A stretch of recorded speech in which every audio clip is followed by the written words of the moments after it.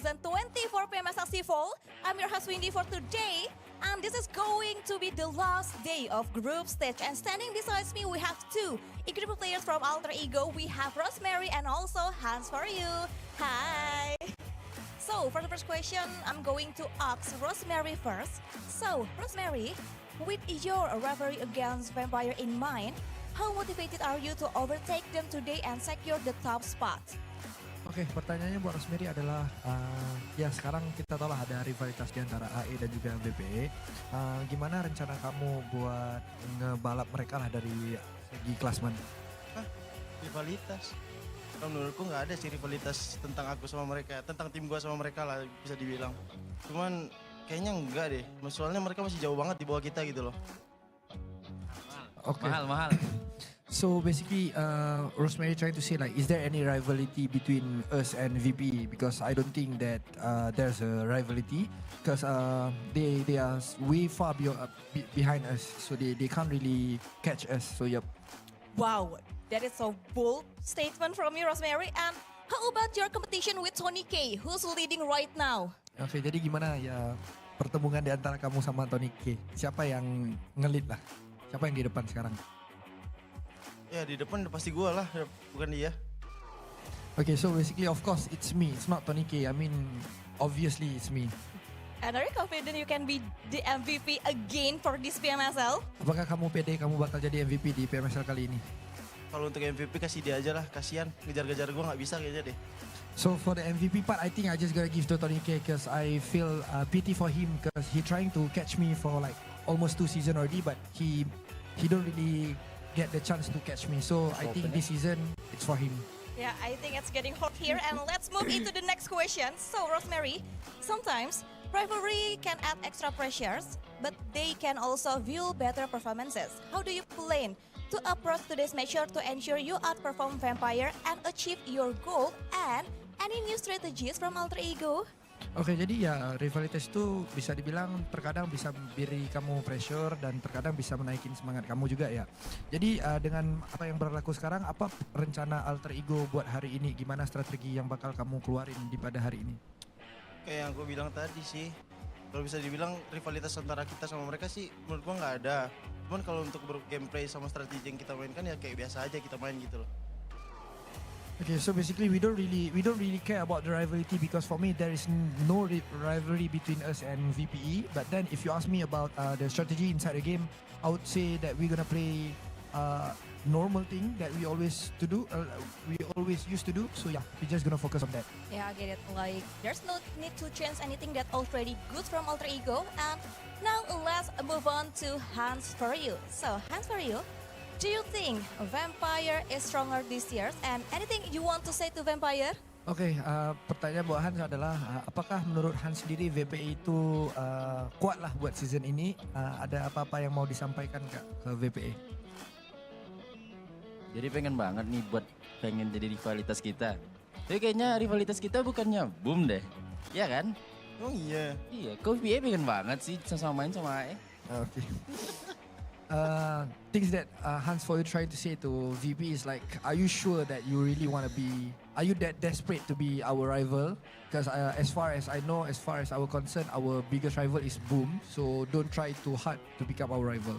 All right, and as for you, how do you feel playing this week compared to last week? Do you feel that your performance has become more consistent for today, and are you feeling more confident? Oke, jadi buat minggu ini performa kalian jauh lebih bagus lah dari minggu kemarin, ya kan? Apa tanggapan kamu soal itu dan gimana kedepannya apa yang kamu mau coba capai? Yang pasti bakal lebih bagus lagi performa kita dari VPA lebih tepatnya. So basically, yeah, I mean, what I'm trying to say is, I think we're just gonna focus on our play style. We're just gonna focus on our performance as long as the performance is better than VPE.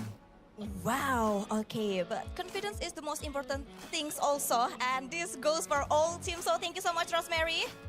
Fishbomb, thank you so much for you. Good luck for today's matches, and today we'll find out which team can directly go to Super Sunday. And this time, let's take it over to our casters to start the kickoff for the first game. So casters, bring it on.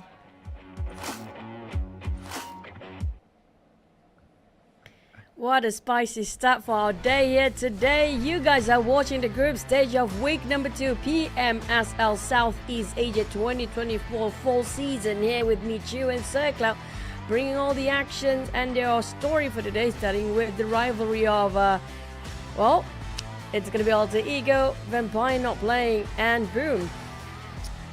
That is a interview full of sarcasm. You have to like read between the lines of what they're trying to say there. But anyway, Vampire, they're not playing today. So, okay, Vampire, they're just looking at this interview like, wait till we come back later on. But anyway, today will be the last day of week number 2's group stages. So, Group A and Group C will be up against each other. Oh, sorry, Group B and Group C will be up against each other.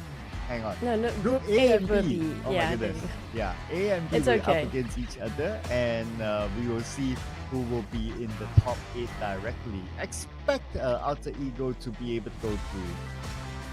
Yeah, Alter Ego already one of the strongest team when it comes to Group B, and so far they are the highest above them all when it comes to the only team that got themselves already in the top 8 across the board of the overall rankings at 55 points in a day. That's quite a big amount of numbers to start with their run here today. They might actually overtake Vampires, but like you mentioned, Vampires not playing here, so it's going to be Group A versus B. We are reintroducing Boom, PEA, TALON, NKT, Alliance, D Xavier, Sem9, and Team Flash. Yes, and some of these teams will be eyeing for a lot more points, that is. But of course, they'll be mixed up with teams of Group B, Alter Ego, O2, BTR, Base Clan, VOIN, Donkey, XERXIA, TODAK, as well as Team Secret. So if we look at the overalls, in which we will review in a little bit more, some teams are very, very desperate for points, so they have to put in a performance even from Game 1 itself. Yeah, speaking of Game 1, we definitely focusing on towards the team that didn't make it in first Super Sunday. Last week, week 1 is going to be another rough challenge for them. But for you guys who just joined us, we are on our Friday run here for Group A and B. We're done for our group stage by end of today, where the top 8 by the end of today will go straight to Super Sunday. And the other bottom 16 will have to go through another grinding day of last chance during the Saturday.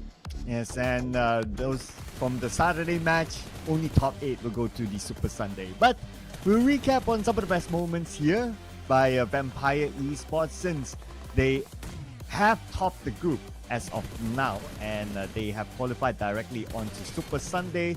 So they're very, very clear with 116 points. And for Vampire Esports, sometimes you see Tony K stepping up, sometimes you see Muzi stepping up, sometimes you see Schwab stepping up. So they work as like a whole unit, that in case anyone goes out, anyone else is able to put up a performance. Yep, they're working like a well-oiled machine coming up from Vampires. Week number 2 performance definitely very different compared to week number 1. And I agree, I mean, like week number 1 we see too many of Tony K that actually do a lot of work by himself, but this time it feels like they are synchronizing as a team, and I hope they keep the momentum up. But for Vampires, they will not be playing it today, but they started up a goal standard up above, which is going to be 100 over points right now, 116 more than NKT, and last week performance 114. Yes, so they are the only team with a triple digit right now, and they're definitely on the clear. But we will also be looking at the cutoff point here. Number 8 onwards is a target for all these teams, and the points are close enough around that area. We got TALON 52 points, 51 points. Roy is now at number 8 with 53.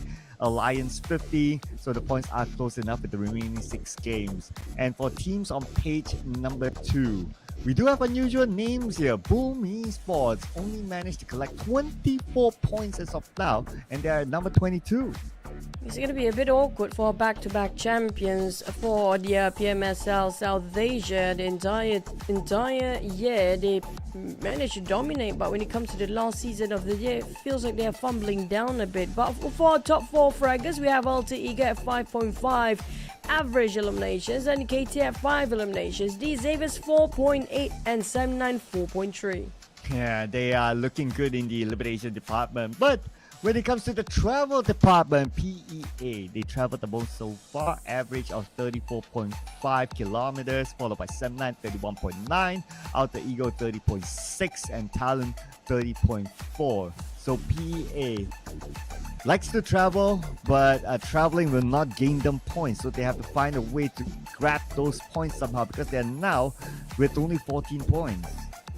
Yep, and the one despite they travel quite a number with a lot of results is going to be Alter Ego of their top Sunhawk performers as well. 1,407 average damage here. 2 cheekers they already scored in Sunhawk. Can they be the kings of Sunhawk starting for our last day in week number 2? Yeah, well, generally they have been doing well in Sunhawk, whether they get the Camp Alpha Circle or not. So far, Alter Ego, they're big fans of the Sunhawk match. And of course, we're going to start off with Sunhawk. That's going to be the only Sunhawk match that's going to be played today.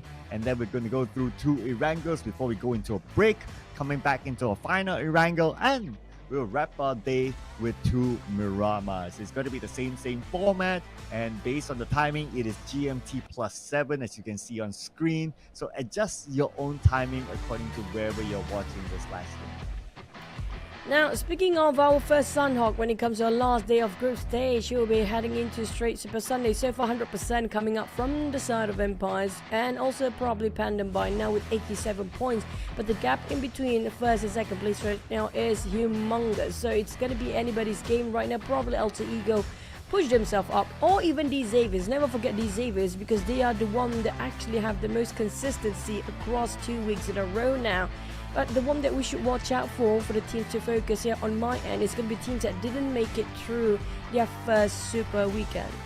Yeah, I wanted to give some to some of the teams as well, like PEA, VOIN Donkey, the bottom 2, and Team Flash is still somewhere in the middle with only 32 points. So 32 points is definitely not enough to qualify directly on Super Sunday. So these 3 teams that I have picked for myself will need to work hard, and it seems like your teams as well have a similar pattern. Yep, I did pick this for the same reason. I think we're both actually going for the same narration here, which going to be the teams that's supposedly desperate enough to play out of their minds here when it comes to the last day. 6 more maps to go. I mean, yes, we still have last chance stage, but if they can avoid those grinding days and have one off day, because it has been 2 weeks in a row, 10 days straight for us to have our PMSL for the first 2 weeks, they definitely need some break here. But for the teams, I mean, we do know some teams coming up from Group C 100% going to play last chance stage. Who else will have to go through the Saturday match again? Yeah, so far for Group C, 100% needs to go through the last chance qualifiers. It's going to be GEEK Fam and the Infinity now. But at least the points that they've collected are pretty healthy. So we'll monitor that again tomorrow. As of now, looking over at these teams, O2 is going to stick with the same lineup. So no changes on their side. As for VOIN Donkeys, looks like no major swaps for them as well. They're going to remain with the same lineup too. And for XERXIA, or for TODAK, that is, hovering over. Yep, it's going to be the same. And TODAK also one of those teams that's in the list that needs to come up with a performance, because right now they are still at the end. And they definitely haven't tried getting themselves in any Super Sunday yet. But also, speaking of VOIN Donkey, I'm surprised it's going to be some difference week 1 and week 2 here. Slightly dimmed down when it comes to their performance. Don't see Lot or Zeta, but can we finally see it in the first Sunhawk today?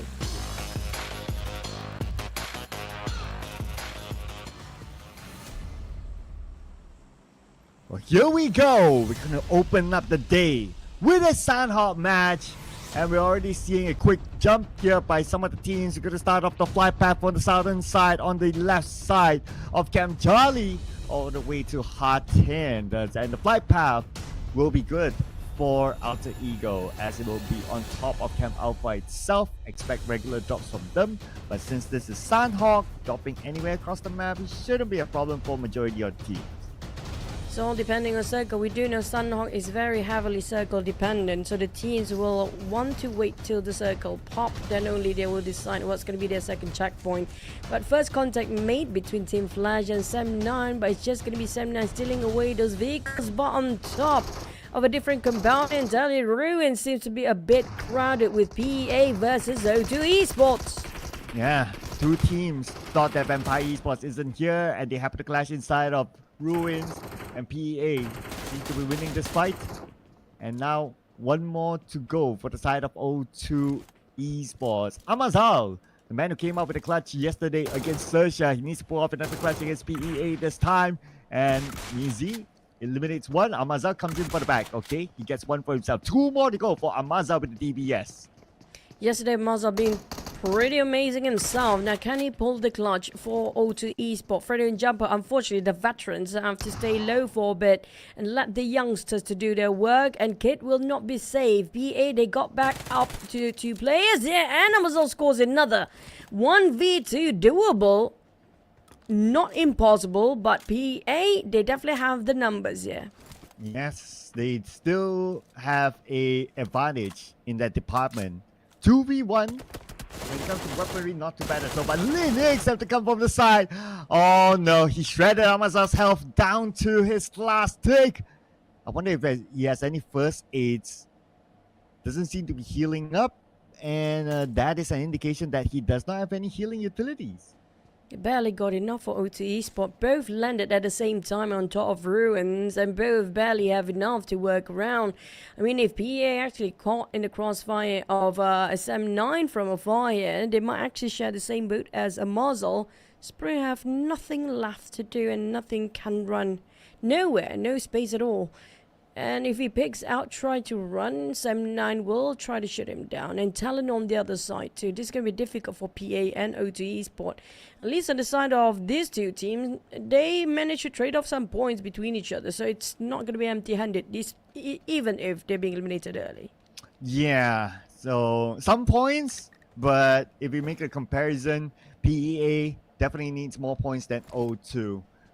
O2 with the 2 points collected, they are at 38. PA with the 3 points collected, they're at 17. So they have still yet to breach the 20-point mark. And PA, final 2 members, they might be looking for Amazal, but at the same time doing a 2-in-1 while being aware of their surrounding, while they go from one location to another to loot. Because if we looked at their utilities, like Frankie, he's still pretty low in terms of his healing utilities and also his throwables. So no surprise there that they went to the closest house just to continue on their loot. Sem9, IGL, new IGL here playing for the side of Sem9 Boo Boo, who is going to take his time to scout over while the rest of the teams will go for the looting phase, and that means he has to sacrifice for his own time of looting as well. Not looting up anytime soon, but we're hovering around towards the other teams. Seems like FaZe Clan and BTR. BTR, this seems to be surrounding Onsens right now. The rest of FaZe Clan might join in, but they might actually collide due to both players of BTR and FaZe Clan moving in the same direction. Well, here we go. FaZe Clan gets the first advantage by eliminating a member of BTR. And that's a surprise for BTR now. They lost Zaxi in the process. As Lapa continues to monitor the situation, Mela goes up to the high ground. Satar is on the left side. Satar could surprise him, but Mela, smart enough to just drive around, trying to bait out the bullets out of Satar. And Vintores, he's squatting against Lapa. Trying to fight for those high grounds on the outskirts of Bootcamp while they're trying to go for the checkpoints there. FaZe Clan and BTR.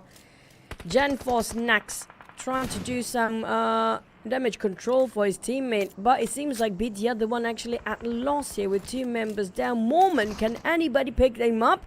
Mela coming in with a rush, finish off Gen Force, one of the pillar of player BTR yesterday. Now being finished off quite early, and FaZe Clan, they have casualty too. One being finished off in an instant, and they take another one out of equation, but they don't have any more time to waste. Here comes XERXIA closing in as well as NKT. And Satar's trying to get away to safety. And he managed to get onto the lower ground, but not on the clear yet. FaZe Clan looking for the final member of BTR. At the same time, look at this. Talon is behind Satar. So Satar, sandwiched by two teams. Yoru is the closest one now. Comes Nate, clearing off the corners. Yoru being knocked down by perfect Nate of Satar just now. Now going in to finish off the deal. Oh, it's the other way around. There you go, Satar. Not breaking any sweat on the side of BTR, but they definitely need to wrap things up. FaZe Clan, they still have the commitment to us BTR right now. Talon reposition. It feels like Talon's everywhere here today. Yeah, Talon had to reposition themselves from probably the attempt of going towards where Satar was at the compound, but they have to reposition themselves down on the lower ground.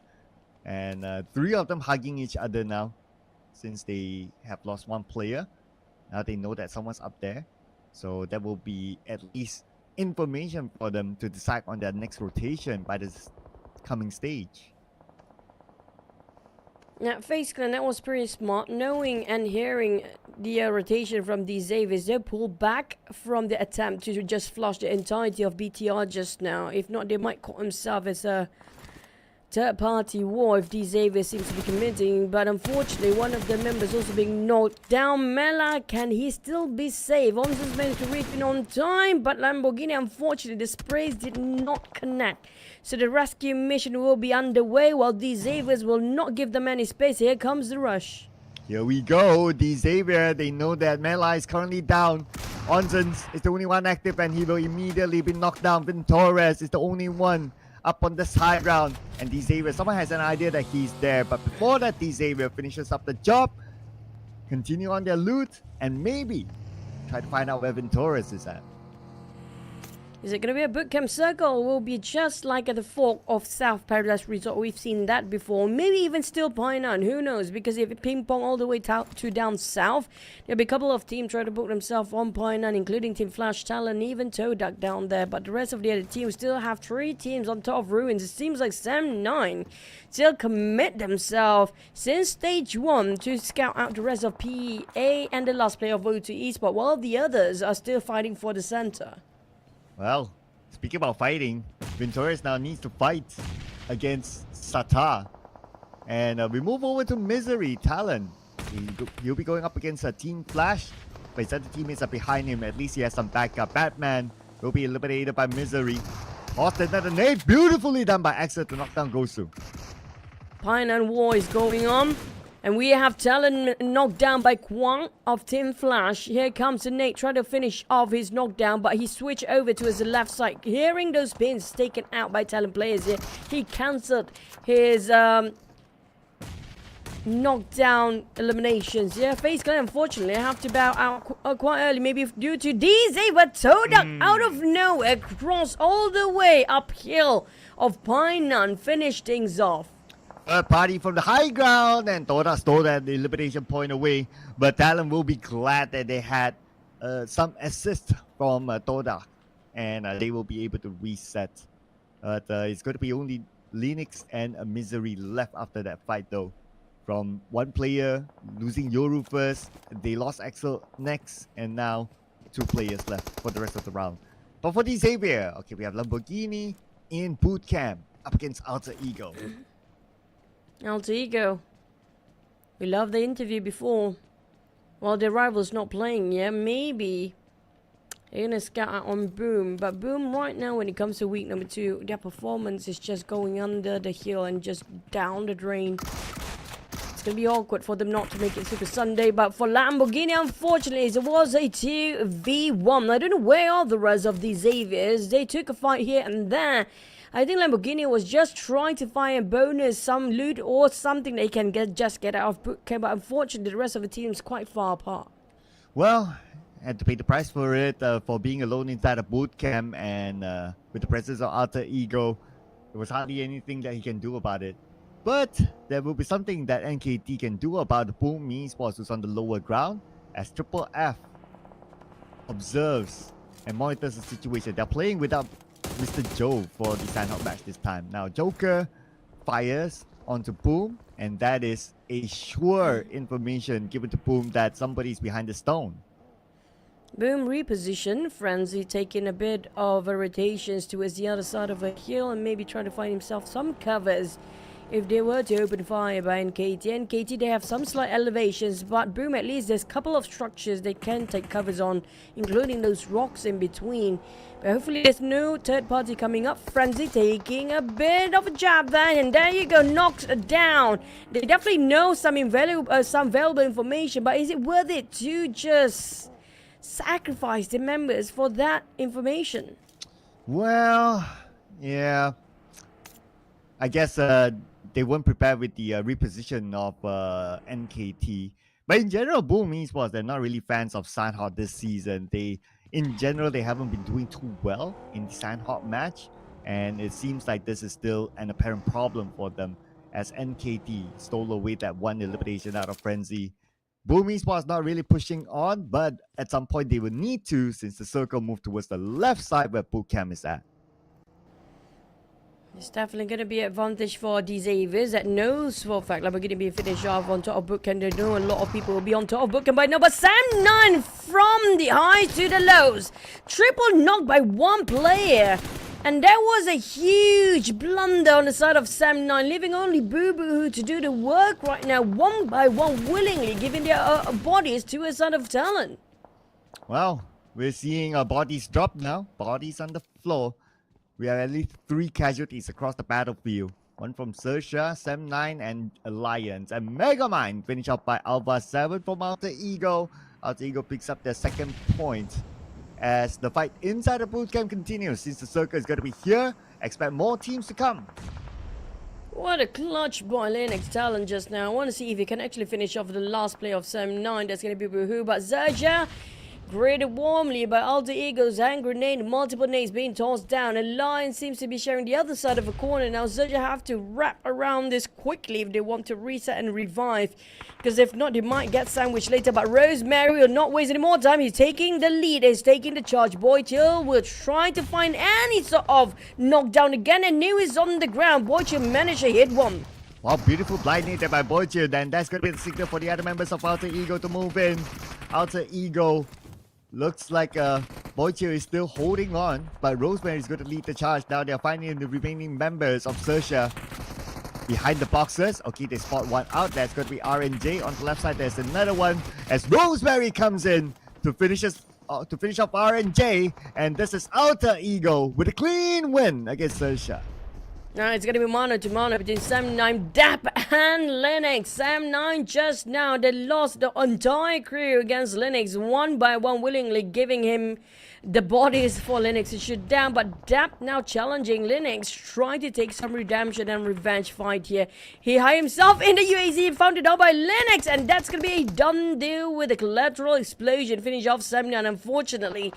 They will ended up quite early, taken out into the lobby back. Sam9 scored 1, but just now we have the circle will commence another PEA. They survive on top of Kemal for the longest. Yeah, and PEA still has a little bit of that circle. The circle still has that river. Man, this is crazy. But I believe at some point PEA would definitely need to cut across. So they might as well start to plan their move here. While we continue to observe bootcamp, because now D Xavier is entering the left side of it where Alter Ego has the middle of bootcamp. NKT trying to fish anybody coming out from the blues, and unfortunately there's nobody else coming out this late, but maybe there's going to be a Boom player. Boom still taking out the blue. We do know stage number 4 will not be kind. Yeah, not at all. Look at the damage of the Joker as he does not have any first aid, so he has to get out of the blue. But as he was running, Razy got Joker. So that's a revenge by Boom Esports onto NKT for their fallen teammate Frenzy. And now that makes NKT going back in the U-turn, trying to find the rest of Boom. And they don't want to be backstabbed later, just like one of their teammate Joker early on. Triple F frantically try to find the rest of Boom players. But Razy, he's racing with the blue zone, and the God might spot him here. There you go. At the same time, pressure by the blue. Razy will be knocked by it. Probably going to deny away the point. As now, Ponbit dancing around with Triple F, and Ponbit will go out to the blue as well. So point not given away to NKT. But it's going to be the war or the crossfire on top of a triple fight. on top of Bootcamp Alliance. Alter Ego, look at how Rosemary split himself from the rest of the team. And actually will backstab Lions without their notice. Yeah, and Team Secret is on the other side. We have another team from the back. I assume that's probably going to be BTR or that's going to be D Xavier. Yeah, the remaining members of the Xavier without Lamborghini, they've entered Bootcamp.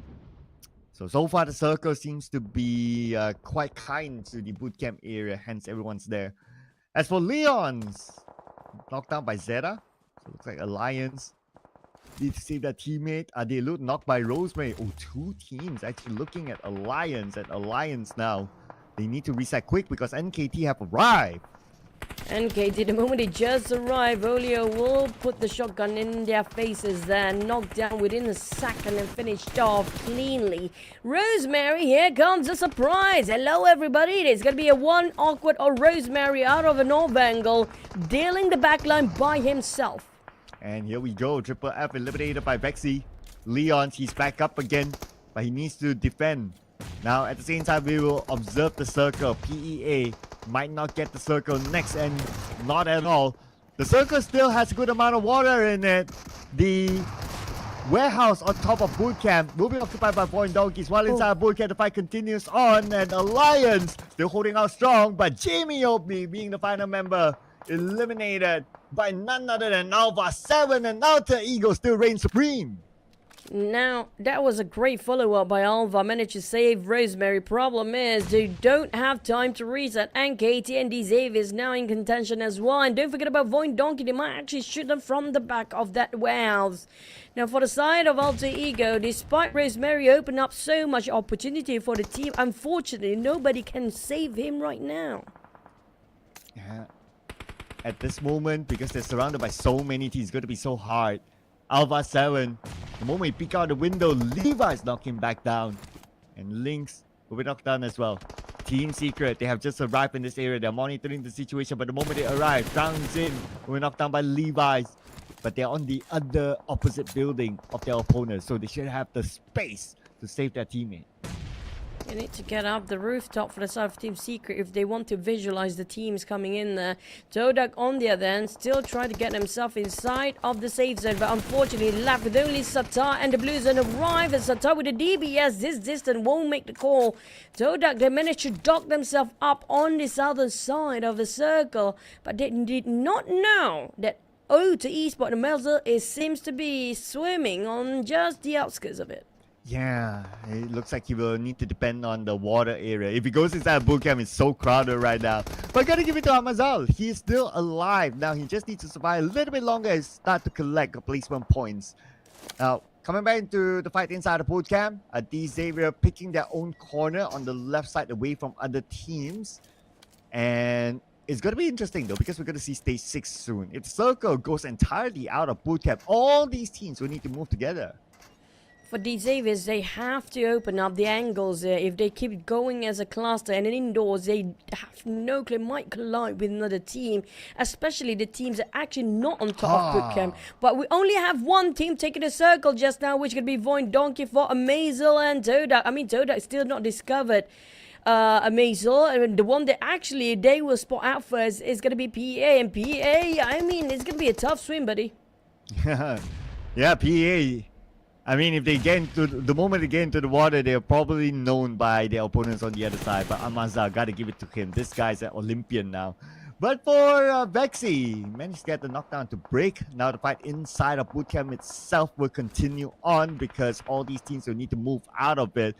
And we got Team Secret, Alter Ego, DZ. We have 3 different teams inside of Bootcamp while they're being monitored by VOIN Donkeys on the other side.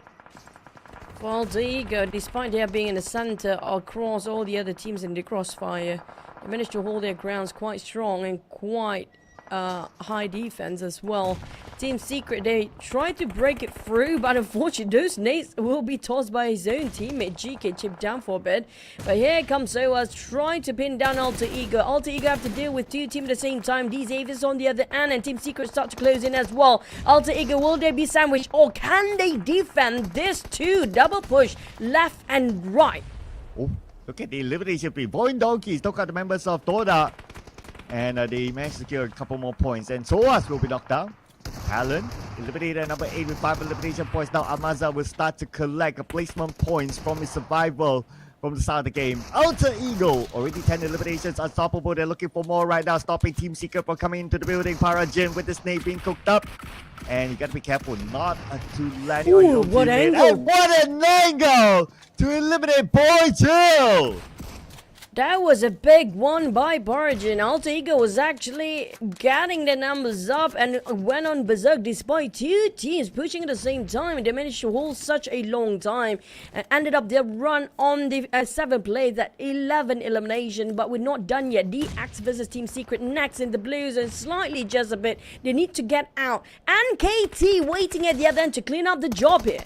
Yep, here we go from the other end. Like what you said, MKT will collect the point out of break. And now Levi's nice pre-spray to win the fight inside the bootcamp. He managed to make it, but now the God is going to be his next bane, as the blue will be on top of him as well. The God waiting patiently for Levi's to show himself, but the God needs to move too. At the back of the God, it's going to be VOIN Donkeys. VOIN Donkeys, no way for them to drop the ball right now. They'll definitely get the chicken dinner as the God goes down. But Amazal survived to a second place finish. You gotta give it to this guy. He survived solo all the way since stage 1, swam across to the other side of the island and survived till second place. What was that play by Amazal? I mean, that's definitely a high value player by OT Esports. They cannot afford to swap him out, but we saw how VOIN Donkey just capitalized over the circle. It's definitely that chicken. Congratulations for VOIN Donkey. What a patient team we have here. Yeah, they took the 3 warehouse on the north side of bootcamp, and all they needed to do is wait for teams to come to them. And with that, they managed to collect 6 elimination points in the process, so that's going to be 16 points by VOIN Donkey in this round. No sweat for them this time. And if you kind of look at it, Potato didn't even receive a single damage. So that is how of an easy round that they had for themselves. We haven't seen a lot of Zeta. I think they might have some strategy change or change of plan aside of VOIN Donkey. They're playing a bit more strategic compared to their previous run. In week number 1, they're getting more eliminations. This time they try to balance it out. Probably try to prepare themselves for week number 3 or even the grand finals. But we have to give the MVP for Vaxi this time with 2 eliminations, 733 damage. But VOIN Donkey feels that they can balance both firepower and their strategic rotations too. And staying away from the most crowded area, which is boot camp. But guys in our boot camp, Alter Ego, Xavier, they still managed to make it as sort of teams for us to pay attention to. O2 is up here thanks to Amazal of his extremely well survivability. And look at his full squad time, only 41 seconds, and he made it through. But let's check out the best moments here. VOIN Donkey Chicken Dinner.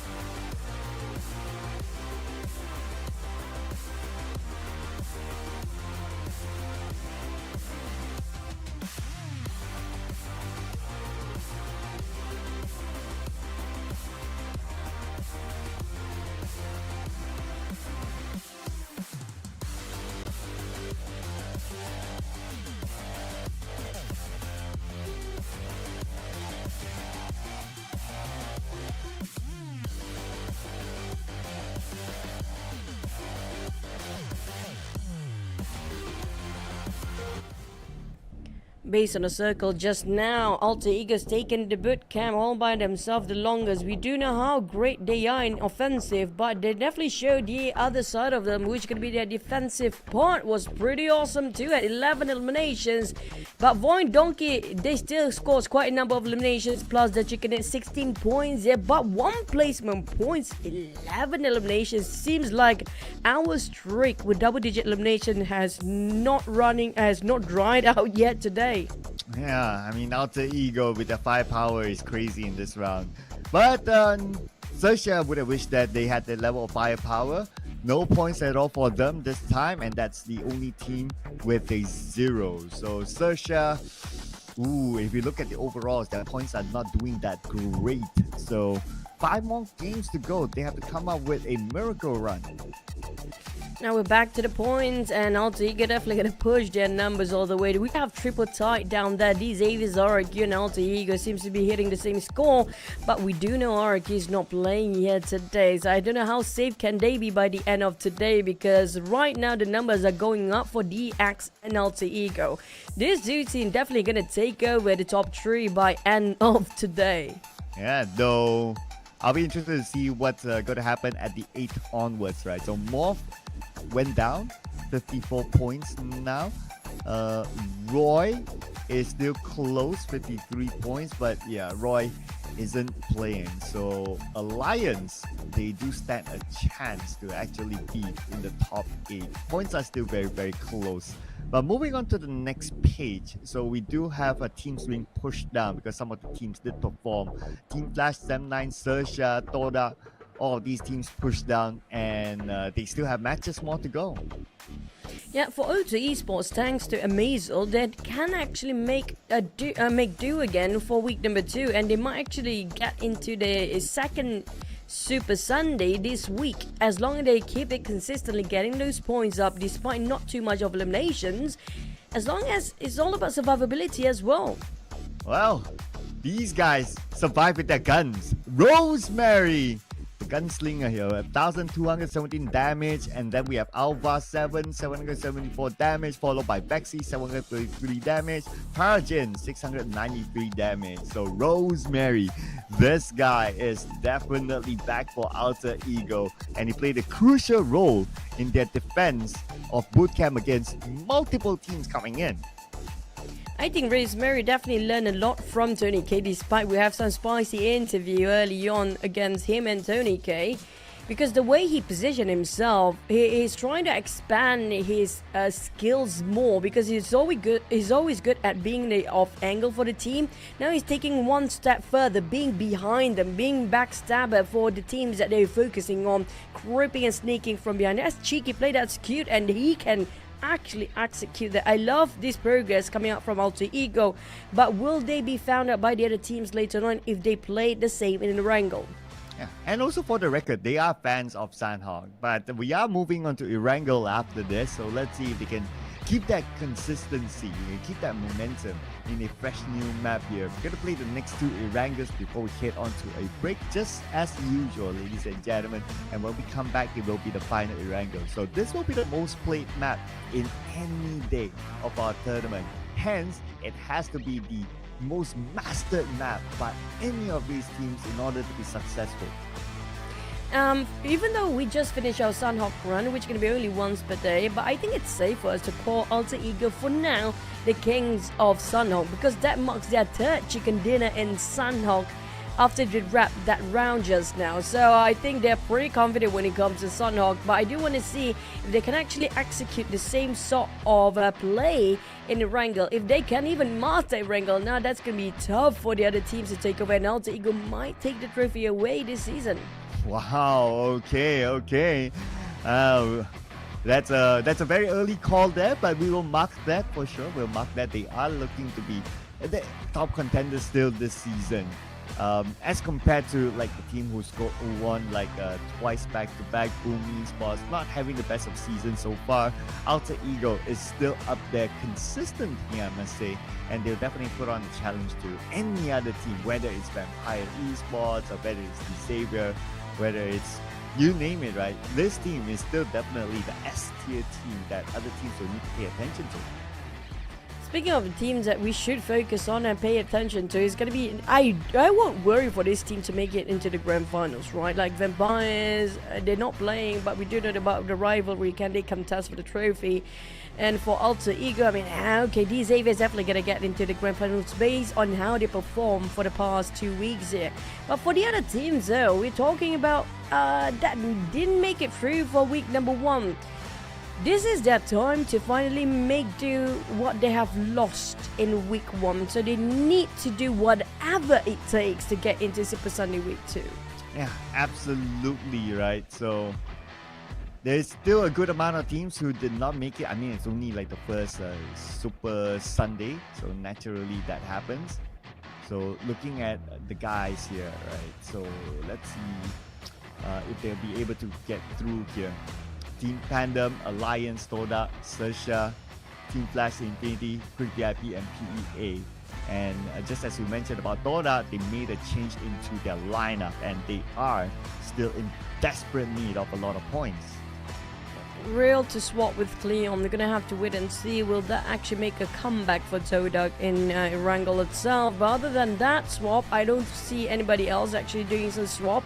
You're gonna see a Flyboy coming in and out. Surprisingly, nothing coming out here from Flyboy today.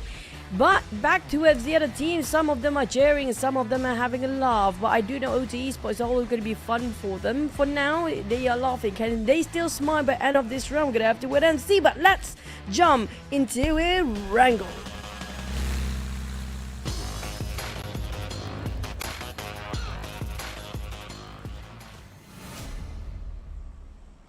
And it is Erangel number 1 for day number 3 in the group stage. Here we go, and flight path looks like we're going to cut across a Gaka. This should be a flight path that's somewhere in the middle of the map, horizontally. Yep, there you go. Cutting across Pachinki and ending in the area of Milta Power. So this flight path is okay, but for teams like O2 who like to drop a Saverni, maybe they might want to drop somewhere in between, grab a vehicle and head up north and stay clear of other teams while they tussle for those vehicles.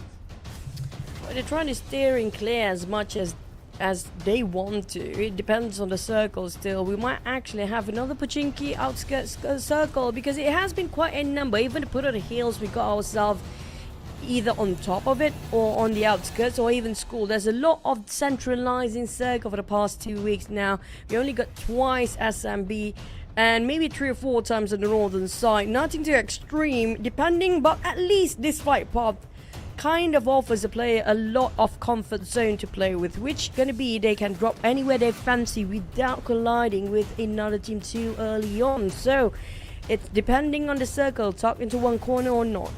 Yeah, so the circle will be on the left side, and we do have a percentage of water. And there's also a chance that the circle might go up north into North Jogo Pool, shooting range area. Though the majority of the circle is around the South Jogo Pool, Hospital Gaka-ish area. Teams might be anticipating that the circle potentially will go there. Like there's a higher chance that it will be on the main peninsula. But if the circle does scam and it goes all the way up north, that's where we see the race for the top to happen. Yep, this circle pretty hard to read out, honestly. Left side so far, not many for the teams to occupied enough for the land to river ratio or water ratio. And there's some water, not a lot, not around 50, but 30% still going to be rough. But no first contact meet due to the flight path as well, so we assume it's going to be peaceful loot, but it depends on when before we hit to stage number 2. We do know when it comes to this sort of circle, a lot of teams will try to migrate towards the left side before even hitting stage number 2. Yeah, so expect that to happen for sure, and they might want to do it fast since there might be very little space to play with early on. Now that we have a good percentage of water in the first circle at least. So everyone would want to try to get those hot spots, whether it's maybe the Gatka Mountain, maybe like high ground around Hospital, maybe the left side of Jogo Pool. So those are some of the key spots. And maybe even shooting range, if any team were to choose to like play up north away from their regular spot. But Rosemary, he chose eliminations. Look at this. What the highest stats that we've seen so far. 2.4 on average. Playing with 3 and 2 fingers, 3 on the left, so it's 5-finger player here. Something that we can learn about. You're definitely going to see a lot of those maps with another finger just happen to be triggered towards the side of mini-map. For Rosemary, I love how he actually keep expanding his skills every single season. We get to see some new plays. I mean, first season we actually see him, he's never under the spotlight yet, coming in as a rookie player. But he shows what a remarkable firepower that time. And he was actually working out as a team. They're working as a cluster. They're moving in unison as a unit. Not really how he actually at right now. These days, his individual skills on a different level compared to his day one back in his debut days. If you can see how he actually gained more confidence about his own skill play, he opened up so many angles for the team and just wide all the way to the back, giving so much opening.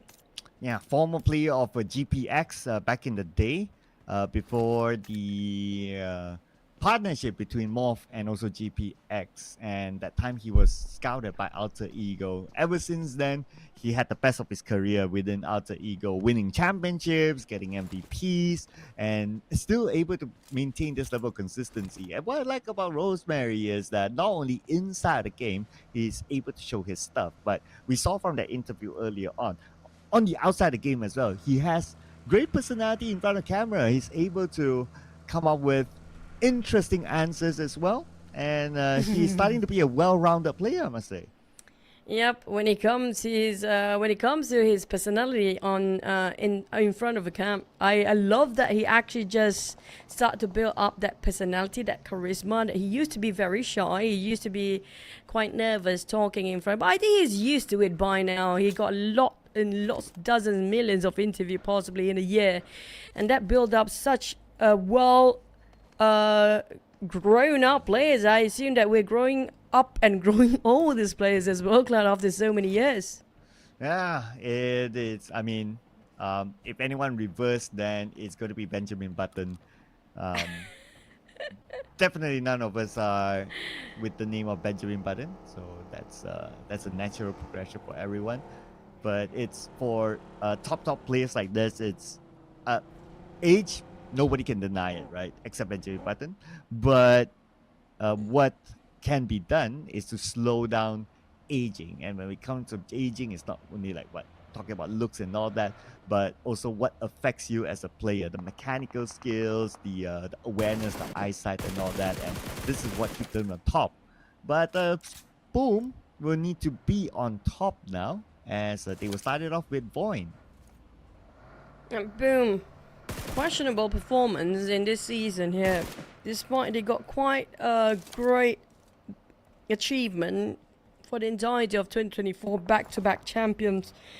Been holding the trophy for Southeast Asia for twice in a row now, but it will be pretty awkward if they don't make it through this Super Weekend, this Super Sunday. So I don't know what's the plan for Boom. Are they trying to do some new stuff coming on? But because right now the numbers seems to be like not reflecting of their past achievement right now. Not at all, but at least they start off with the first blood, and they're always not fans of Sanhok. So sometimes I do wonder, right? I had this thought is that, okay, you don't start off well in Sanhok, you're not fans of it, like they look like they carry on the bad juju into the following round, like mentality wise. But we'll talk about that in a little bit more, as we'll observe what's going to happen here between NKT and BTR now, with GenForce down, and they're spending time in the blue, stage 1.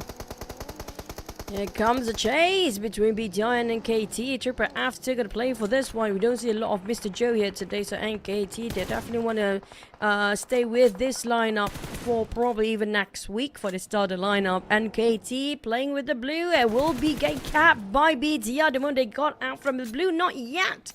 BTR will have to cover fire themselves and try to shoo away the rest of NKT, who are hot on their trails. BTR back towards their vehicle, but I don't think NKT will just give it away yet. They are quite persistent here.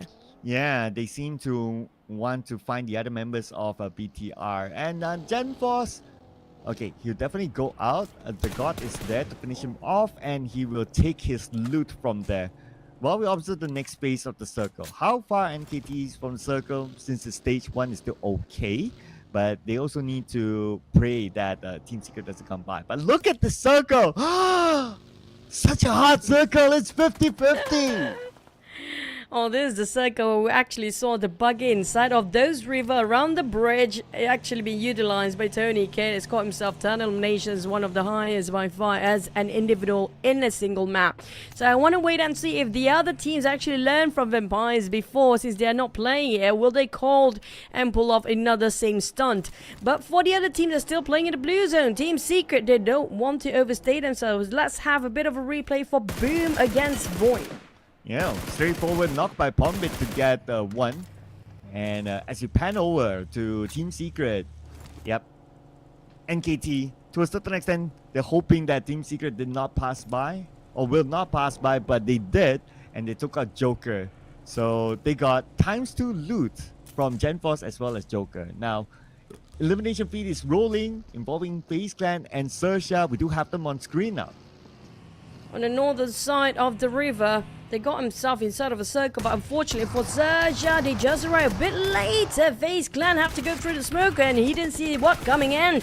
And they are losing members. They're down to only Onzens left against the entire crew of XERXIA. They're coming in a bit later. Seems to be faring well for the Monzons. He needs to reset now, but the rest of the crew is coming in. They might actually discover him around the corner, and they being spotted out.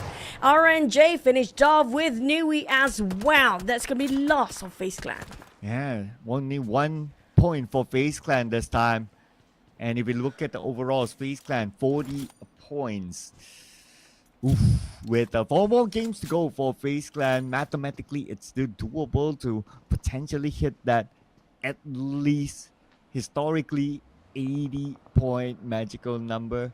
So let's see if FaZe Clan can actually do the comeback in the following round. But for now, we'll be focusing on to the remaining 15 teams. And what I did notice is that there are a good amount of teams on the north side of the circle shooting range area. So it's kind of 50-50 now, split, roughly split 50-50 between like all the teams that we have now.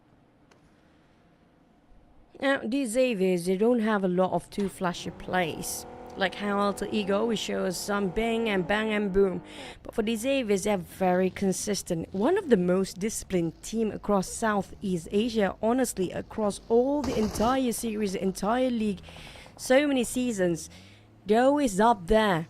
But sometimes they take the trophy, yes, but it has been a while since that happened. VOIN Donkey taking the Gakkan Mountains might actually be the contest, or the one that will give some pressure to the side of these Xaviers, but 791 Gakkan Mountains as well. Yeah, Gakkan Mountain is still pretty decent until the next circle shifts. Oh man, oh, it went from bad to worse now. Still split by the river, and there's that small island in between the north and the south. BTI is closest to it though. I wonder would BTI want to go there? It's going to be tough if they want to take themselves a very small patch of island, but it's not impossible as long but there's nothing on top of that very small patch of land. It's not even an island to start with. Sam 9, now they have to give away this position because nobody wants Gakkan Mountains anymore. It's not going to be inside of a circle, barely at the edge of it probably. But based on the circle just now, it's going to be a bit of a water fight later on. I want to see if somebody want to put the buggy in and try to do whatever they did by Vampires before. I don't know if that's even allowed, but we're going to have to wait and see. It's going to be some compound fights between Boom and VOIN Donkey on top of Ruins right now. Well, rule-wise, I'm sure it's allowed. Circumstances-wise, well, we'll need to monitor the situation. There is still a possibility that might happen. But let's see who's going to take the courage to actually pull that one off. As for TODAK, from the side now, blows up their vehicles. Probably the buggy is already smoking up, so might as well. Don't take that risk of leaving a smoking up vehicle in front of you, or you might be knocked as it could be shot by other teams. So TODAK is going to stay clear of other teams for now, even though they have a full squad. Take the chill pill. But for XERXIA, okay, they're riding into the circle. There are teams close by. I noticed that Team Flash has one player, but they're not making the engagement just yet. So XERXIA can focus entirely onto the circle now. Team Flash do get some info here. I don't know where are the rest of Team Flash. I think this is going to be just the scouter. Kwang will feed all the information towards the rest of Team Flash players. But how would they respond to this? No, he's actually the scouter for the team. Yeah, the rest of the team just arrived. For XERXIA, they got those elevations, but the curves kind of blind them from Team Flash positions as well. It's not just XERXIA on this end. We do know there's going to be another team on the north too. But XERXIA just made it through and Team Flash greeted them. And we have another team right across Team Flash as well. Yeah, so now that Team Flash is coming in later, expect more teams to be around since we are stage 3 coming to stage 4. XERXIA and O2. Here we go, by the edge of the circle with O2 on the outer side and XERXIA on the inner side. Now we got to be extra careful because one of the players of O2 tries to go for the flank and a nade onto Megamind, followed up by a shot. Megamind, a knockdown. Happening just in the crossfire in the side of O2 Esports. Megamind cannot be safe for now. Nui Peridillo himself, another knockdown on XERXIA as the circle shift on that patch land of nothingness in there, but there's some curves and some high grounds, of course. But XERXIA back towards their fight. Unfortunately, they lost a couple of members. Heavy casualty. I think the entire crew just being eliminated just now. It's next O2 versus Team Flash. Oh, Kid got knocked down. Right now, O2 again is going to be Amazar, the last man standing for O2. Let's see if he'll be able to survive, just like how he did inside the Sandhawk match. He would drive his vehicle into the water. Okay, so he's going to start it off, and let's see how long he'll be able to hold there. But for now, the patch of island in the middle, nobody's there yet. I feel like a deja vu now. Exactly this angle. But if you try to stand on top of the vehicle here, the angle is not perfectly well, but it's slightly being sink down, so maybe you can stand on top of that vehicle later on, just like how Aquaman did it. That's going to be aka Tony K and Stone for yesterday's matches. But TALON, on the other hand, they just cutting across into the circle, but there's going to be Sam9 waiting. Boo Boo is always hot on the tails of other teams, and TALON and Sam9 might have to take this fight either way. Oh, Alliance in the fight with Team Secret as well. So one of the members of Team Secret looks like got eliminated. As for TALON, looking for the member of Sam9 while Xavier passes by. Okay, Sprain! Nice tracking there. And it came for actually Bubuhu. Bubuhu got knocked down immediately. Levi's now kinda low. Yoru hoping to land that nade. Okay, Firen together with that right, but this nade could be devastating for them. Sent across. The other members of Sam9 knocked as well, and TALON has the last laugh. And TALON got 2 in 1, that 2 team at the same time. And Misery found himself a quite an interesting angle too. Might stop these Xaviers from coming in, and he just slightly missed one track. But lucky enough, there's a cover vote on the other side. Thanks to Yoru to follow up. They got themselves 2 teams in a row, possibly for TALON. But where's the last member of Sam9? We don't see him yet. He's still going to be Yohai swimming. Yeah, he joins Amazal in the water, it seems, so he's going to avoid every other fight. But for Alliance, they're going to not avoid this. They land into the water house and they're going to take a fight against Alter Ego. While we look at the river, oh, Toda, they are searching for the final fish called Yuhai. Irony, the fish, the one actually went fishing here today. Links with the Scar L, hoping for any breath taker. On the surface, trying to wait for the rest of the swimmers to have their surface back on top. And Yuhai, he got himself the buggy, so he tried to work things out here by himself. But unfortunately, he couldn't last long enough. Need to resurface, just take a breather and scout it out by Iftar. He did not miss that one. It's Iftar we're talking about, by the way. And finally, Toda scores their first elimination this round. But we're back on the water house. Okay, wow. We observe the water house. We also take this moment to observe the circle. Nobody's really in that small patch of an island, but Toda is the closest to it. And it's not a bad idea to go to the island, but because circle shifted towards the southern side, teams up north, PA, TALON, NKT, and Team Flash will need to move down south. It's going to be interesting if the circle just lasted long enough on that small patch of land in the center. It's quite open, by the way, and everybody trying to swim over will definitely be shot down as well. So we're going to be having a lot of fights coming up from the southern side if the circle shifts slightly to the north and just moving to the patch of land. Vaxi, VOIN, and we also have none other than, I think the red one probably going to be TALON or perhaps NKT. You correct me, I'm wrong, but it's going to be, Team Secret on the other end. So for VOIN Donkey, this is going to be tough for them to cut across the other side of the circle. Oh, man. Oh, wait a second. Jimmy OP looks like a vehicle blown up in his face and he got knocked down. Not the best of situation to happen. But I'm looking over at the patch of land. Looks like we have a team that has entered it, and that's going to be Team Flash. They could occupy that area for now. As for the Waterhouse, we have at least 4 different teams inside of the Waterhouse, and potentially stage 5, the Waterhouse might not be in the circle. It does look like a high potential that the circle will go to the small patch of an island.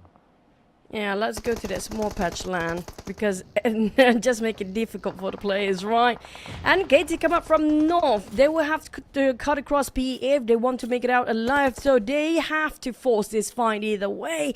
And PA, they can just go for a retreat. But at the moment they will try to swim over the other side. And it's going to be Team Flash and NKT to deal with at the same time. So might as well just deal with NKT since they got at the rim of the circle.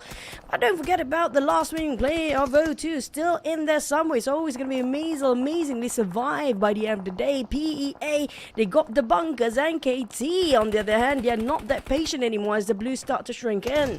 Yeah, Amazal still with his vehicle by the very edge of the circle, so he can still on to stage 5, but maybe not stage 6, so he'll need to consider that later on. But for now, PEA holding off teams. NKT, one of them will go out to the hands of PEA, but no, it's actually stolen away by BTR. So PEA, after all their work, they still scored nothing. Painful to watch. But once fun watching everybody else fighting, it's gonna be a muzzle. Back to TALON. They are crossing the bridge between Team Flash and TODAK. I think TODAK definitely will greet them with fires on the other side. And lucky enough for TALON, they left Yuri behind just to scout out the rest of the teams that's waiting at the other end of the bridge. Team Flash, they resort to swimming too. So we have a lot of swimming Olympic down here. And this is going to be your contestants. Oh, here we go. More points will be collected by TALON for sure. But, oh, maybe it's stolen away. Okay, keeping an eye on the elimination feed because PA is interested as well. Axel cooking up the snake. Lobs it onto Batman. Batman takes damage. Axel secures it onto Zeus. And now Batman abandoned his vehicle. But look at the circle. Man, this circle is just insane. But BTR has it. Very decisive circle indeed. TODAK and TALON. TALON down to only 2-man stands. And that's going to be one knockdown as well. Team Flash and TODAK. It's going to be some skirmish. Quite overcrowded up there. PA on the other hand, they are quite confused whether to take the left or right side of the fight. But don't forget about the southern side here, Glad. We still have a lot of teams around the compounds anywhere. Yeah, from the Waterhouse we need to exit. For TODAK, looks like Lynx will exit back into the lobby. Have been eliminated. Nate sent across onto NKT. The God. Nate just beside him. Ooh, that's a lot of damage there, but he have no space to move. PA still in front of NKT. And PA, they secured one elimination point so far. They want to get more out of NKT. If only they continue to rain the nades down. But at the same time, they need to observe the smoke behind them where TODAK is at. We still have 10 teams with very little land to work with for the other teams who's still not inside of the circle. This is going to be ridiculously hard for them to get into, but BTR taking on NKT players. B8 is still going for the guns. And BTR, Zuxi tried to reach out, but he overpicked himself. The moment he tossed those smokes, there'll be some bullets flying over his direction. Okay, spray by Rush! Managed to get that one knock. Okay, one more to go. But he's not able to land the shot because the member of NKT is behind that rock. As they move back over onto the Waterhouse, Alter Ego and the Lions now just right in front of each other with other teams around them as well. So they need to be aware of this current situation. Alter Ego navigating around, getting into the circle while managing Alliance at the same time. Triple F will go out to rush. Alter Ego down to 3, but they still can defend this, even though they've been sandwiched between Boom, Alliance, and VOIN Donkey. It's doable. PA, on the other hand, they are on the rise. I don't know how much elimination they secure. I think not too much still. But across the board, they have around 3 or 4 eliminations by now. Alliance still having themselves put a hold. The circle still barely have enough space for the southern team, but it's not going to be enough time now. In less than 1 minute, we get to know the stage number 7 circle will still favors the southern team, but Alliance and VOIN Donkey as well as Alter Ego, even Boom try to fight it out here. This is going to be difficult. Oh man. I wonder how Boom is really going to surface themselves to gain those elimination points. But anyway, BTR is the happiest of the bunch. They just eliminated TODAK at number 9 with 6 elimination points. Oleo nailed down by Octa. And Leon's down as well. Looks like Alliance, they could be taken out by 2 teams at the same time now that the elimination feed roll, knowing that Alliance has casualties. Next casualty, probably this nade by Bocho, who's propping it up, trying to find a good angle just on top of a rooftop. They couldn't find Adik right now. Alva trying to find any windows that kind of open for them. And he has to be sure that he will get their backs covered, which could be Boom coming up from behind. But BTR spotted up PA. I mean, that small patch of land definitely works so well for PA. But unfortunately, the circle just moved away. And the southern team, at least, they still have some bit of a circle to work. And the circle, speaking about that, is right on top of BTR. Waterhouse! Here we go. We're back onto here. Alter Ego trying to find the remaining members of Alliance. Alva knocked down by Bombay from Boom Esports, but they are in the building. Now Alva 7 is right across the Rosemary. As for Alliance, now they are still trying to hold on to this, but for how long though? Do they truly have the circle still? I mean, it is just so tight, it's kind of hard to tell, but what we can tell is the name from Vexi will eliminate Alpha 7. That's breaking the formation for Alter Ego. They're down to 2 men now with Boom start to creep in. There's also VOIN Donkey still breathing behind that neck. A missile final being scouted out by Boom. How much longer can he survive? Can he still play the top 2 as he going solo all the way? Alliance, Alter Ego. Alter Ego, the problem with them right now, they need to deal with this, but unfortunately they kind of sandwich between Boom and VOIN Donkey as well from the back. Man, you had to point out Amazal's survivability is just insane. He's still in the game right now, but Ponbit will make sure that Kiddo will not be in the game. Now he tries to find his second target. Rush will go towards Kiddo to try to revive him back up. But at the same time, BTR now being rushed in by the other members of Team Secret and Satar. Nice jump shot down to the lower ground and helped by his other teammates. Team Secret did not make it as the defense kicked in by BTR. BTR seems to be on the run of domination here right now with 7 eliminations already secured and another one bites the dust. It's going to be W2D3 Esports. PA, surprisingly, they managed to survive within that patch of land just now and swam through on the north side of Circle. Alliance, they're surrounded left, right, center with Octa coming up from behind VOIN Donkey, and this is the place where Jimmy don't want to stay at. I feel like the grenades will be flying over that window square the next minute he try to pick out. Oh, Alliance have been holding on to this building for the longest time. VOIN Donkeys now, we need to move. Look at the circle. It shifted away. It went to the bridge area. Right now, BTR will need to move forward as well. PA in the circle. Alliance Oleo knocked down again. And now we can see there's a rush in here by VOIN Donkeys. Looking for another opportunity. And Vexi will get Jimmy. This is another opening for VOIN Donkeys. Vaxi just vaxing all the other players. What a huge nade toss here by him today, opening up such an opportunity for the entirety of VOIN Donkey. But Adik, look, still have the fight in him. He will fight back all he can. Trying to reload on a UMP, didn't have time to revive as well. He needs to pop smoke, but smoke, he has none of them right now. And Olio can be revived and rescued as long as there's no more hand grenades flying over to this side. At least a Lion, they can pick up their members, but do they have enough health utility to work? Well, at least Oleo has bandages, so that's the best that he has right now. At the same time, another name will be sent across. Oleo still alright.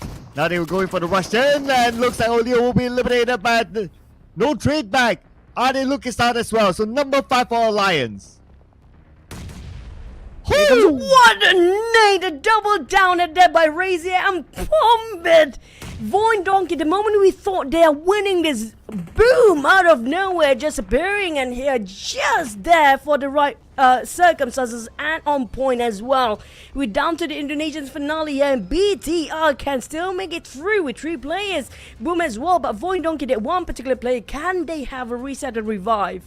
Oh, VOIN Donkey, they do have some space. Okay, the reset, the revive at least managed to happen. The reset will happen as well.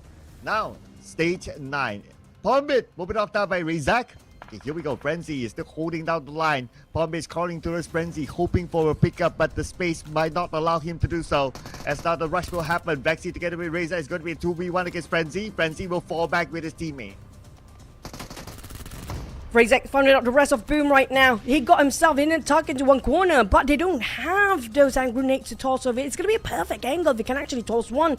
Unfortunately, have to resort with smoke, but BTR, they might actually have a shot at the chicken dinner. They're not being contested at all. All they need to do is just pick at the right time. The moment they engage between Boom and VOIN can start, it's going to be now go time for BTR as well. Oh, and Boom Esports wins the fight against VOIN Donkey, and now BTR is their time to go. Razy is now down on his knees, and BTR will come back here with a chicken dinner. This is their chicken dinner in Rango number 1.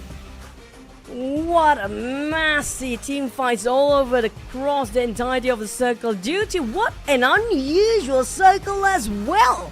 I mean, the southern part of the circle just now is stage number 5. These teams had faith that the circle would favor them till the very end and lasted them that long to go against all the other teams surrounding in the same compound with the different buildings. But for the chicken dinner, definitely BTR fought their way for this. Congratulations, BTR Knights. Ooh, the chicken dinner that they need to boost themselves up to a potential direct qualifier into the Super Sunday. Let's check out how many eliminations did they get this time. So they got themselves 8 eliminations, so that's 18 points. And to know that's what they feel all their senior players to score this chicken dinner.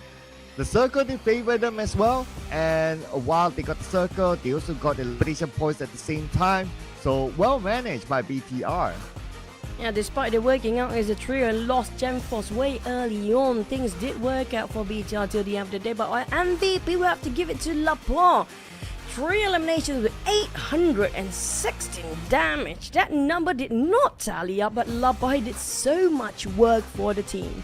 Oh yeah, 816 damage despite only 3 eliminations. So he did a lot of work there in terms of the damage department for BTR. But other notable teams as well. Boom Esports.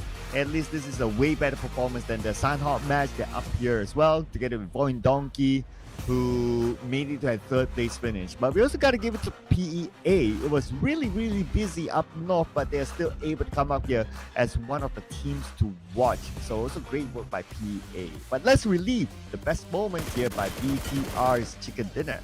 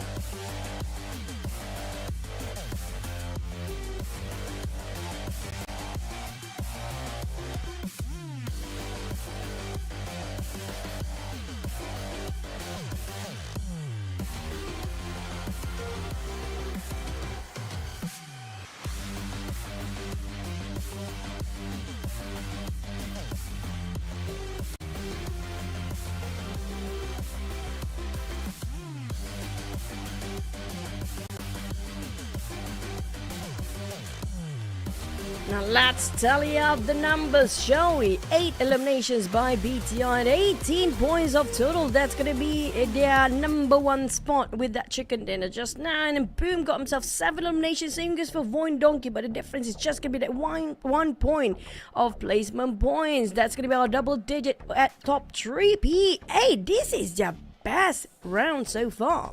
Yeah, collected 7 points, so they'll definitely be in above the 20-point mark. But on the other side of the page, it looks like nobody went out without any points at all.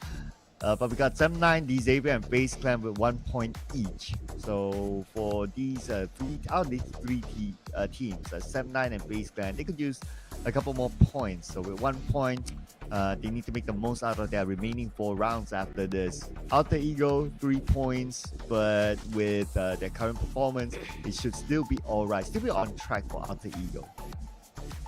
Now for FaZe Clan, they're starting off their day at 13.7 point at the start of the day. I want to see how much they progress when it comes to the 2 maps right now. They got himself 37, remember that number. But for the top 2 now, definitely not moving. I feel like the next map, definitely Alter Ego will take over PANDUM in the next one. And it's going to be a no-brainer. Probably these Xaviers too, because of how close the gap between these 2 teams are. And the rest of them coming up from Group C that finish off their 12 maps run. But TALON, Alliance and BTI is also on the rise, so this is definitely going to push a lot of Group C teams down there. Yeah, and at least for Alliance, they are now in the top 8. Let's look at some of the push downs here.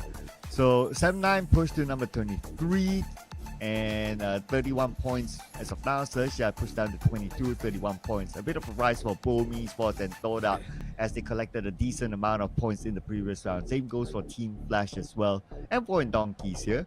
But they need to be in the top 8. That's going to be today's objective. So 4 more rounds to go. It could still happen if they can come up big in the remaining 2 rounds. And we have the head-to-head comparison between Lapa and Pombit. I love this comparison. These 2 players pretty much almost similar when it comes to the gameplay as well. But damage-wise, 816, a bit more, a bit towards overing on Lapa's side here. He's seeing this for elimination and even assist. Unfortunately, Pombit, we always see him being knocked down early than the rest of them. This time, at least he survived a bit more longer, but he's going to be taking the number 1 set award here. 5 knocks. And the other SAT award winners are Rexy, Zaxi, and Jimmy. All 3 of them with 4 knocks each. Oh, looks like Pombit is in the forefront as compared to others, and they all came from different teams. But at least BOOM Esports, they secured overall, that is, a decent amount of eliminations. So at least there's something to be happy about. True.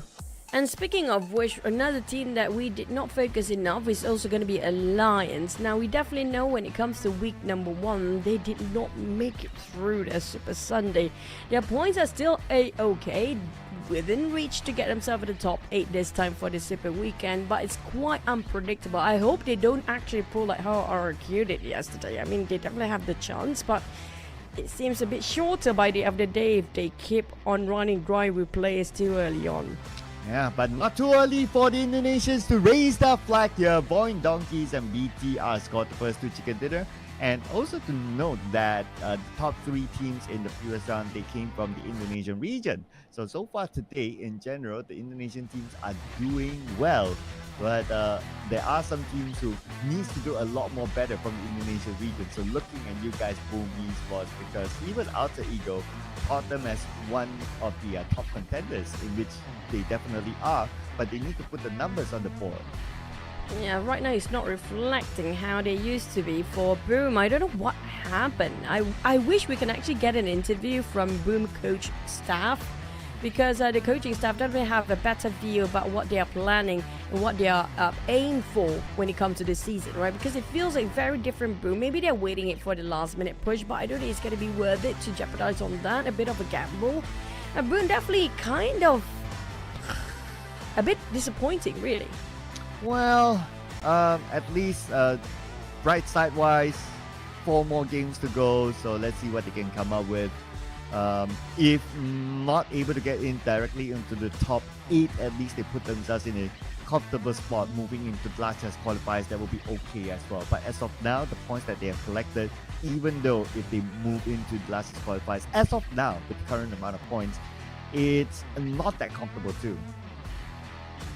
Yeah, we did mention about MORPH as well. It seems like they're sharing the same boat as Boom. When it comes to Super Sunday, they are among the bottom team too. I mean, like if they don't perform when it comes to their group stage and they just save it for later during Super Sunday, so we kind of get the idea. Right now, even their Super Sunday week number 1 did not portray as much as we hoped for. I don't know what really happened, but they need to work things out now. If not, it will drag all the way even down to this week to Super Sunday. Yeah, so 4 games to go, and the potential push could happen because we do see, at least from the previous round, some teams on page 2 starting to come up and do a better work, and naturally that will push down some of the other teams that did not perform. Alter Ego definitely not one of those teams that are not performing. They're doing really well so far today, despite not scoring the chicken dinner yet, but in general, they have been doing okay. As long as they bring the points in, they'll be fine. Yep, it's always going to be double digits so far by the side of Alter Ego, and the most aggressive and most points out of Group B right now, taking the lead at number 1 when it comes to comparing those points gathered in a day. It's still going to be Alter Ego, and the gap stretch between them and the others is quite significant. Now, can anybody stop Alter Ego from getting another double digit, or will we have finally seeing Boom back in this Erangel?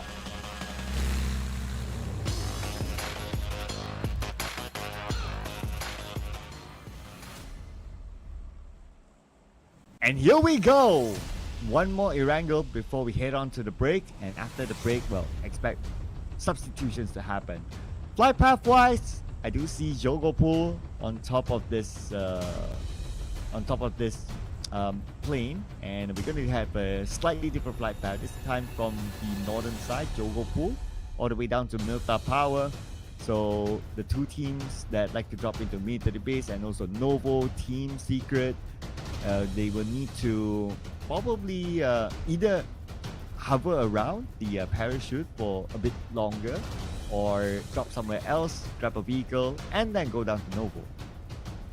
But to just float around with that parachute, you know, there'll be a lot of eyes watching. We saw how aggressive these teams can be. They try to take anybody down, even with a pistol. We've seen a lot of pistol fight early this week as well. So, I mean, I wouldn't mind early clashes when it comes to the moment they drop themselves in their hot drops or their initial drop spot. But Circa haven't popped yet, but I'm looking at Sam 9 and D Xavier. This is gonna be super interesting. Normally D Xavier goes to Pachinki, but yeah, they are really close by with each other. Sam 9 grabbed the vehicle. And looks like they were going to move away from D Xavier as they still go to Pachinki. But when it comes to the Circle, it's potentially, there's a slight potential that we might see a similar scenario as before. Maybe this time we ended up on top of Ruins, who knows, right? Or maybe it just shoveled away down south, or maybe around Gatka region, who knows? We're gonna have to wait and see for stage 2 and 3 to finalize when it comes to the compounds they need to take for the teams. But BTR hovering around quite far apart from each other. I assume they try to scout things out within the teams to get some vehicles around the corner, so maybe that's gonna be the case, but at least it's quite vacant around them, so still be safe. Yeah, as of now, the keyword is safe, and nobody got eliminated, so we haven't seen the first blood yet. Everyone got to their spots, and it will be interesting to see this circle again. Since it's more concentrated around the area of Gatka, right? So it might not be as fast-paced as before because you got more land to play with.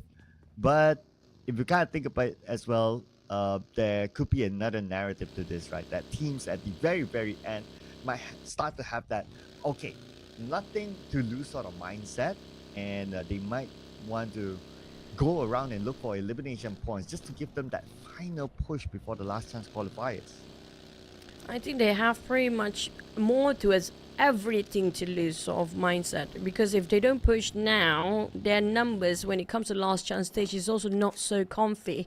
So I think they might take their chances. I agree when it comes to the teams that have to just push their limits here. Today is going to be the day, especially at the very bottom. We do know that, you know what, it's now or never, because tomorrow is going to be rough for them when it comes to last chance stage because of how big the gap between them and the rest of the teams that didn't make it in Group C. They're still going to have quite comfortable start compared to the teams that are playing here today. So they want to finish at least around their 40s or 50s here just to have a better start tomorrow. Yeah, whatever it is, even though you're at last place, still go for it for the points for tomorrow. But look at Lapa, okay, M416 and also S12K. So one thing about the S12K is that it has been starting to be a popular weapon for these teams. A shotgun that can shoot multiple times back to back, arguably even better than the DBS, because the DBS, yes, one click you can shoot like 2 bullets, but if you miss, basically you miss 2 bullets. But at least for the S12K, you miss the first shot, you can still swing it to land the second shot. So there's an advantage to using the S12K in case you miss your first shot, especially. Make me miss Micro Uzi. Micro Uzi feels like it's been dropped into like pistol to this point. I really miss Micro Uzi, man. It's been a while we actually see some Micro Uzi. Before DBS was actually one of the most popular weapon that being used by the player. It was Micro Uzi just before that. And then the DBS happens, and DBS being countered by UMP these days, and now it's gonna be S12K. So, yeah, I mean, speaking of the revolutions of weapons, huh?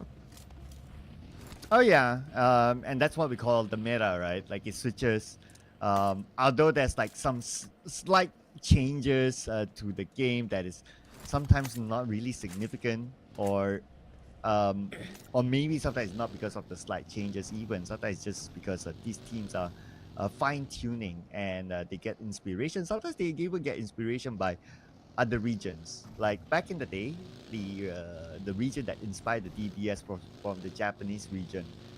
They're fans of that, and after them using that in, I believe it was the PMW era, we start to see the following season, the DBS is used even more often, and even more often so when the DBS was put out in the open rather than the airdrop, just because it was first inspired by the Japanese teams. So things like the S12K, even now that teams are getting more familiar with each other thanks to global championships and all that, it could have came from anywhere in the world to inspire their respective meta.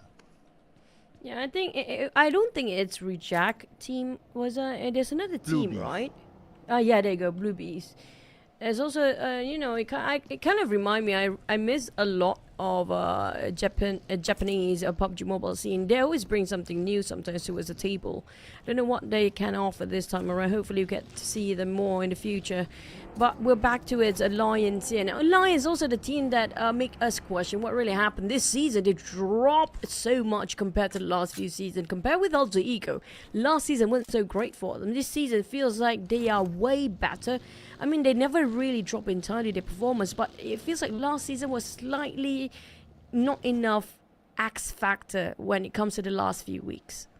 Yeah, maybe it's like one of those things, right? Like sometimes you question like, oh, how long can a certain team be on top, right? So it's like a wheel. Like sometimes you're on top, and then sometimes you have downtime, and then sometimes you come back up again. I mean, the same question can be asked of PUBG Esports as of now, but of course, we're still in the league stages. They could still come back in the grand finals, assuming that they do go through. So these things just do happen, right? Like, yeah, I guess there's a lot of examples. Nova is also another example. It used to be the powerhouse in the world, but they have yet to qualify to the PMGC for a couple of seasons now. I mean, like PEL. I mean, that's a different tier of teams entirely. Their tier 2 is... It's already scary enough to deal with. Don't talk about the tier 1 teams, of course. The contention up there, the competition, it's something else entirely. But also when it comes to comparing regions, right? I think Indonesian regions pretty much can compare to that PEL teams as well. And speaking of which, Claire, I do have this question in my mind, right?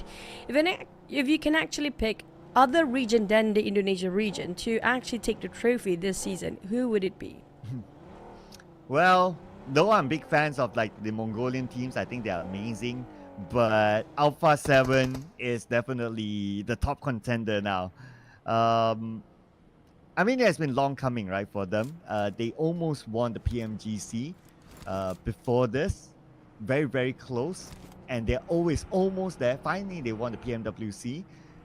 But if I were to pick another team to be the PMGC winners this year, I would say Alpha 7. They've been waiting for it. It's probably just a matter of time.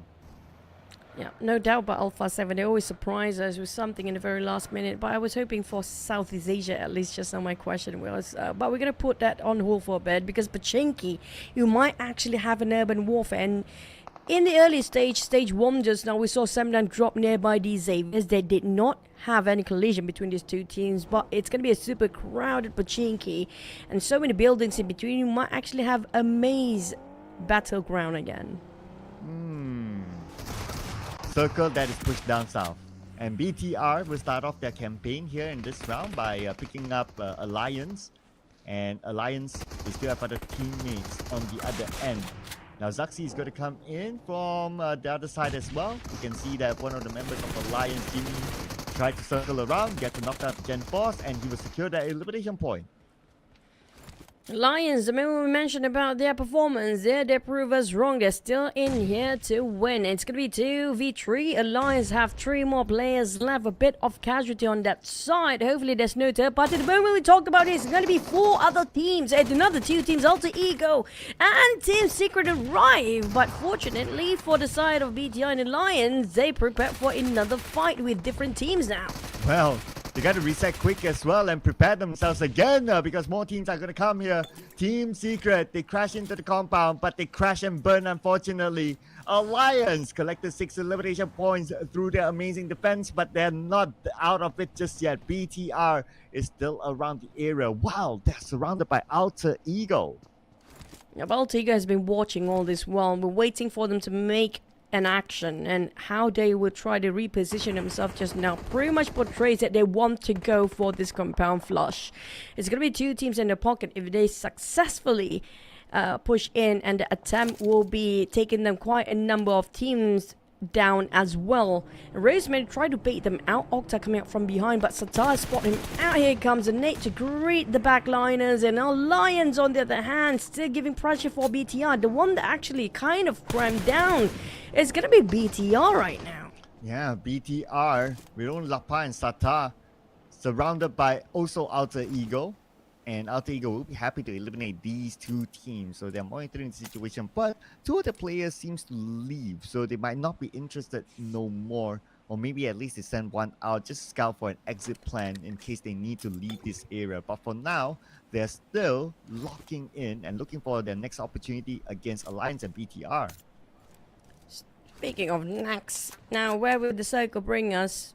All the way to its Pochinki or down south? Yeah, it's gonna be straight into Pochinki first. And FaZe Clan got themselves the gut card region or the gut card field. 79 will gatekeep O2 Esports, but Boom is gonna be breathing behind their neck with those high grounds. XERXIA driving all the way to the 79 too. Now that's gonna be a crowded zone, a very massive fight between all the teams to try to get those high grounds on the outskirts of gut card. But VOIN, Donkey and KT, here comes a push. Oh, here we go. Potato now down, so it's only Zeta on the other end. They're going in for the chase. Zeta with the DBS, but there's nothing much you can do about that. Eliminated by NKT, the second team to be eliminated. And no points for VOIN Donkey this round. Spider 10 has always delivered 2 eliminations by himself. But Lions going straight into Pochinki, getting out of that skirmish fight, and very, very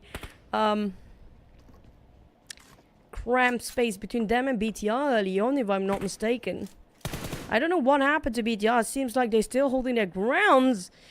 Now it's going to be just them against the entire crew of Alter Ego. They still have a 4, but do Alter Ego still want to commit to this, or are they just going to go for a retreat and reposition? They're still lurking around like vultures.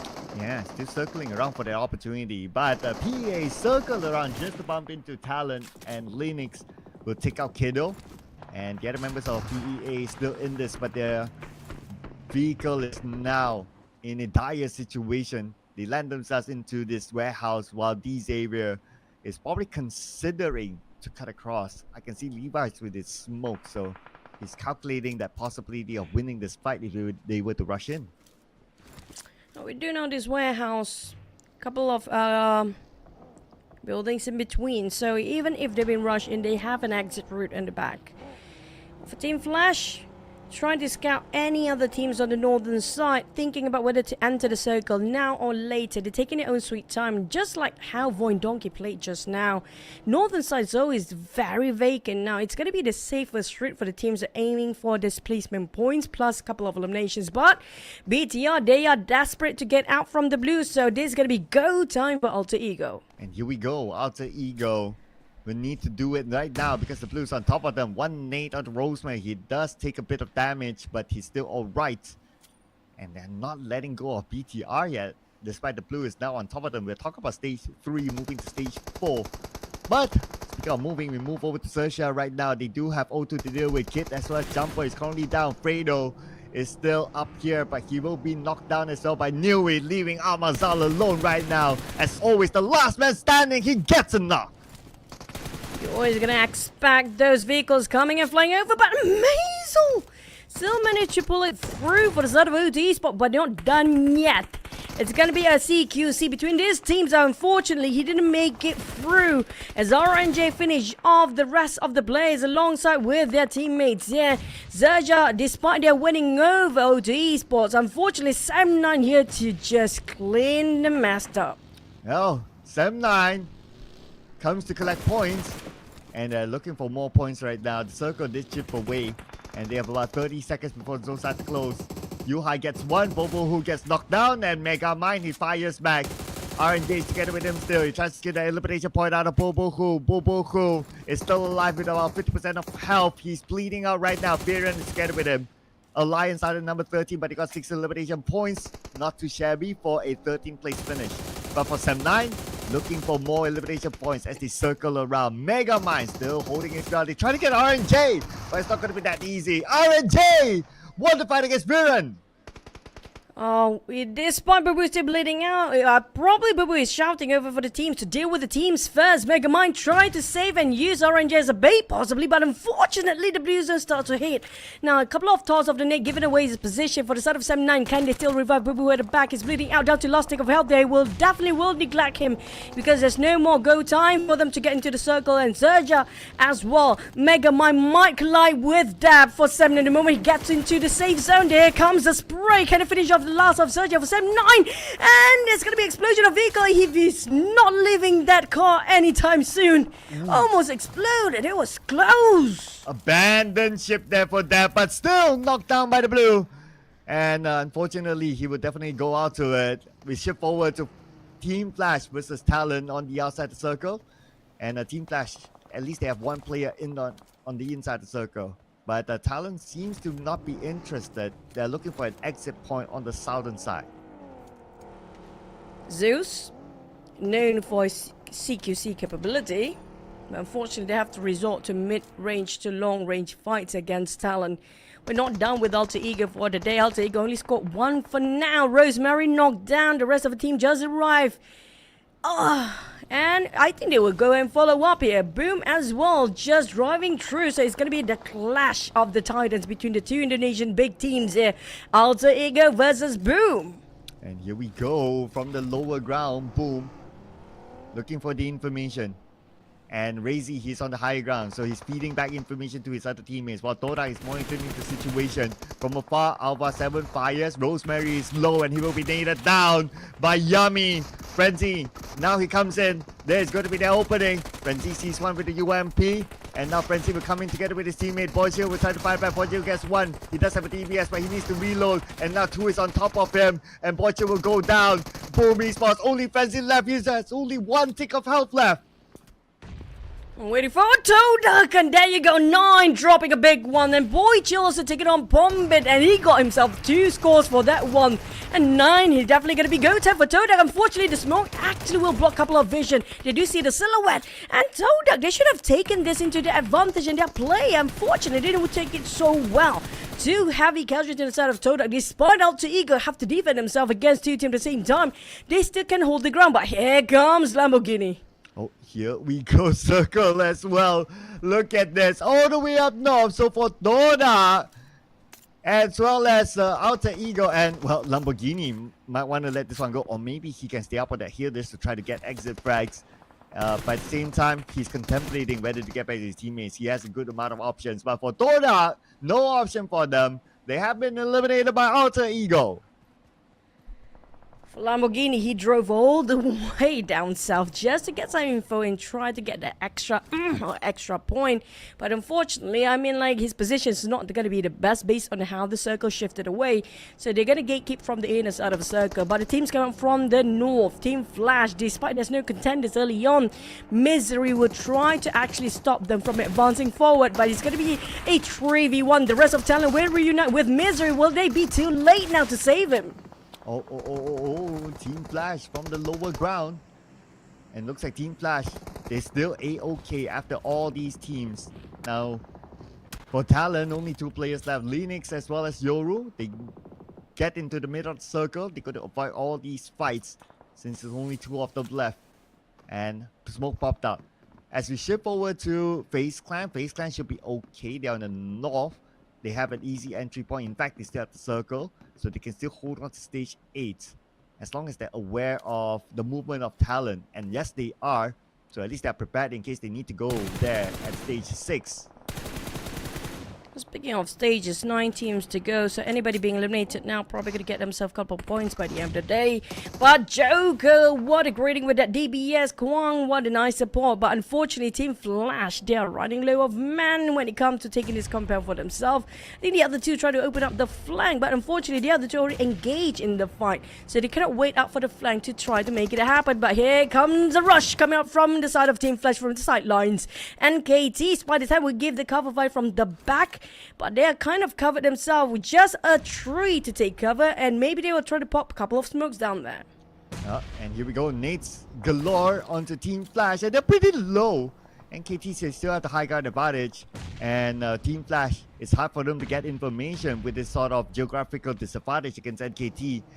And the zone is starting to close as well. Okay, Gosu takes a bit of risk, drives up to the higher ground, tries to gather that information for his other teammates, but Gosu, with the risk that he's taking, he gotta be extra careful right now because his buggy is not in the best situation. Yeah, playing around the rim of a circle, northern side, at least there's some space for Team Flash. All they need to do is just deal with FaZe Clan on the northern side. But it's kind of a mid to long range fight, so space is all theirs to take, except for, of course, Talon waiting at the other end, or at the moment they try to pick out from those mountains and hills.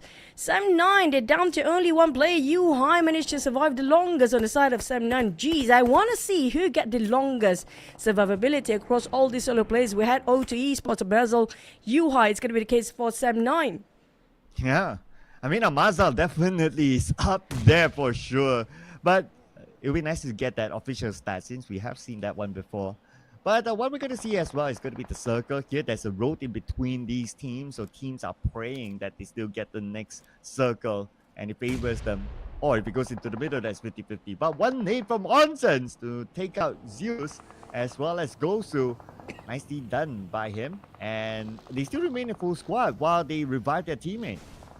Discount Victorious slowly crushing them to their death here, taking a bit of a slow death, and that's going to be done deal for FaZe Clan to secure the eliminations.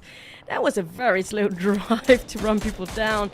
But FaZe Clan, they're not done with Team Flash yet. Now, despite FaZe Clan just now being knocked down 1 player early on, they managed to reset themselves thanks to Onza's hand grenade, giving them opportunity to score more eliminations for across the board. And speaking about eliminations, this has been long coming here. The Xavier and PEA, they were across each other for the longest time, and now the Xavier executing it against PEA with Frankie, the only member that's still active, waiting behind the box, and the Xavier that's throwing all the nades. Okay, they pop up the smoke, they're going to go in right now. Frankie will appear, Frankie gets 2! Frankie! Got to out the Xavier, but he's not out just yet because Levi's is behind him, and Levi's from the back will take out Frankie. What a play by Frankie just now. These Xaviers, at least they can try to go for the rescue while I'm beginning to give them some cover fire. Onzans and the rest of FaZe Clan, they are on the hunt. Onzans a bit later from the rest of the team will try to reunite once more. Ventura's bleeding out. I think he will try to go for the rescue, but have to deal with two teams at the same time. Alter Ego on the other end. Oh, Yoru, look at the nades flying, man. Man, he has to evade those nades. Well, those side stats by Yoru saved him. Another nade sent across though. Okay, there's going to be another one. Okay, a bit too short. Lucky enough for Yoru, he moved himself behind just in time. And also he managed to heal up. So he's able to take a bit more damage this time. But the nades are not stopping yet by FaZe Clan. Yeah, I don't know how much they have for their reserve, but I do know Mela have nothing left except for that 3 mollies. They toss quite a number for that one particular player of TALON just now. Leaving only Yoru to just buy time by himself. Now we have this solo player, Yoru. That's going to be the most longest survival time on the side of TALON player. For BTI is always going to be Sata, but not anymore. Finally, that one nade can finish things off against TALON. Yeah.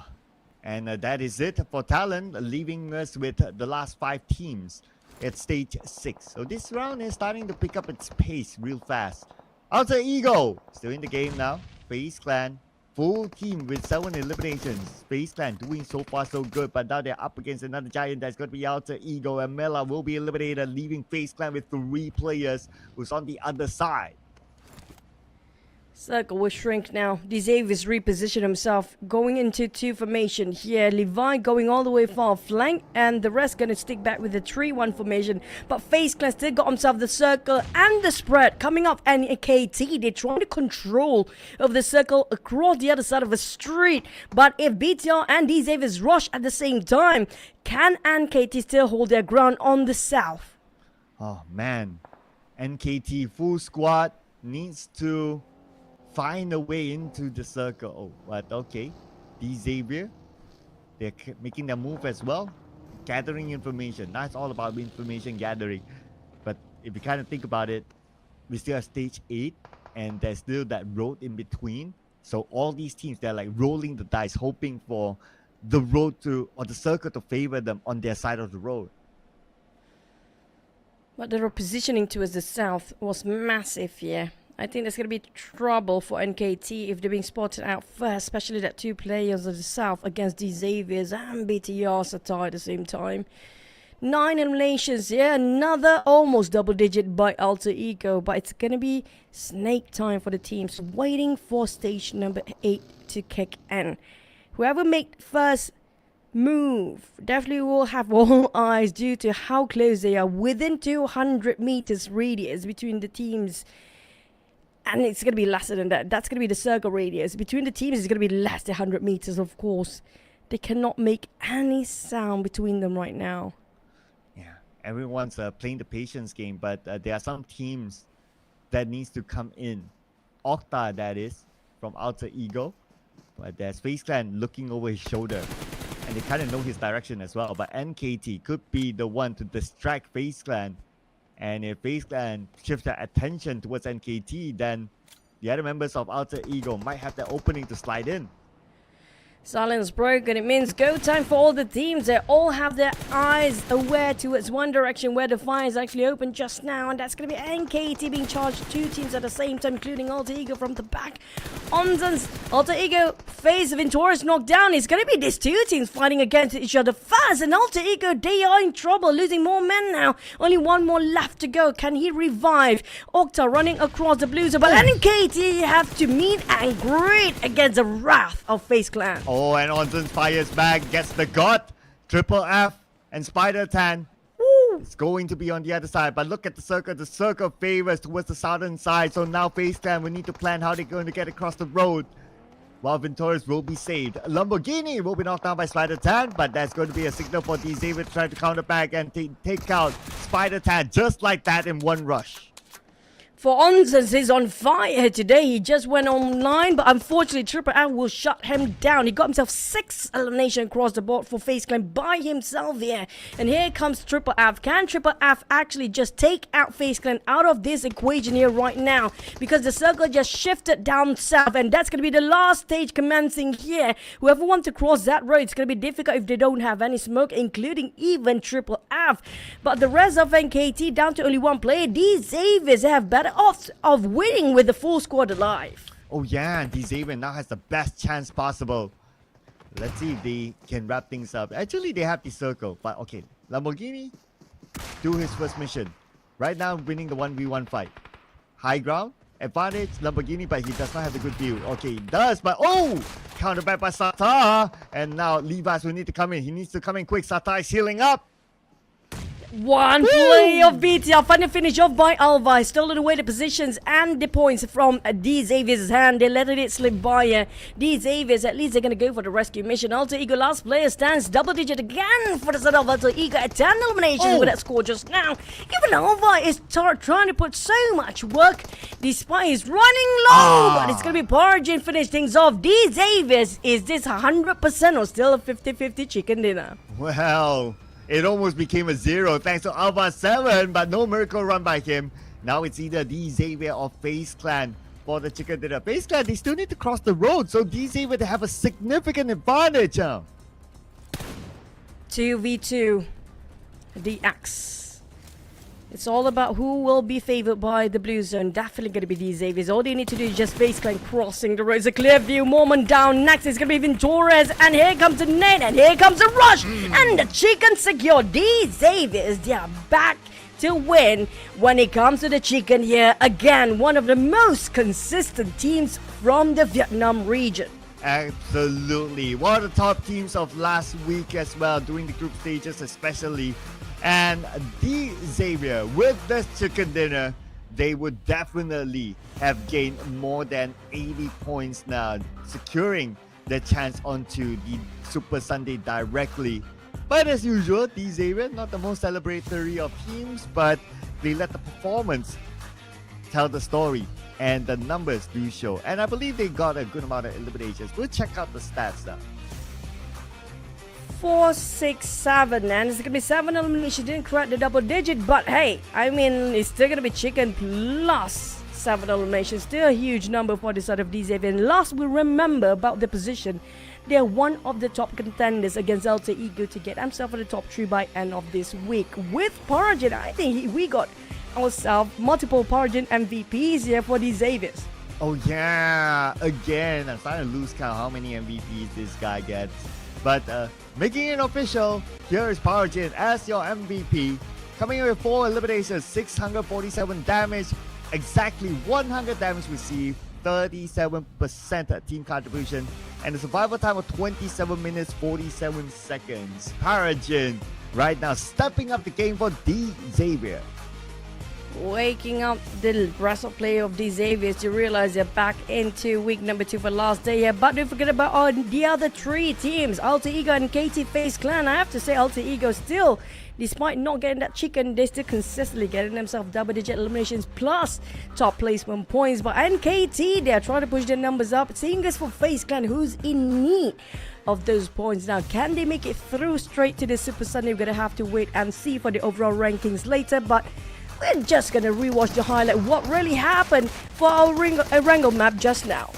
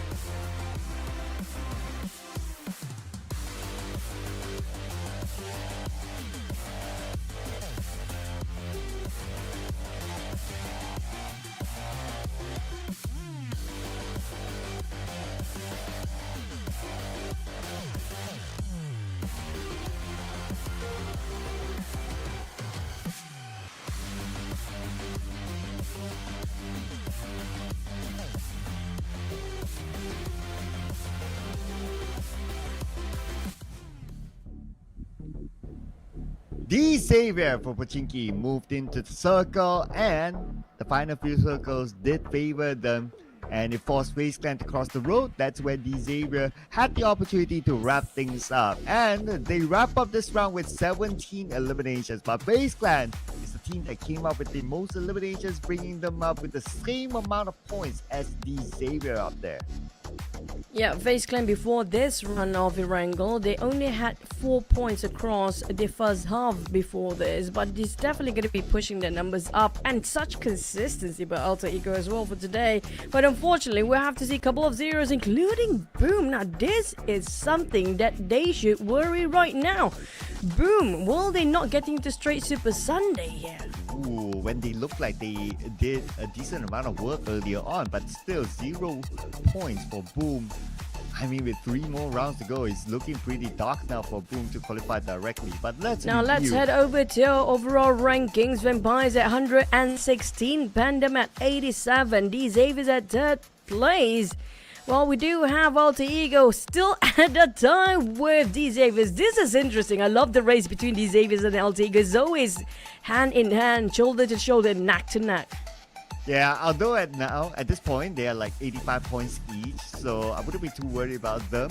Like, I'll be interested to see what happens at Alliance, Crit VIP, if RRQ, Talon, what will happen to them. But we did talk about Boom earlier on, so as of now, they're at 38 points. 3 more rounds to go. Mathematically, unless they come up with something big like 2 chicken dinners with a lot of eliminations, then maybe they can qualify directly. If not, then it's more of a preparation for them in the last chance qualifiers. Yep. When it comes to last chance stage, I think there's going to be 3 teams 100% going to last chance stage based on the second page just now. We still have 3 teams of Group C starting to be pushed down all the way. But FaZe Clan want to rise here today when it comes to their last day of group stage. They're still pushing their numbers up, and Alter Ego is still consistently getting those double digits. I don't know what can stop them right now. The Xavier is also one of the most consistent team. I think this is really feels like a grand final match between Alter Ego and the Xaviers here. Well, I guess to answer what can stop Alter Ego is that enough points. Enough points, then maybe they'll be like, we can take a chill pill, we can put in our subs or whatever. And that's probably the only thing to stop them right now. If not, they are still showing that they're really, really strong. And they already got themselves 85 points. And that's like past the magical number that we always talk about. So for Alter Ego, they'll be going to the break smiling after this.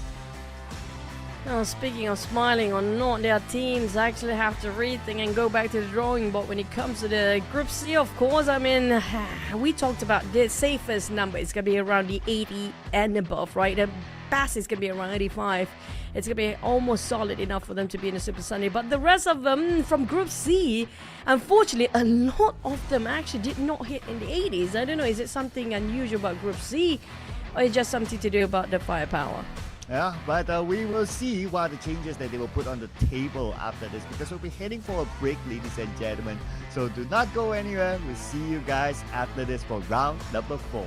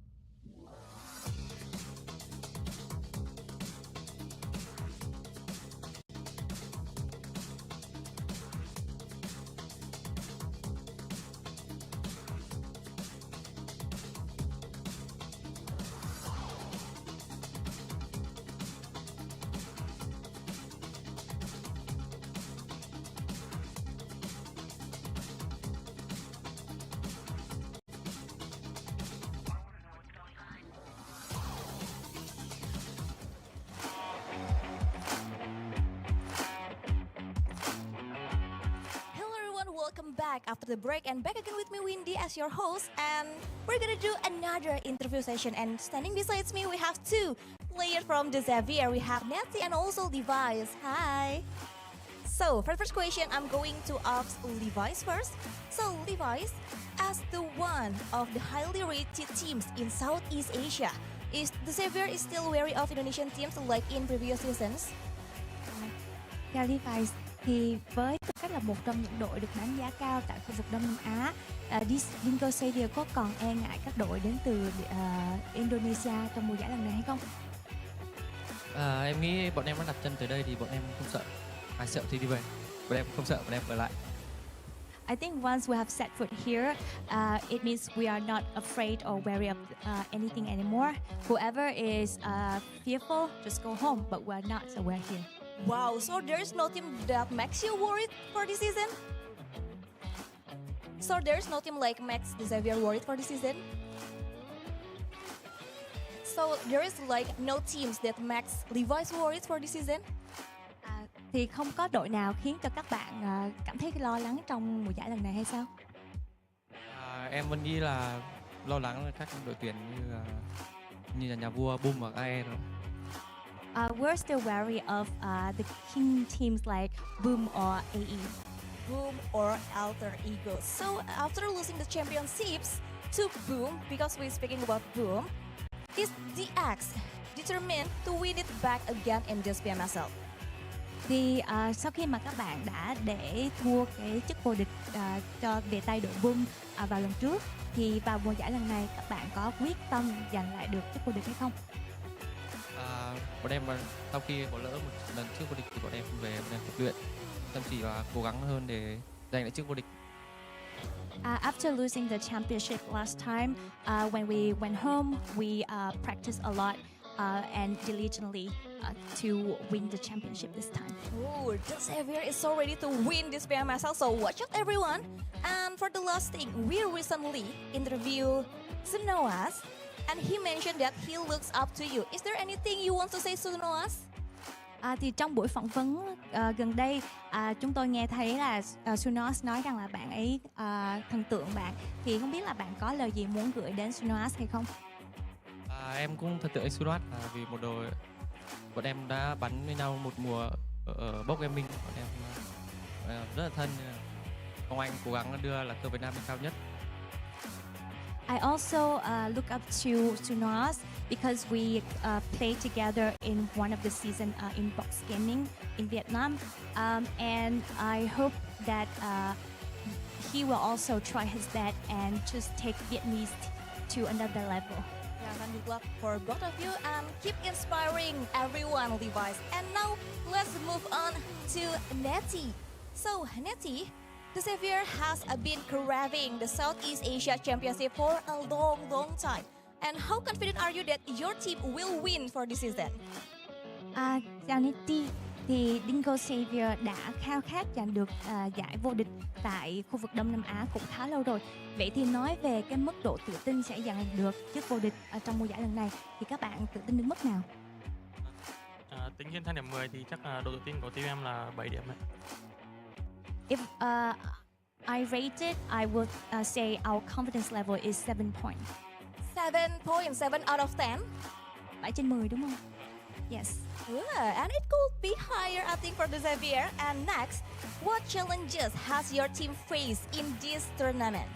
Vậy thì trong mùa giải lần này thì các bạn gặp những khó khăn gì hay không? Đến thời điểm hiện tại thì em nghĩ là team em chưa gặp khó khăn gì. So far, I think we haven't had any difficulties yet. Ooh, so good luck for your 3 more matches for today. So thank you so much, Levi's and also Netty. And now, everyone, let's dive into the highlights.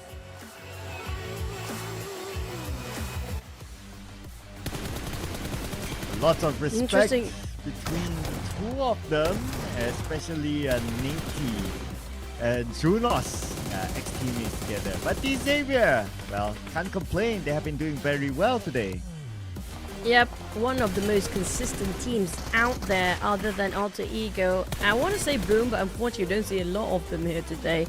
And they got themselves second place in the last season, which can be the Southeast Asia Summer 2024 split for our PMSL. Very close to getting that first place, but they hold the trophy 2 years ago. So can they actually get the trophy here again? Yeah, they'll need to make a comeback, but we're still at the group stages, so not all hope is lost yet for them. As for BTR, with the lineup, a mix between the new blood and also the more senior seasoned players, they have been having ups and downs as well, but at least in overall consistency-wise, they have been pretty okay. We've seen them winning fights as well, as you can see here on the highlights, especially during this Irango match where they scored the chicken dinner. It was a difficult circle, but they still managed to overcome it. Yeah, but for the circles, they're very similar when it comes to the previous one and the one that we just watched the highlight just now. But I love this head-to-head comparison between Levi and Shunas. Definitely idolize Levi, but when it comes to the stand, they're actually not far off. I think Shunas really follow the steps of Levi here. Yeah. They both idolize each other, right? So that's what we can see here. The numbers are close. Average eliminations, well, all the sets to favor Levi's, and I can understand why, since Shunas was the first one to put out the respect towards Levi. But the numbers are not too far away, so it just shows that both of them are formidable players by themselves.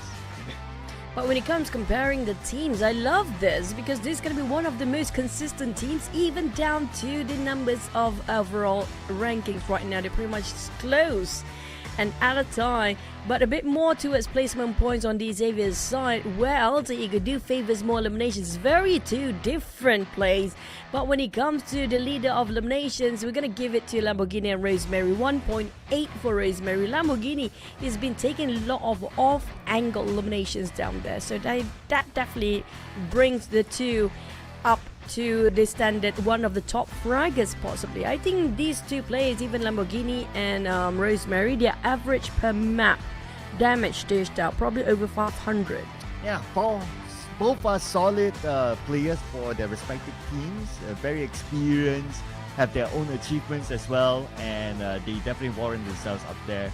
As compared to both Xavier and also Alter Ego, Xavier today they scored the chicken dinner, but overall, Alter Ego have been doing very well by bringing in the eliminations, and they already got like 85 points. So at this moment, I wouldn't be too worried about Alter Ego. I'll be a little bit more interested to see what happens around the number 8 area, because we have 3 more games to go.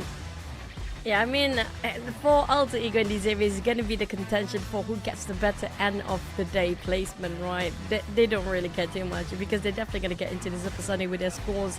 But when it comes to the teams that will be pushed down, though, Cloud, RIQ and Crit VIP, we talked about this yesterday. They're definitely going to get pushed down because we have Alliance coming up in the top 8, BTR definitely on contention here, NKT, FAZE Clan, MORPH, Roy, even down to VOIN, Donkey, O2 Esports. I think O2 Esports at 16th place right now, still up to contention when it comes to getting themselves straight into the Super Sunday.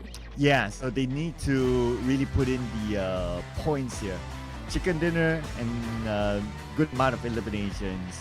If they only depend on like Amazal to come up with the surviving game again, then it's definitely not going to be good enough. But at least overall still, if they were to carry these points onto the last chance qualifiers, then it doesn't sound so bad.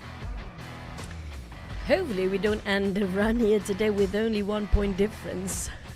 For that 1 point, I mean, everybody trying to book themselves their holiday tomorrow, but unfortunately some teams will still kind of worry whether they can still make it or not. Unfortunately, I have to say a lot of Group C. I think only 2 teams of Group C is going to be in Super Sunday straight away when it comes to the top 8 compared to the other groups. I think mostly coming up from Group A and B straight into the Super Sunday this week. Yeah, so we'll calculate that, how many teams from each group, right? Just for fun, right? Just to prove the point of which group is proven to be like that group of death for week number 2. Just like how we did in week number 1, like majority of the teams that qualified directly as from Group B, so that's quite clear by that. But what we're clear as well is that Rizak is going to be subbed up and Mineral is going to come in. So we do expect swaps to happen after the break. That has always been the trend so far. I'm waiting for the other teams as well. I think Team Secret are going to stay with their lineup. They're not broken yet. Team Secret definitely have played so well. But unfortunately, when it comes to the numbers, they're just being eliminated a bit slightly early. I think they're a bit over-aggressive, picking those early conflicts that did not actually pay them so well. But FaZe Clan, after such a rough run earlier 2 maps before Sunhawk and Ranga didn't score too much points. Last round, I have to say, definitely boost so much. And hi, Mormon. Hello. Oh, wow. Okay. Calm down. Started off sweet, then it just ended that way. It's like, yep. You cannot expect Mormon to be like how he is at the start. Like, yeah, he'll come up with a surprise. Electrocuted by his own love at a point. But we do have Alliance as well. Don't forget about Alliance. They're definitely in the run for getting themselves the top 8 there. But who will score for the next chicken? And it will finally boom rising up. Or are they still sleeping down there? Let's jump into our last Erangel of today.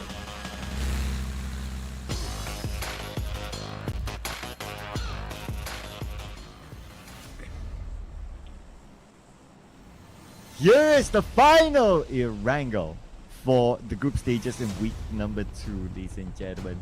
So we're going to get the northern side flight path this time. Before this, both of our flight path started on the left side. This time, still kind of left-ish, but at least it cuts across the middle from the top. So we're going to see some of these teams change their drop spots. BTR, who normally like to drop in Milta Power and also Milta, is going to change their drop spot to Zarki instead. Yeah, I'm loving this flight path because it's been a while we have north flight all the way, right? It's always going to be on the southern side most of the time. That forces the player to fight early on. But with this flight path, we're going to assume left and right will be up for grabs for the teams when it comes to their initial drops. But it's always about the circle. The circle is going to be SMB. Now that's going to be fun because we might have double bridge campers, left and right bridge, if that's going to be the case. Yeah, so if we get a kind of circle, I wouldn't mind. That will be kind of fun. Well, we always don't reject a military base circle. The teams would, but definitely not us. And Team Secret, they wouldn't reject a military base drop. They would go to Novo as usual. But we're going to get, oh man, again this sort of circle. Fun. Maybe this time we're going to be up in shooting range. I don't know. If it's still going to be around the river Rozog or Ruins, I think maybe it's still going to be Ruins northern side too. I don't know, man. It's been a lot of this circle when it comes to week number 2. But at least we can assume that week number 3 we have a lot of surprises. Yeah, I know, right? Although we don't get a military base circle, but this kind of circle is still challenging enough. So I'll take this. I'll take this kind of circle. So teams will need to play the guessing game. Oh, well. How many teams will start up north? How many teams will start up in the main peninsula? I mean, it's who's to tell, right? Till maybe we'll find out like stage 2, then we'll get an idea of how many teams will go where. True. Second checkpoint's always going to be in contention here when it comes to the 30 more seconds to stage number 2. I mean, like before we hit stage number 2, that's where we get to see some rowdy early skirmishes between the teams that happen to be bumping into each other for loot or for vehicles. Maybe even some vehicle rundown as well. Pochinki, we had quite contention before against 2 or 3 teams due to the circle itself possibly, but 7-9 drop here nearby early on. This time I think it's just going to be the Xavier, so not many people to put themselves in mind. But Nate, we had that interview just now.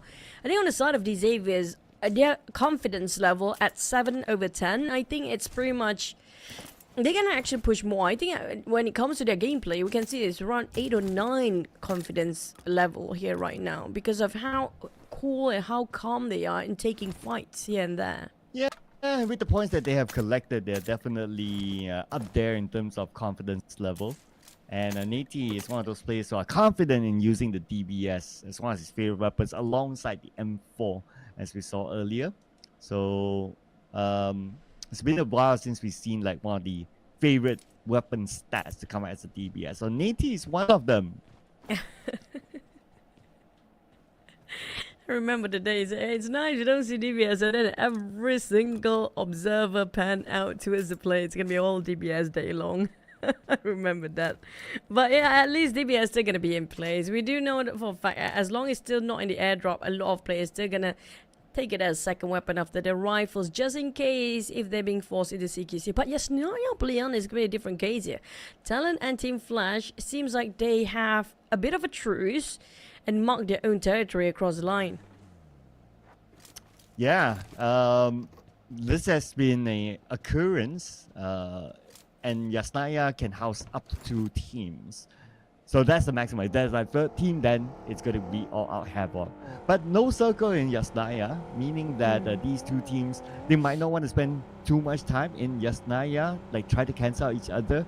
I would expect that, like what you said, right, that truce to happen. Like, okay, you take the left, and the other team takes the right, and then they will exit and focus onto the circle. And naturally in Yasnaya, they have the option of going up north. So that could be the case for those 2 teams to go towards that direction later on. Speaking of direction, if they have to have the same mindset at the same time and both moving at the same time and happen to collide, that's going to be fun as well. Unless the other, just wait it out, like we're going to wait these guys to go out first, then only we're going to follow their trails, knowing that it's a bit too early for them to pick the conflicts here. Speaking of conflicts, too, Jumper. Early before, we had Fredo and Jumper eliminated early. Amazing. I don't know how he does it, but he's been doing so many times. Playing it for O2 Esports. Personally, I feel like he's the one that contributed too much right now for O2 Esports in terms of points. Yeah, no doubt. Amazal have been not only surviving today. If we talk about him, yesterday he came out with a clutch against XERXIA. So firepower is there, survivability is there. So Amazal, this new wonder kid who came from VOIN Esports, discovered, making his basically his official debut in an official PUBG Mobile Esports, a tournament debut with VOIN Esports, now being picked up by O2, and it feels like maybe like the first week we don't really get to see much, but now week 2 he's been adapting to the lobby, and we can see him significantly improving. So Amazal, this guy, I believe right now, looking at what he's able to come up with, is somebody to look forward to in maybe in the coming seasons if he's still around. I agree. It feels like he's still a diamond in the rough. Still can be polished. A lot of space to polish on, especially, I mean, when it comes to his raw talent, yeah, probably going to be one of the best. I'm looking for if he can actually match up to our top contenders like Rosemary, Lamborghini, all these big names, even Yami and POCO. Can he actually be pushed up to maybe even beyond that level? I'm waiting for that to happen, but hopefully they are gonna have more screens for him in the future, or even probably like I mentioned before, right, Cloud? It'll be fun to have all these teams to have a month or 3-month boot camp in Indonesia, and not online. It's gonna be that, like learning their culture, because when it comes to Southeast Asia PMSL, definitely you cannot deny the fact that Indonesia region is going to be one of the strongest for so many seasons now. Yeah, well, since it's going to be the last season this year, who knows, there might be changes to the partnership slot in the following season. But we'll keep an eye on that, of course. Those are still too early for us to tell. We got to go through the PMGC first, and then we see how it goes. From then onwards, next year we might see surprises, change of new format. Who knows? Just to keep things fresh.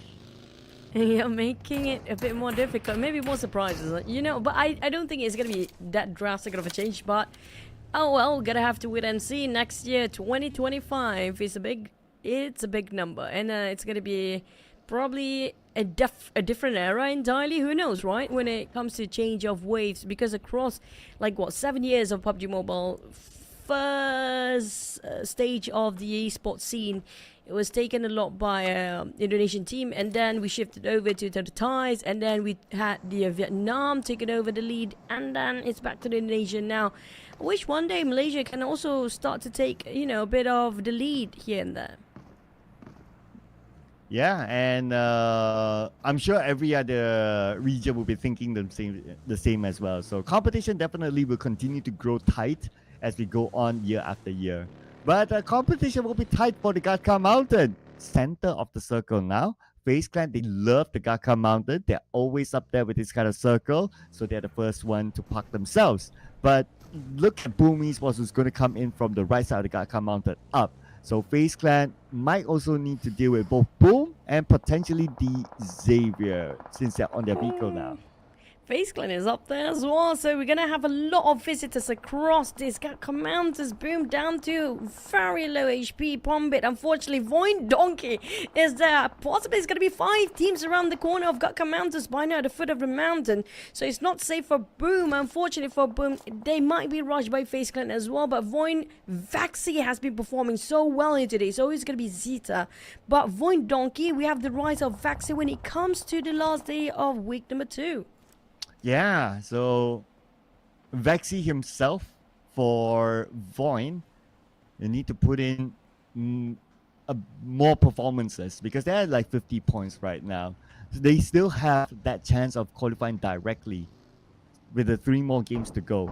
So if they can bring in like 1 chicken dinner with a good amount of eliminations, they're very, very close now. So this round might be important for them, or maybe the next. It depends when they want to place themselves with the remaining 3 rounds.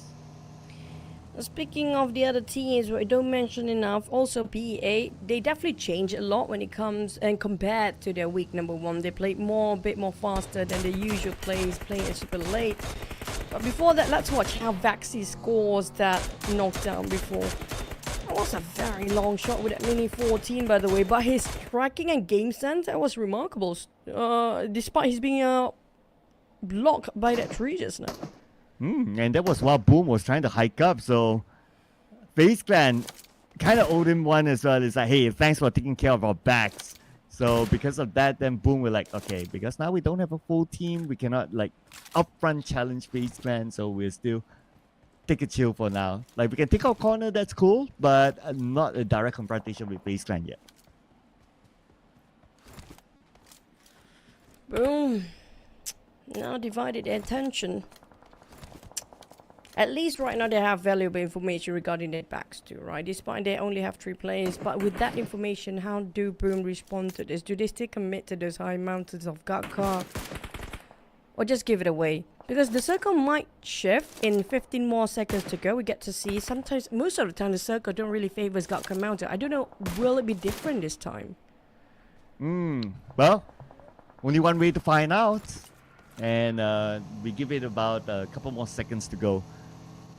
Yep, there's still a bit of Gaka Mountain, but majority of the circle is now on the lower ground. But FaZe Clan, they can still hold on to this Gaka Mountain. Even though if they don't get eliminations, at least they were able to get information of the teams moving below them. And if they choose to go down at some point, at least they start off from the high ground going down, so they still have that slight advantage because of how the terrain is. But I'll be interested to see like teams who come in a little bit later, because in this kind of circle, key spots are quite scarce, so they might need to take fights in order to overtake some of the key locations. And there's one of those key compounds that we talked about. Alter Ego straight away going for the limited compounds inside of the circle.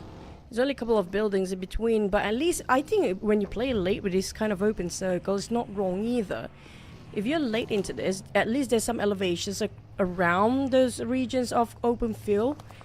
So it's doable, but they have to be very, very concerned regarding how many structures can they take covers on. And also don't forget about the crate area and those trenches. We're possibly going to have a couple of teams taking there as well. We might have some teams on top of ruins right now. For TODAK, if they stay here quietly inside and no eyes watching outside, this is going to be a difficult run for them. Yeah, so the difficult run might start soon, because we can start to see like teams coming in, the later teams that is, coming in to the circle. BTR one of them. So now, presumingly that everyone who's in the circle by now has already got their own spot. Everyone's like, cool, not forcing any other fights. They're playing the defensive role because their spots are good. Now these kind of teams will change the game of teams inside of it when BTR arrives and maybe when PA arrives. But speaking of PA, they took out a couple of members of O2 while they were rotating from the north side of shooting range coming into the circle. 2 knockdowns. I assume that's possibly going to be Jumper and Fredo. Usually that's going to be the case. They always take the front line for O2 Esports. But for XERXIA, they also have 1 knockdown.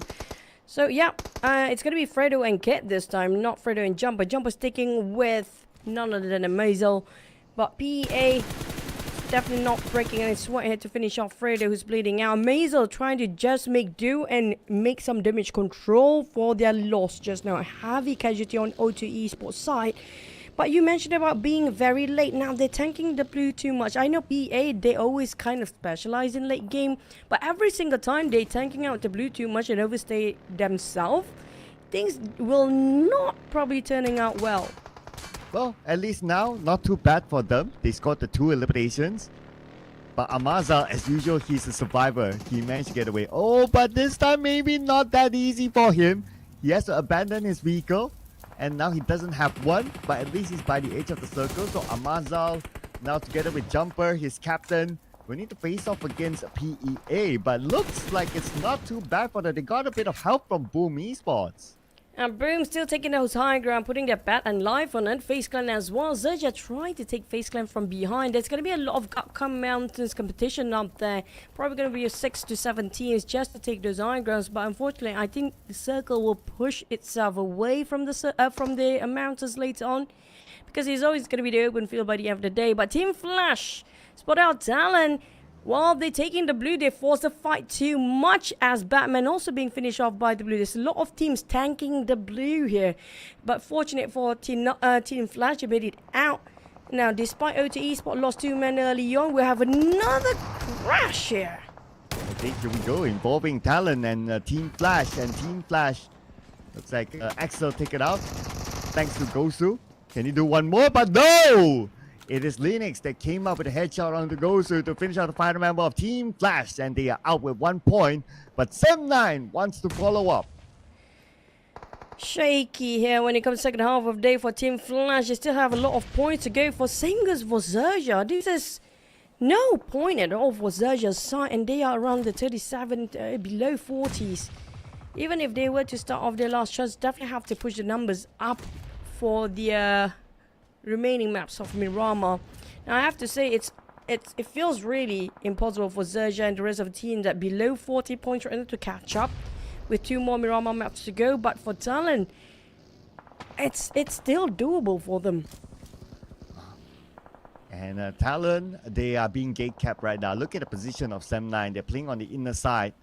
Now it's time to look at their utilities. Okay, Linux has 3 first aids, so now he needs to move. A Misery running away from the blue as well. And Sem9 is still there. They're hoping to collect elimination points, waiting for TALON to show themselves in front. Nate just missed Linz at the very last minute. BTR. Just mentioned them being in rise. Being on the rise doesn't mean that they will actually keep track with their members. There are 2 eliminations from the start. Now remains with 2 players without any elimination yet, but Alter Ego finally put a stop here after that break just now. Seems like their run for those double eliminations will have to have a bit of a break as well. They're being charged in, but TALON, Sem9, they're trying to hunt people down. They're still having a full squad, and TALON, I don't think they have a lot of people on their side anymore. That's going to be the last player, and that will be taken out the equation as well. And I noticed that the PA, after their decent start of getting 2 eliminations, they just got eliminated as well. So they will wrap this round up with 2 eliminations or 2 points for themselves, that's all.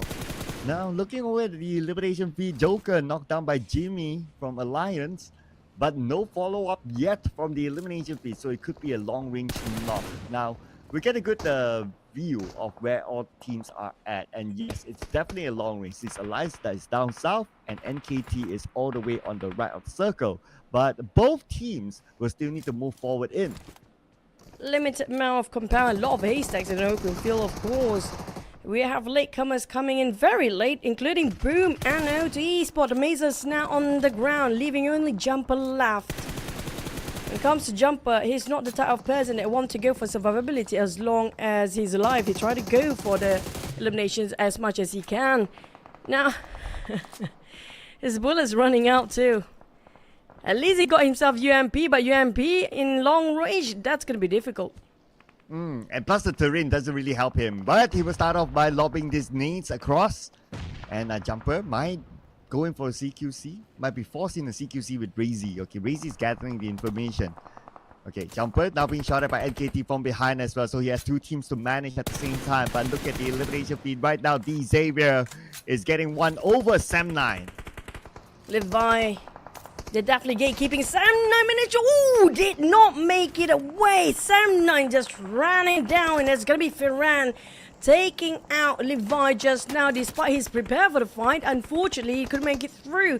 But the rest of these Xaviers will try to revive and try to go for the rescue. They have to eliminate the rest of Sam9 that's been in the front line first. But Sam9, can they secure those knockdowns just now against Levi? Still bleeding out in the middle of the open space. But Sam9, lucky enough, they got himself the smoke. But FaZe Clan just arrived around the back line. Oh, Parajin arrived as well, and he managed to get that one knock. And Parajin getting back into the building while his teammate Nate arrives here to give him further support. Team Secret out at number 10. No points in this round for Team Secret. Eliminated by Elias as they dominate this round with 5 eliminations. 62 plus 5, that's 67. Pretty much they try to take over TALON here right now. As TALON being eliminated early at 70 points in total. For these Avians, they can keep pushing the numbers up since Alter Ego already ended their run here. It's down to only Miramar Maps later on. Here comes a Nick coming up from that. Seems like a perfect angle, but unfortunately they have corners on inside and indoors for these Avians. Now this definitely give it away, their position, but Sam9, they try to circle things around and got Parajin down. It's down to only Lamborghini and Nate now by these Avians. Oh, such persistency shown by Sam9 from the lower ground. They revive each other, and now they seem to be winning it against D Xavier. Unless D Xavier can reset, that is. They still have the circle, so they still have that space. They still have that time. But Parajin is bleeding out right now. But looks like the revive will kick in. Dap trying to find a loophole in the Xavier's formation. They managed to revive on Parajin. Oh, Parajin gave away his position. Boo Boo can see it through, and that's going to be another knockback on Parajin. Now he's down to Nate to revive him, but oh, Boo Boo can see it through. Boo Boo, he knows exactly which corner he's actually holding. But it's going to be a CQC Dap coming in. Firanax, it's going to be a bit of a trade-off here between Lamborghini, and Lamborghini just finished off the rest straight away. Boo Boo coming in all by himself, and they secured at heavy casualty on Sam9. These Xaviers couldn't hold their ground. At least the good news for Sam9 is that they managed to score 7 eliminations. And as the circle shifts towards the left, Sam9 gets the circle together with the compound. Now they need to reset before the teams come by. But we'll put our focus onto the right side of the circle where all these teams do not have it. NKT in a triangle mode. Now TODAK, they have to leave, they have to cut across NKT. Like it or not, they have to force this fight because either they go north or they go south. There'll be teams everywhere, left, right, center with bullets flying. So might as well try to fight their way and get some eliminations there, despite they might get it out. But NKT Joker managed to swap it out with Spider 10, a bit of trade-off between these two teams. But Yummy May, boom, out of nowhere, just pop his head in between those fights. Oh, BTR just got eliminated at number 8, so they only got 1 placement point this time. As TODAK fighting up against VOIN Donkeys. Cleon will be knocked down, and he will lose his life to VOIN Donkeys. VOIN Donkeys will claim their 2nd point in this round. As they're still on the outside circle, they will be forced by the blue to come in. And Lynx, nice long-range revenge onto Zeta. Oh boy, but he's being sandwiched 2 ways here. Lynx, here comes the rest of VOIN Donkey now.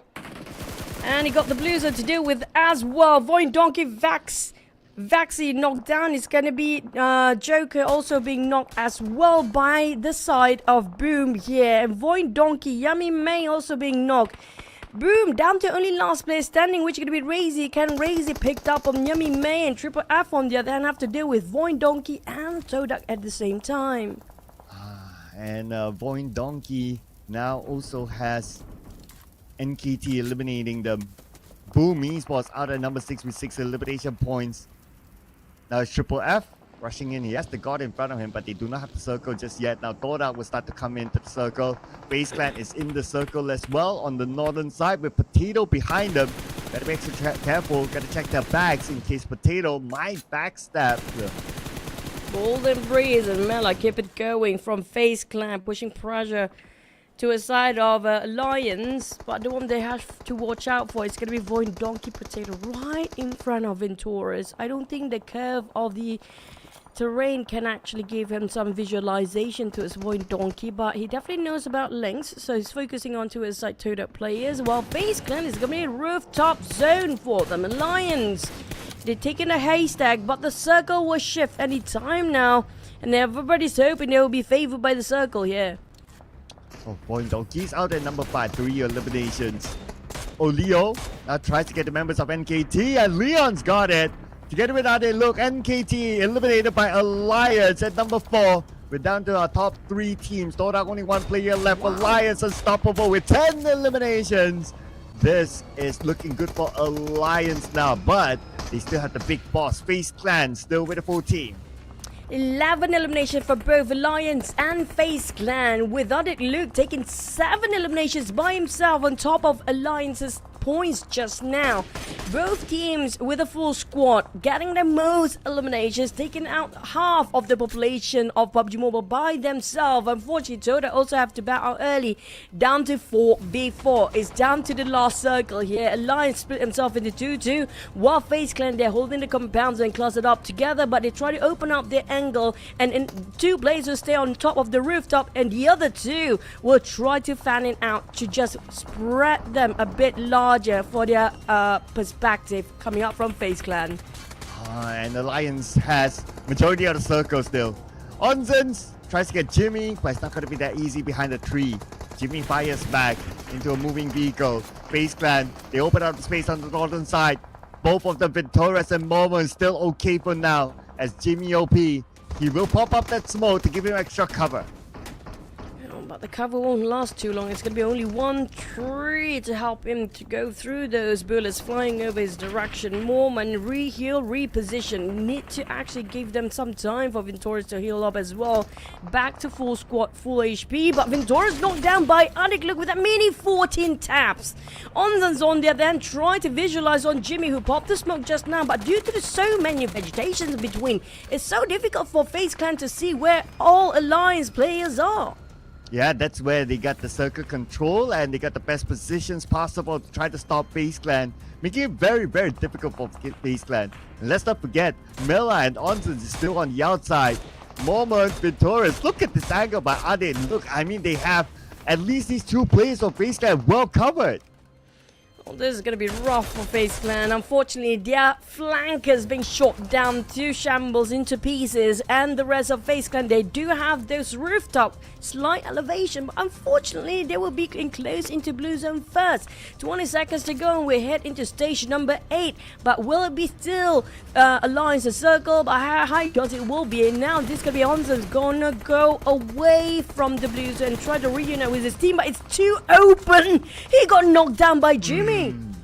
Yeah, they have to move. They had no choice. They had to take that risk. And now Alliance, they can wrap things up for sure. They're going in for it. CQC, Jimmy providing support fire from the back. Ade Luke will be knocked. Jimmy needs to come in. If not, the point might be given to FaZe Clan. But anyway, nades are sent across right now. Momo, where he's going to go? He gets damage from the first nade. Second nade will not hit, but the third one will.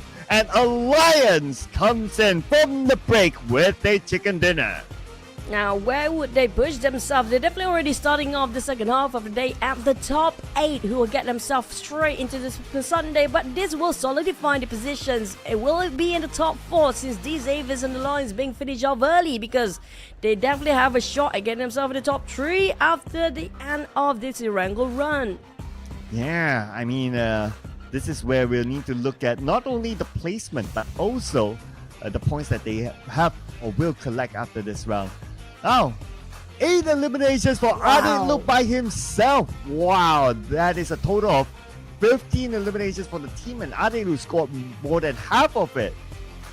1,504 damage. I mean, like, we had 1,004 before, but this is gonna be a different standard set up by Adik Luke. Now he's back. He's one of the best Terminators a couple of seasons back, but we thought he being tamed down, but I think I'm wrong, because right now he's back for the game. 1,504, 8 eliminations, with the least amount, not really the least amount, but 224 damage received. But the way he go for the off angle, that was remarkable just now. Yeah, just look at this, right? Even if we compared like the MVP average data versus his data, like damage-wise, it's like way up there with that 1504. Great work by Ade Look, but also we gotta commend FaZe, NKT, and Boom Esports for making it as one of the teams to watch as well in the top 4. Boom Esports only had a full squad time of 8 minutes 58 seconds, but they're still able to come up here, so at least this gives them a glimmer of hope. But realistically, it feels like Boom Esports, they are looking forward to the last test qualifiers, so they're getting a more comfortable amount of points to start off that campaign there. But let's check out this chicken dinner by Alliance.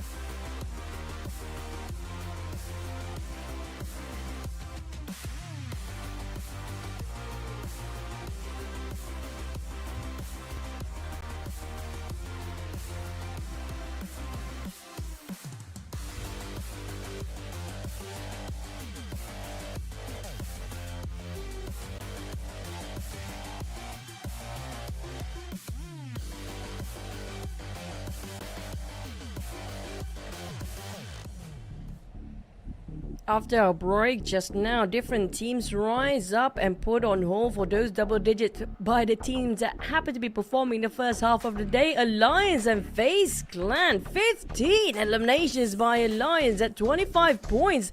Well, FaZe Clan 11 eliminations, and that's going to be the two teams that scored themselves the double digit plus the double digit elimination for total points and elimination points. But NKT and Boom scored themselves the same at 8 points, even Sem9. Yeah, so Sem9 did a lot of work in the previous round, and it was a decent run for them with the 8 points, but will it be enough for them to be in the top 8? This is where we review the overall later. But on the following page, wow! Team Secret, Alter Ego, O2, XERXIA, 0 points. Out of all these 4 teams, I would say only Alter Ego is like, that's fine. But for the others, they wouldn't mind those points. Now, speaking of points, I want to see where Alliance actually placed themselves.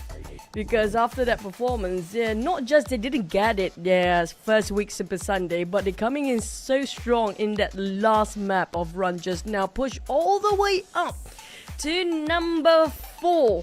That's going to be 87 points at a time with PANDUM that's not playing here today, with 1 point different with the Xaviers. Feels like they can close the day quite strong here for Alliance. Yeah, 87 points already by now. Well, see you guys in the Super Sunday. But for around the area of 8, so RRQ it's already pushed down to 8. I mean, expect them to go down further because like NKT is at 67 points, exactly the same as RRQ. BTR 61 points, also not too far away. But on the following page, with with 2 more rounds to go, teams at the very end, I believe they can expect themselves to be playing in the last chance qualifiers. So it's a matter of how many starting points they can get by then. The one that can actually still push forward, I think probably for O2, Boom and Flash, but we're talking about even up to Sam9 is possible because of how we know Sam9 can actually go aggressive, but they have to go crazy like double-digit elimination plus a chicken for all the teams just I mentioned. But Gunslinger, Adek look, due to that last performance, there's no denying that, but the difference is quite significant, Cloud. Yeah, I know, right? Like, I'm trying to see. Okay, it's not really double, but then again, it is huge there. 1,504 as compared to the rest. Like, no one else comes 1,000 and above. But for our top 4 fragging teams, Alliance with the most, that's 15 eliminations. They scored the chicken dinner together with it. FaZe Clan, another team with a double digit, that's going to be 11 eliminations. And we followed up by Sam9 with 7 eliminations and Boom Esports with 6. So at least this round, Boom Esports not too bad for them, because I believe as well that they are one of the teams that will be looking forward to the last chance qualifiers instead. I know, I feel like there's gonna be some Cinderella story without 2 Miramar map left, based on how the trend is going on for today. First half, it's gonna be different teams that's dominating and have quite consistent across all 3 maps, but when it comes to second half, we have no clue what's gonna happen, especially, you know, the Indonesian region love to surprise us with a last-minute push. So if we can get that 20-edge elimination, even by Boom, I mean, like, with that capability, they can actually do that. Yeah, huge eliminations with chicken dinner, basically pulling the VOIN donkey of week number 1, like twice perhaps, then maybe. If only once, then probably still last chance, but at least they will still have a very good start at the last chance that they can take a chill pill at the last chance instead, because last chance you still carry forward these points onwards, so the points are not reset back to 0. So if you already have like a very good start, let's say you do like number 9 and or number 10, something like that by the end of the day here today, your last chance will be like a breeze. Speaking of breeze, it looks like a breeze when they actually pull those numbers up. Now the record holder is still gonna be MORPH as a team within a map with the highest eliminations. That's gonna be 22 points. So I want to see if there's going to be another record holder for this season. I think the most we got ourselves is going to be 23 across the entirety of PMSL. 23 probably going to be the number, right, for PMSL last season by RRQ. But I want to see if they can get around 25. It is doable, possible, based on how trends are going in with the double-digit elimination back-to-back a lot of maps here when it comes to this group. Like, why not? Yeah, I mean, as long as there's games still on the board, anything can happen. Yeah, so I can't write that off until the final game of the season, right?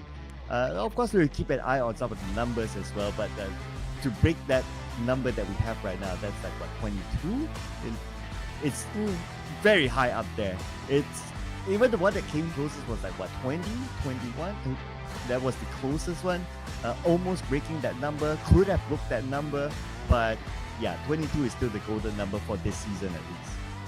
And we had 18, 17, 20s, now we're waiting for another record holder to be taken by somebody else here, which is going to be possible based on week number 2, because we do know if you don't make it through week number 1, it's going to be go time for the teams that's still possible to make it week number 2. And it will be a bit awkward if Boom don't go straight, but I mean, like, last chance, maybe they can actually blow things up.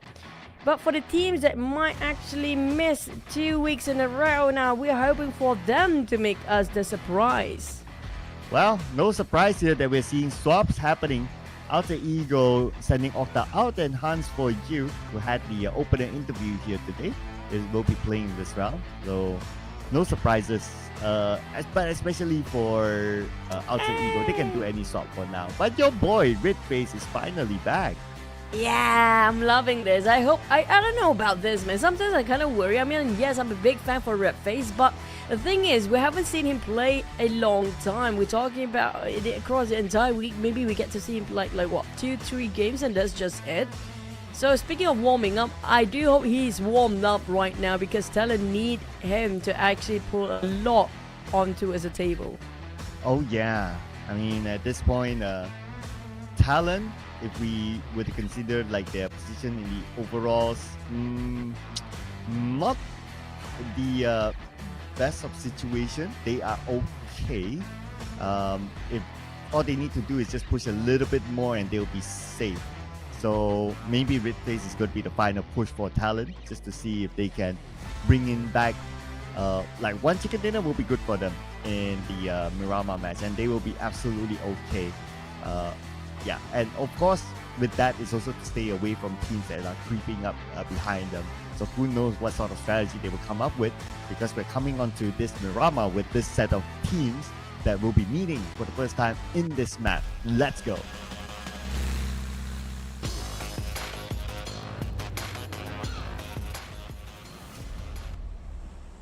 It's gonna be sunshine. Miramar here back with us, buddy, for our second last match of our group stage week number 2. Don't forget, I mean, I'm looking forward if the teams that's in the run for the top 8. We're talking about a lot of 60s and 70s just now. That's close enough for their points. And don't forget about what happened to RRQ yesterday. Hopefully we don't have the same team in the same boat as RRQ. Yeah, I know, right? They had like 3 games to just collect 15 points, but not able to do that. So yeah, it was heartbreaking for RRQ. It just means that they'll be playing again tomorrow. They no extended break for them.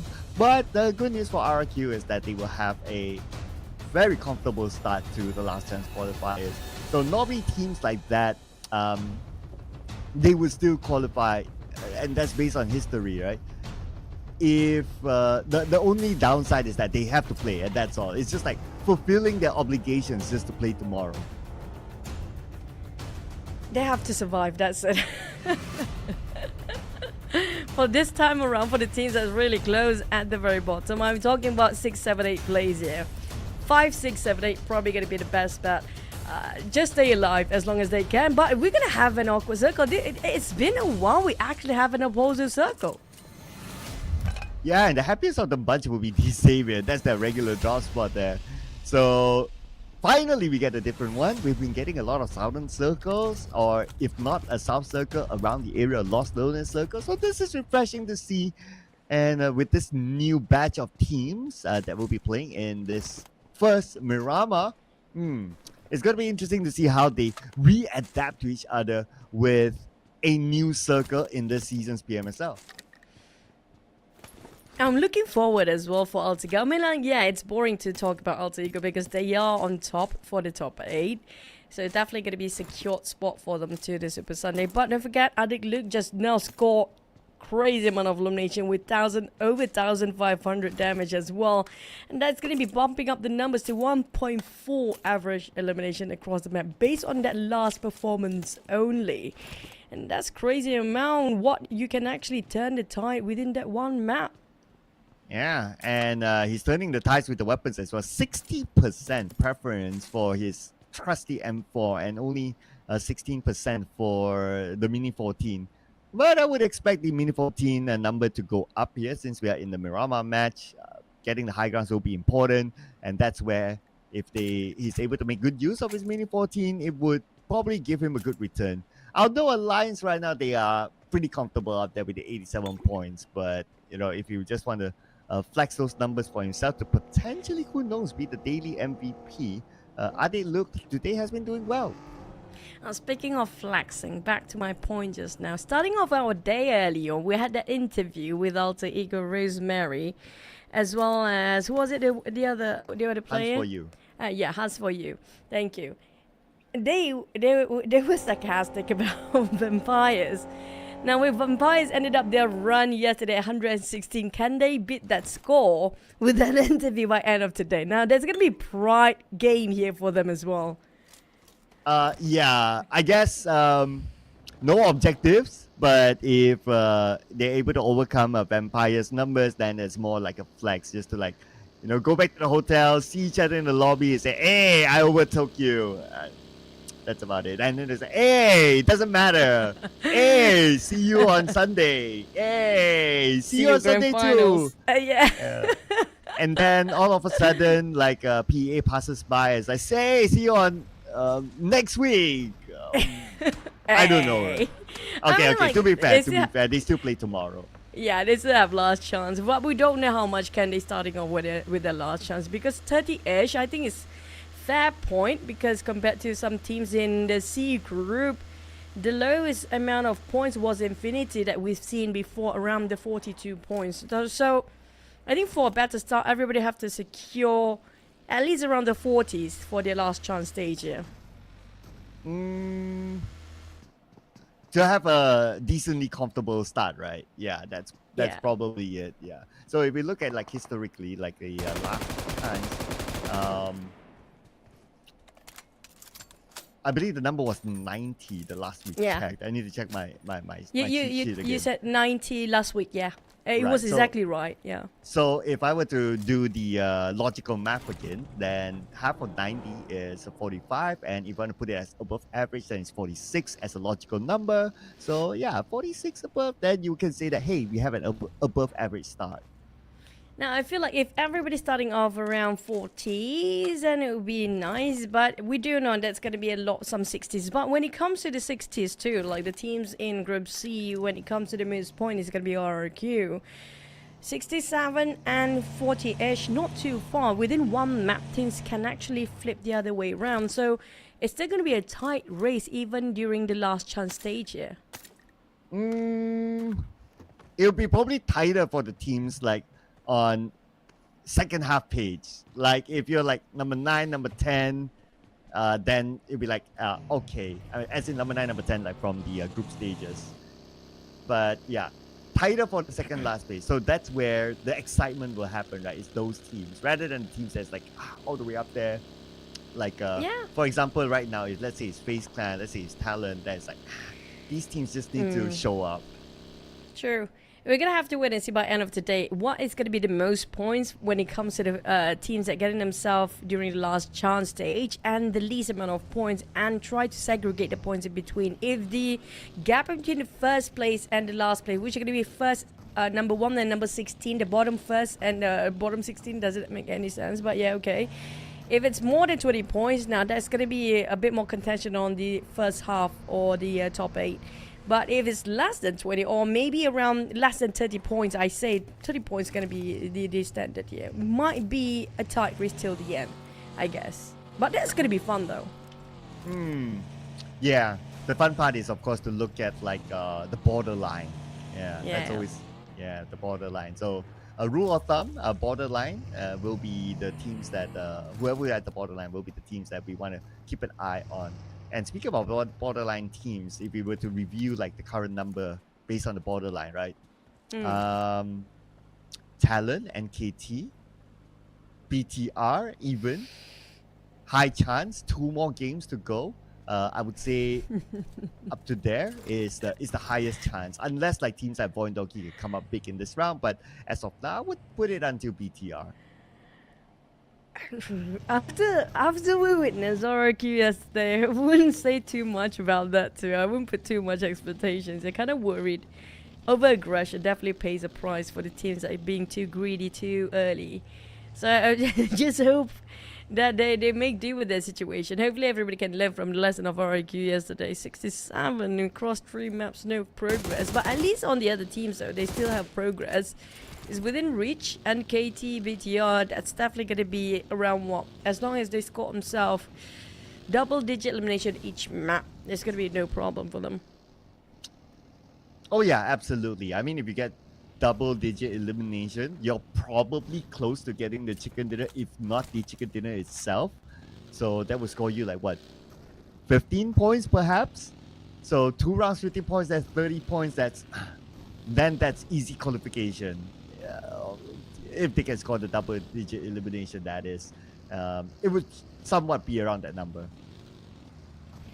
Speaking of the numbers of the teams being the center, Montenuevo, we haven't seen this circle for the longest time. I think this is one of the first few Mirama map, and it's gonna be meaning it's gonna be those high grounds that they try to take over, but it's gonna be a tough climbing down if the circle shift away was just what we saw in 7-9 position here just now. But they're gonna move away since they're not really in a circle. But speaking of this sort of circle, it's always gonna be those high grounds, high value grounds. Oh yeah, absolutely. I mean, especially like these kind of spots, the power grid high ground area. Expect teams to be up there. Since with this circle and we're at stage 2, so potentially they could get knocks or eliminations. But speaking about knocks, okay, XERXIA, Mini 14, U-High, I would expect that to be a long range. And now we have visual. It is a long range shot, but he's not able to secure the elimination yet, so U-High could be safe. And KT got, it's been a while we actually see got in action here, but here comes Red FAZE, who just walked in for TALON. Now making a push on the side of TALON. They are at 70 points here. Like I mentioned before, over-aggression might actually cause the price for the team. They lost Axel before, and Red FAZE taking too much damage by himself. There's no cover fire the moment we try to step forward, but Linux coming up from a different angle. The off angle making an opening, but unfortunately Red FAZE have to reset himself first. On the side of Sam 9, can they survive this rush? Well, can TALON survive this as well? Because it can go either way still. As Misery comes in with the Scar L, he gets one knock. Okay, U-High only on bandages, probably has no first aid, so that's going to be an easy knockdown by Misery. But quite a dearly cause on the side of TALON to win over that fight just now. They're down to only 2 players and still too early at stage number 2, but at least they squads up 3. And spot out Boo Boo, who down to very low HP, around 20% or 10% left here. And there's also Team Secret and the Xaviers around the corner. Now these two teams have to be extra careful, especially TALON. I mean, like for Sam 9, it's going to be rough for them to make it through the Super Sunday straight away, so they're probably just going to get more comfortable points when it comes to the last chance. But for TALON, though, they cannot afford to lose anymore. Oh, I just wanted to highlight on the replay earlier on. Axel, nice tap with a Mini 14, even though his opponent was in the vehicle, like he's still able to land the headshot to get the knock, so good work up there. It's just too bad after that, like NKT had to blow his party and he got knocked down after that.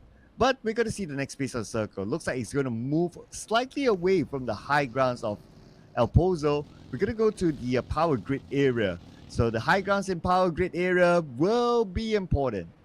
Yeah, especially where VOIN Donkey is just trying to fight for the compound high grounds, but there's also those low grounds where Team Secret actually already took over those compounds at work. As either you want to play indoors or play those high grounds, but in a bit of an open space and valleys in between. But they have to have themselves a lot of smokes to make that happen. These Xaviers shot the players from afar. I assume that's going to be a very long range knockdown since there's no follow-up. Oh, it's Lamborghini. Here comes Lamborghini. TALON. I mean, this is what we worry for TALON. 73 points right now. So close. With only Red FAZE left, let's see if your boy can pull off something here. But FaZe Clan arrived to Team Flash. Okay, here we go. Gosu, he's alone. Okay, backup is on his way. He needs to buy time for his other teammates to come by. As Gosu using nades to try to fend off FaZe Clan to buy time for his other teammates to come. Misery absolutely eliminated. Now leaving only Red FAZE alone. Gosu cooking up the nade. It's straight over toss, but the rest of Team Flash is here to take it away. And FaZe Clan being surprised by the present. Zeus being knocked down next, and it's going to be Batman trying to call out for the last player of FaZe Clan. Not really. Still going to have Vintori inside of a small shack, and Vintori is being fished out, and that's going to be the last of FaZe Clan. Now, 75 points. Still not 100% in Super Sunday yet. Yeah, let's give that one more round to FaZe Clan, okay? The margin is not that big. Same goes for TALON as well, 73 points this round. So one more round to go for both FaZe Clan and TALON. As we move over to 7-9 and NKT, Bobo Hood, last man standing. NKT straight up clean up onto 7-9. Only 1 point collected by 7-9 this time. Worst case scenario, FaZe Clan and TALON is NKT is actually on the rise. They are at the brink of being pushed down. Don't forget about BTR. I'm not surprised if they go all out aggressive as well. And same goes for VOIN Donkeys. Within their reach, seems a bit far for VOIN Donkey, but it's not impossible. NKT with this aggression, I think they're definitely going to take away FaZe or TALON's position here by end of this map. Yeah, it does look very possible. They're at 69 points now, and the way they rushed in earlier on, they seems that they're really confident with their gameplay. But let's see what sort of confidence can Alliance show against BTR. Now, between these two teams, obviously BTR is the one that's more desperate for points, so they have to be extra careful. While for Alliance, they can do pretty much anything now. Yeah, I think it's pretty secure for them to say that they're going to get into straight Super Sunday and have a break tomorrow. But the circle string right on top of Montenuevo.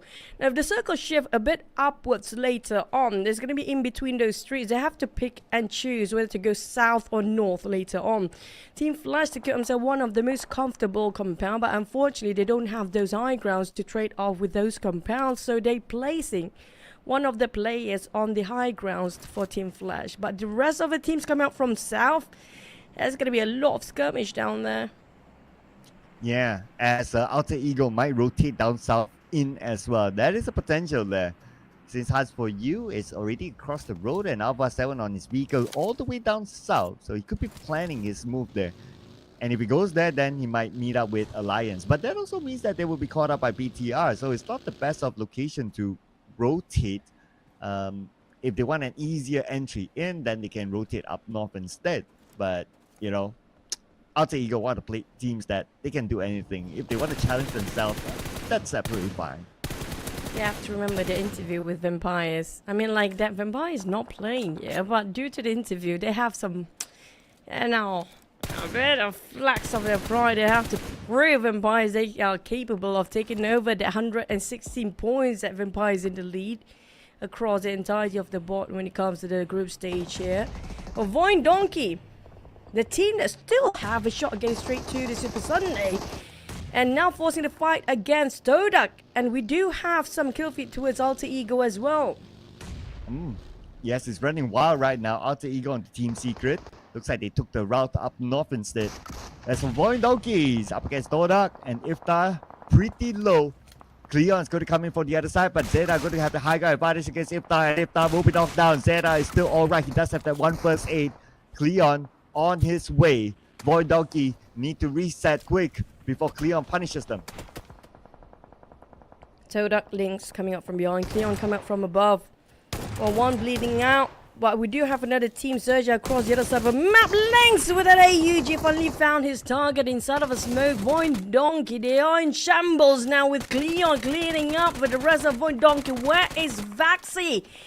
Where's the support fire? It seems like Vaxi a bit busy with a different team. It's going to be XERXIA that's taking the distraction to the side of Vaxi. Yeah, he's providing long range cover fire though, but for him to like rush across, it's going to be too late. So unfortunately, he's not with his team, and Cleon, together with Linux, they came up with a win to wipe out the other members of VOIN Donkey except for Vaxi, and Vaxi can only afford to see. I can't do a thing about this because XERXIA just now seems to be opening fire to the side of Vaxi. He's pretty low himself. But XERXIA seems to be a bit busy and occupied with Boom right now. The taps coming out from Yami May with an M416. 3-1 formation with Megamind being the cover fire at the back. But Megamind got chipped down to only 10% of HP. RNG taking a full-blown shot by Razy just now. Razy, he's done it again, but unfortunately there's going to be a bit of a trade of blows. Razy's on the ground bleeding out as well. Now Yami needs to go and save his teammate. At the same time, we'll monitor the next phase of the circle. D-Savior in the middle of it. Wherever circle goes, D-Savior will still get it. And the circle goes into the middle. The area where Boom responds and XERXIA is still valuable. But I want to keep an eye on the bottom, on the south side. We got BTR and Alliance still locking out each other. Yeah, but the high grounds make it difficult for Alliance and BTR to cut across. At least whoever wins gets some elevations by the end of the day. Hopefully they're not being spotted out by Boom later on. But NKT taking a CQC and put everything into action. They're taking the fight head-on confrontation with Alter Ego. And it's going to be your boy Spider-10 taking the lead with Lord of Clutch with the help of the God Nate. Though my boy is a Mr. Joe, but okay, I'll take Spider-10. Spider-10, yeah. Sometimes we avoid having the same food. We change to another different food. But Adi, look, well, he won't be bored with this fight. Right now, he'll be knocked, so he needs his teammates to win this fight for him before he can be saved up.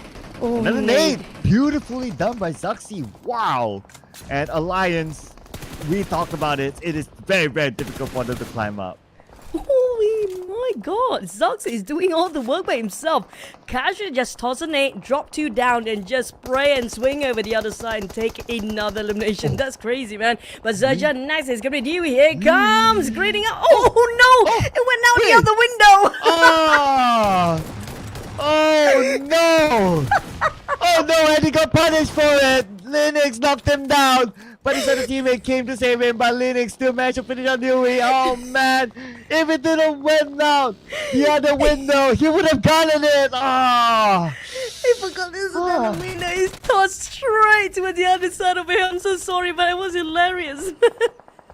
Back to the side of TODAK. Leon now trying to find the last player of Zerja, which is going to be Mega Earth. But from the pan to the fire, now Mega Earth seems to be trapped himself between TODAK and Boom. We're talking about Boom who's aiming for those points here. And TODAK is TODAK is still in the game because of that, man. Because of that, because of the window. Out of everything that could have saved them is the window. Can you believe it? It's either the door or the window. One of it just leaks through. But Boom spotted out TODAK. At least he's giving so much space for Mega Earth to run away. So he's definitely going to just flee from the crime scene here, hoping he will not be discovered. But TODAK, despite being charged by Boom at the back, they spotted out another points for them to take away. It's going to be Zeus, but who's stolen away? It's going to be Purging from Xavier.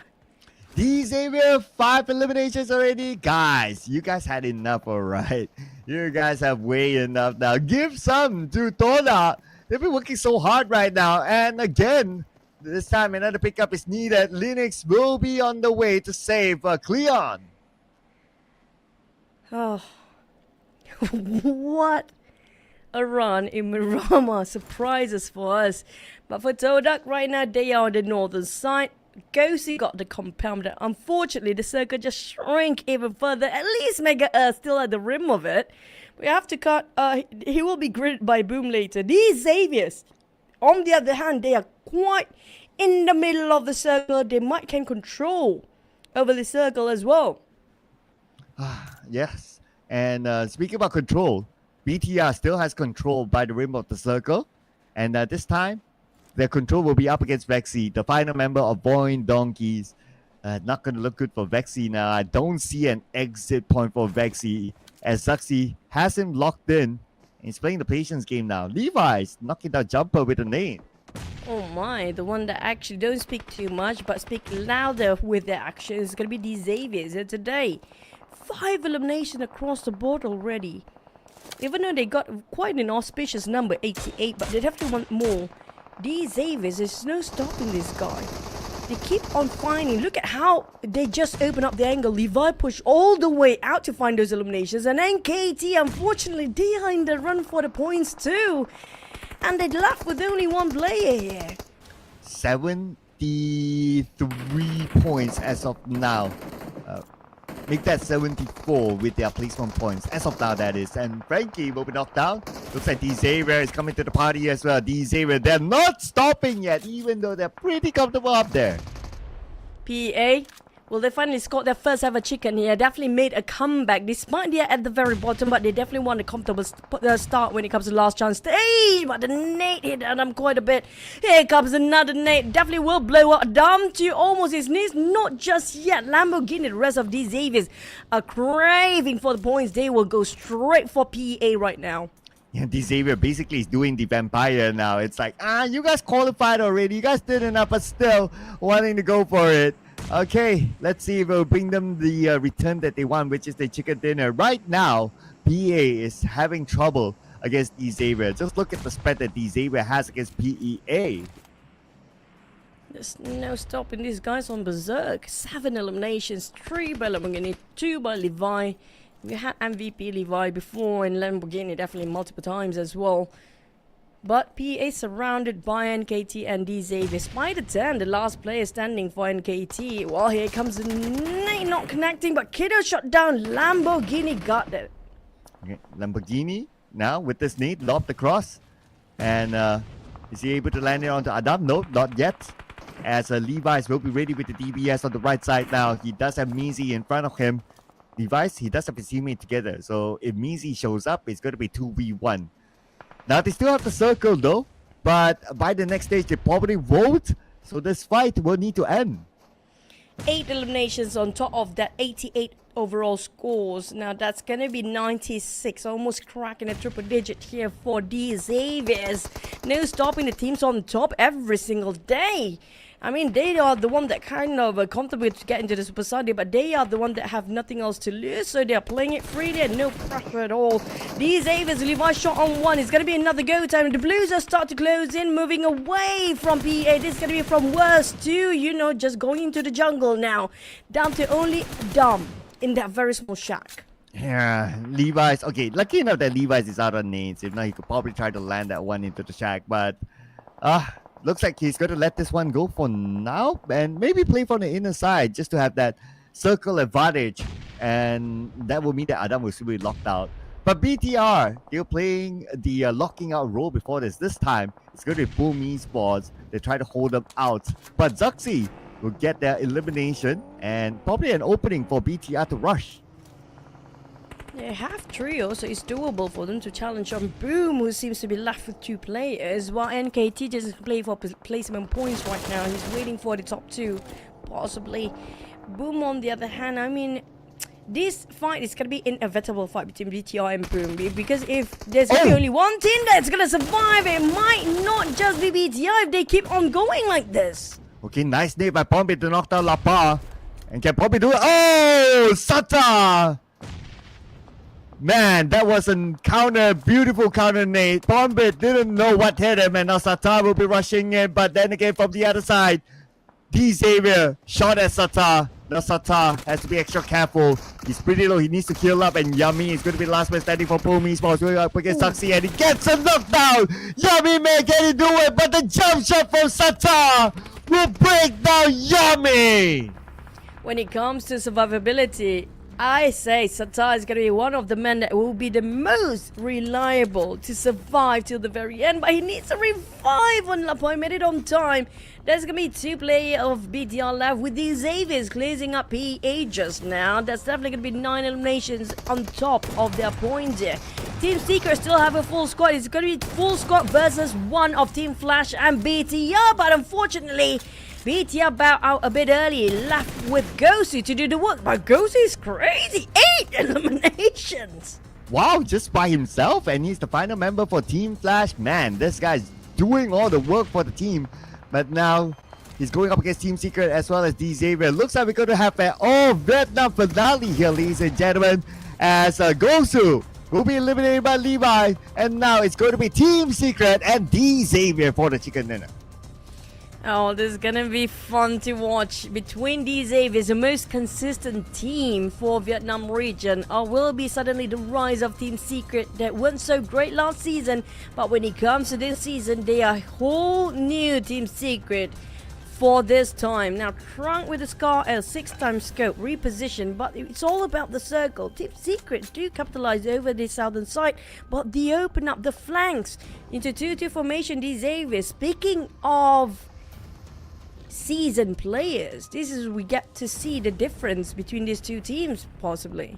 Well, here we go. Let's see experience here by D Xavier. Experience playing in different levels of tournament up onto the global stage. Let's see how they overcome this. And looks like they're going to stack up 3 players on the left side circle, leaving 1 on the right as an off angle. So D Xavier, they have a plan on how to overcome the situation. Yep. Experience plays a big part in here based on this sort of circle and this sort of terrain, they have to close the game. So, speaking of opening the angles, here comes 3-1 formation, rushing straight with their vehicles, but almost blown up possibly. GEEK being spotted by 3 players of the Xaviers. He has to hold this ground by himself. Here comes the nade flying over, but it's going to be a bit of over toss, but GEEK got 2 of them. The Xaviers down on only 1 player. Team Secret, can he overtake the Xaviers in the last chicken dinner here of their Rani Marama? And looks like the answer is yes, as Team Secret will score the chicken dinner with 8 eliminations, overcoming the Xavier at the very end. And if we made a comparison, Team Secret is a team that needs the points more, so they'll be absolutely happy with scoring this chicken dinner.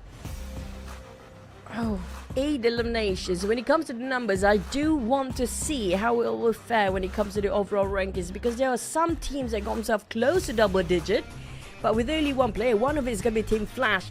And Team Flash to survive Gosu by himself just now, that was something else. Yeah, I know, right? Man, now we're going to get the breakdown here, right? So, okay. Quite spread out across all the players here. Everyone has their own stat. Like GK, eliminations, Drangzin, damage received, and then you got Soas with the damage, and Break with the throwables used. So everybody played their part to get the chicken dinner. I love Soa's hair, by the way, but we're going to see our MVP. It's definitely going to be Soa's with incredible hair this season. 595 damage, 2 eliminations, but across the board, like how you mentioned, everybody pulled their own weight. So I think everybody's pretty much the MVP, but damage-wise, definitely more towards the Soa's side with his effort to contribute towards the team. Yeah, so with great hair comes great stats. This is Soas as the MVP this time. And everyone played their role. But of course, how the MVP is selected is by stats at the end of the day. But other than Team Secret, of course, we got to give it still to D Xavier. I mean, they still continue on their amazing run despite them having enough points, more than enough points. And we have to have Team Flash here as well, because it was a Vietnamese finale, as BTR will join on the fray as well as one of the teams to watch here amongst all these teams. So we're seeing a pattern here of teams that have red on their flags coming up as our teams to watch. But speaking about to watch, let's watch the highlights from this round.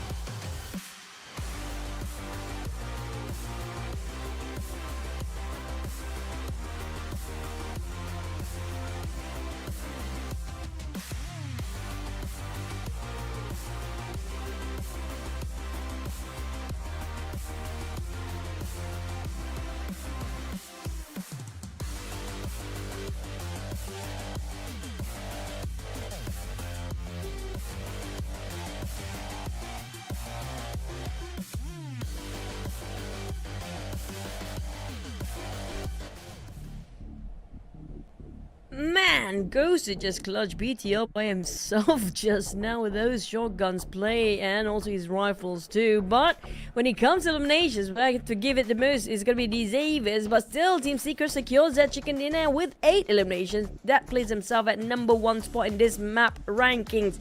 18 total points, 16 for these Avis, 14 for Team Flash thanks to Gosu, who hard carried the team just now with BTR at 12 points at 4th place.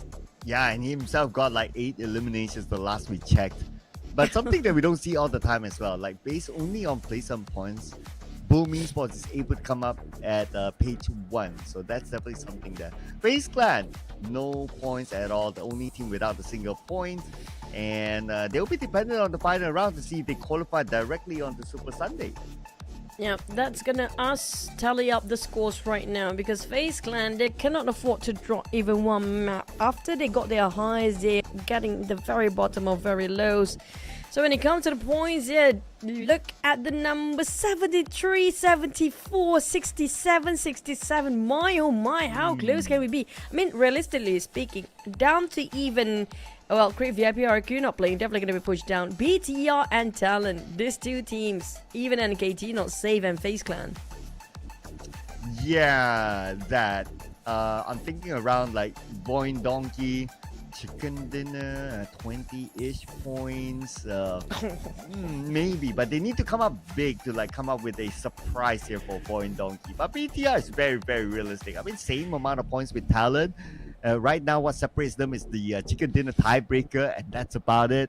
So it's super duper tight there in the middle. And on page number 2, well, we can pretty much safely say that those teams like 19 onwards will be playing last chance qualifiers. I think 13 plays onwards also we can actually say see you tomorrow. But I don't know, maybe they will surprise us because Team Flash, to have that push until there's so many conditions here to meet up with Team Flash onwards, like Team Flash and Team Secret's condition, right? They have to make sure the teams at the middle pack around the 8-7-6 place to be eliminated early first, and that's going to be tough for these guys to go out early. Well, not tough for D Xavier. Look at this. 2,868 damage. More than almost 1,000 ahead of BTR in the damage department. They scored 1,909, followed by Team Seeker 1,700. Exactly 1,700, by the way. TODAK 1,556. And we also have our top fraggers here. We gotta give it to Gosu. This guy has been something. I hope his back is okay. Probably they need to massage his back. He's broken his back to carry the hat for the team just now. But Zuxi as well, when it comes to his performance, BTR was pretty okay. But unfortunately, I mean, they stay at the brink at the red zone area right now. And Cleon from TODAK with 5 eliminations. And Levi, these Avids, they have to squeeze in one of the players in the last top 4 fraggers too. Now, we do have very different teams. No double chicken in a day. But hey, these Avids today is super consistent. And speaking of which, I mean, usually the team that actually at the very top, Cloud, always gonna get the last chicken because they have nothing else to lose. Yeah, play it like it's a scrim for them. So less worries for teams at the top. But the only region that is not up here is the Thai region. So just to fill it all up, if any team were to get the final chicken dinner, I would like to see a Thai region team. So like FaZe Clan is still playing here. What other team is there? NKT is still playing. NKT, FaZe Clan, and also XERXIA. So there's 3 teams to potentially get that. The scores are super tight, by the way, but at least like the one that actually slowly being pushed down is going to be the team that's not playing it today, which going to be our King Crypt VIP. Unfortunately, though, while they're watching this, they know they gotta have to play tomorrow. Yeah, I think we kind of expected that, right? We did talk about it yesterday, like, RRQ, just a little bit more, if only this, if only that. And yeah, the reality is that, looks like they're going to check out of the Super Sunday for now, but they will have a very, very comfortable start. So I don't expect to not see them in the Super Sunday with that amount of points that have been collected. Yeah, definitely going to be comfy for them when it comes to the start of tomorrow. But unfortunately, no off day at all for these guys then, because they have to play Super Sunday and last chance too. But at least it's going to be another vacation day for Vampires, D Xavier's Fandom. Also Alter Ego. And that's going to be confirmed, the top 4 for your Super Sunday teams so far. But who will join in the very last minute? Yeah, so this final round is going to tell everything. The story is going to unfold here as we head on to it. So far, no substitutions made by anyone or any team, as indicated on screen, even for D Xavier. Okay, as it zooms out, looks like we're going to have the same players as well. Yeah, D Xavier, they don't swap. I mean, they do have Chua on the lineup on the bench, but looks like he's going to be kept there for now. Maybe later as a super sub if needed, that is. But D Xavier, they don't really need to for now. Yeah, I feel like after they actually put Chua on, probably Chua is being the analyst for the side of D Xavier. Maybe that's why their analytical strategy is a bit more on-precise and more efficient. Maybe that's the case. I mean, like, not saying Chua is not good at play. He's also one of the most aggressive players there is. I think it feels like, you know, when Vampires put Ravenclaw bench out to be an analyst, maybe that's going to be the case for the Xaviers too. Yeah. Well, so far no official info on that, right? But yeah, I mean that could be I mean, what else are you going to do right behind the scenes? You're going to watch the game, and then at the end of the day, you can look at it from a different perspective anyway. So I'm pretty sure conversations will happen for whichever player that is even on the sub. So we're going to see on the final round, and this will be important for teams at the borderline. Let's go! Final Mirama.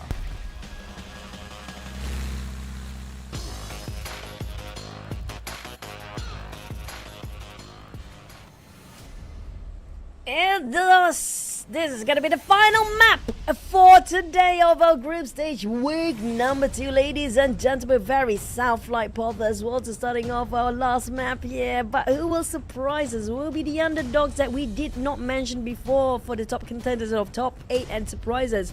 With 20 age elimination, we're gonna have to wait and see, because this is where the magical happens.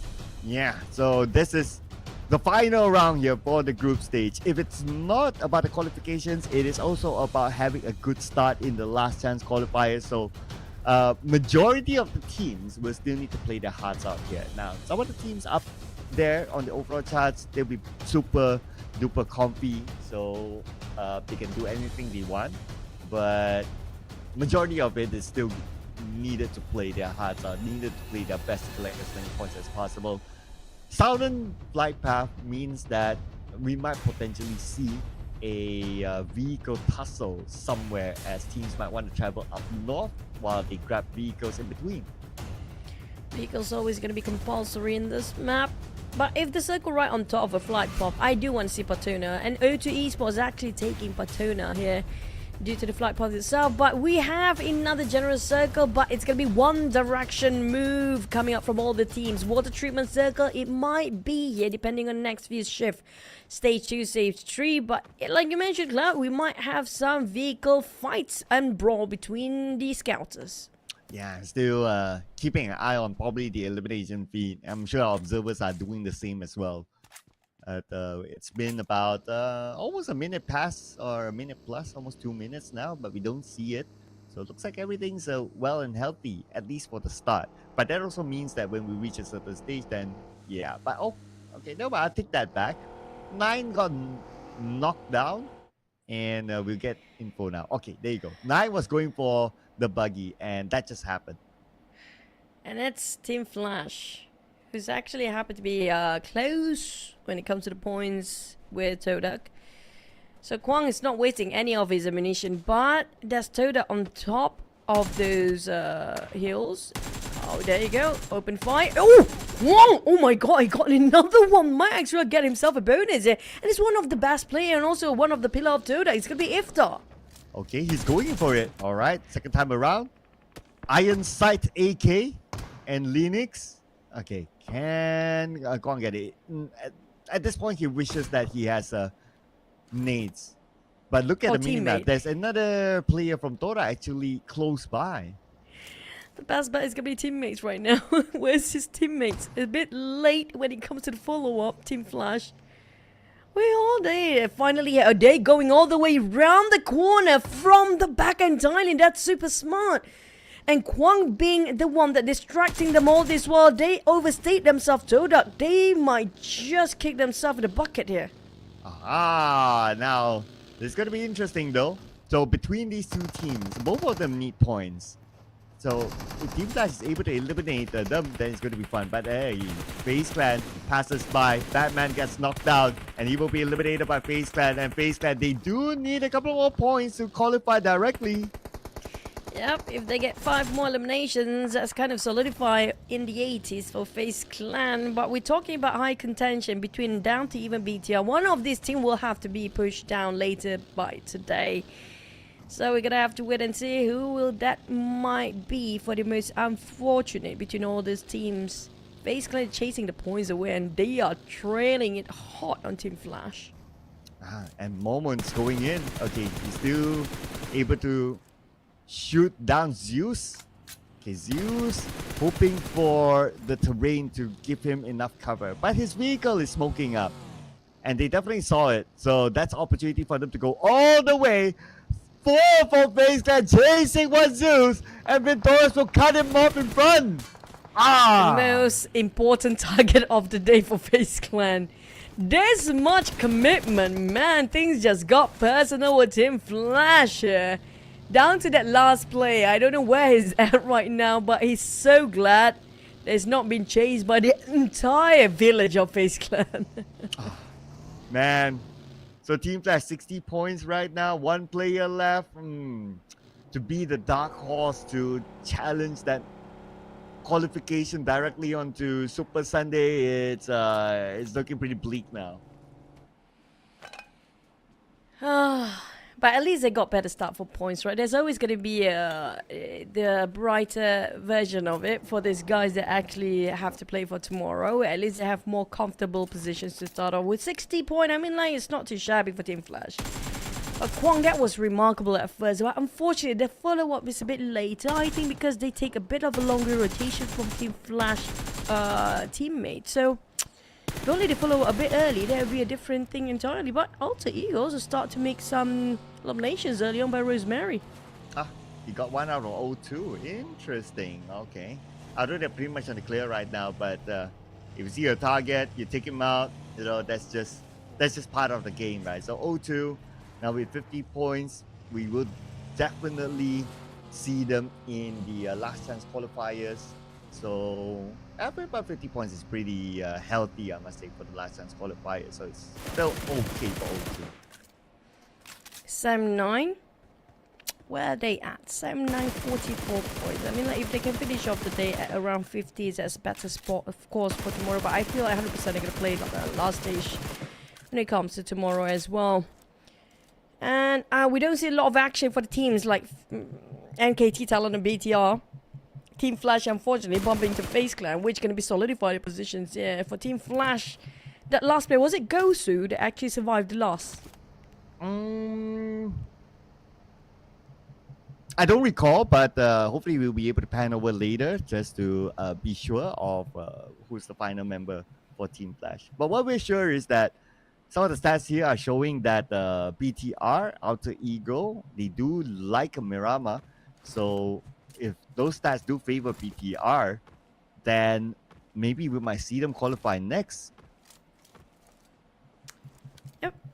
It's all about timing. Yeah, BTR playing it super safe and super conservative, slowly taking the rotations in, not rushing it too much, knowing the fact all they need to secure is around 80 points by the end of the day. Like 10 more points to go, it's gonna be okay for them.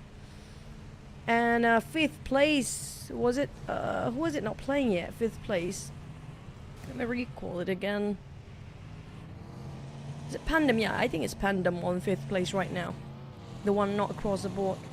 It's going to be tough for Pendant to be pushed down, unless this teams might surprise us. If they got themselves more points and the one that actually be pushed down is probably going to be Pendant. So in order for that to happen, right, like VOIN, Donkey, and Team Secret, and, well, benefit of the doubt, Team Flash will need to come up big. So the odds are pretty slim for that to happen. Really? If BTR push up, then PANDUM get pushed down because BTR at 9th place. If that happens again in PANDUM position, if everybody scored more than 87 points because PANDUM not playing it today, PANDUM twice in a row for Super Sunday being pushed down last minute. Now that's painful, man.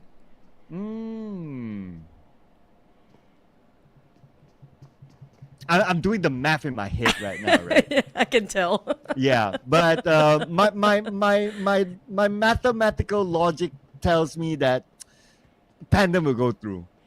Hopefully that's gonna be the case, yeah. If not, I mean, like, these guys did so well for week number 2, they deserve to go for 1 to know. But the circle shifted again. It's gonna be Hasidadi Patron circle. We do know the terrain is gonna be uneven, but at least everybody try to go on the northern side because there's slight bump on the south in between those streets, but it might shift later on. Yeah, we have seen a lot of hardship circles today. So this is actually one of them. It's pretty hardship towards the left side, but yeah, I mean, hardship circles are great for us as viewers, meaning that the chance of fights will happen on the spot that is not hard-shifted is pretty high. So teams on the right, that is, will be traveling all together, and that's where we'll see more fights, even though it's only stage 2. But we'll see a fight right now, or maybe a truce, because they could still call it a truce. But FaZe Clan, yeah, I guess FaZe Clan will hold on this one. Yeah, Park themselves. I think they definitely want to take Hasidadi Patron as like properly 2-stage with how they position their vehicles inside of the compound as well, so they're not going to go out anywhere anytime soon. But for VOIN Donkey, they are at 30 now, and that's going to be I mean, like, down to starting from Team Flash, VOIN Donkey is a bit difficult for them to catch up to the teams at the very top now. It's whether the question is if the teams at 9th place will survive for this one or not. That's going to be BTR. And here comes BTR charged by PA.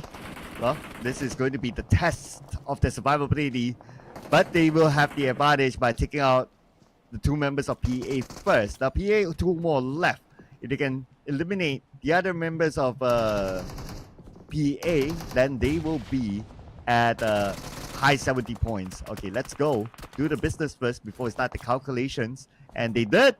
And that is it. 3 points in the back for BTR. 76 points now.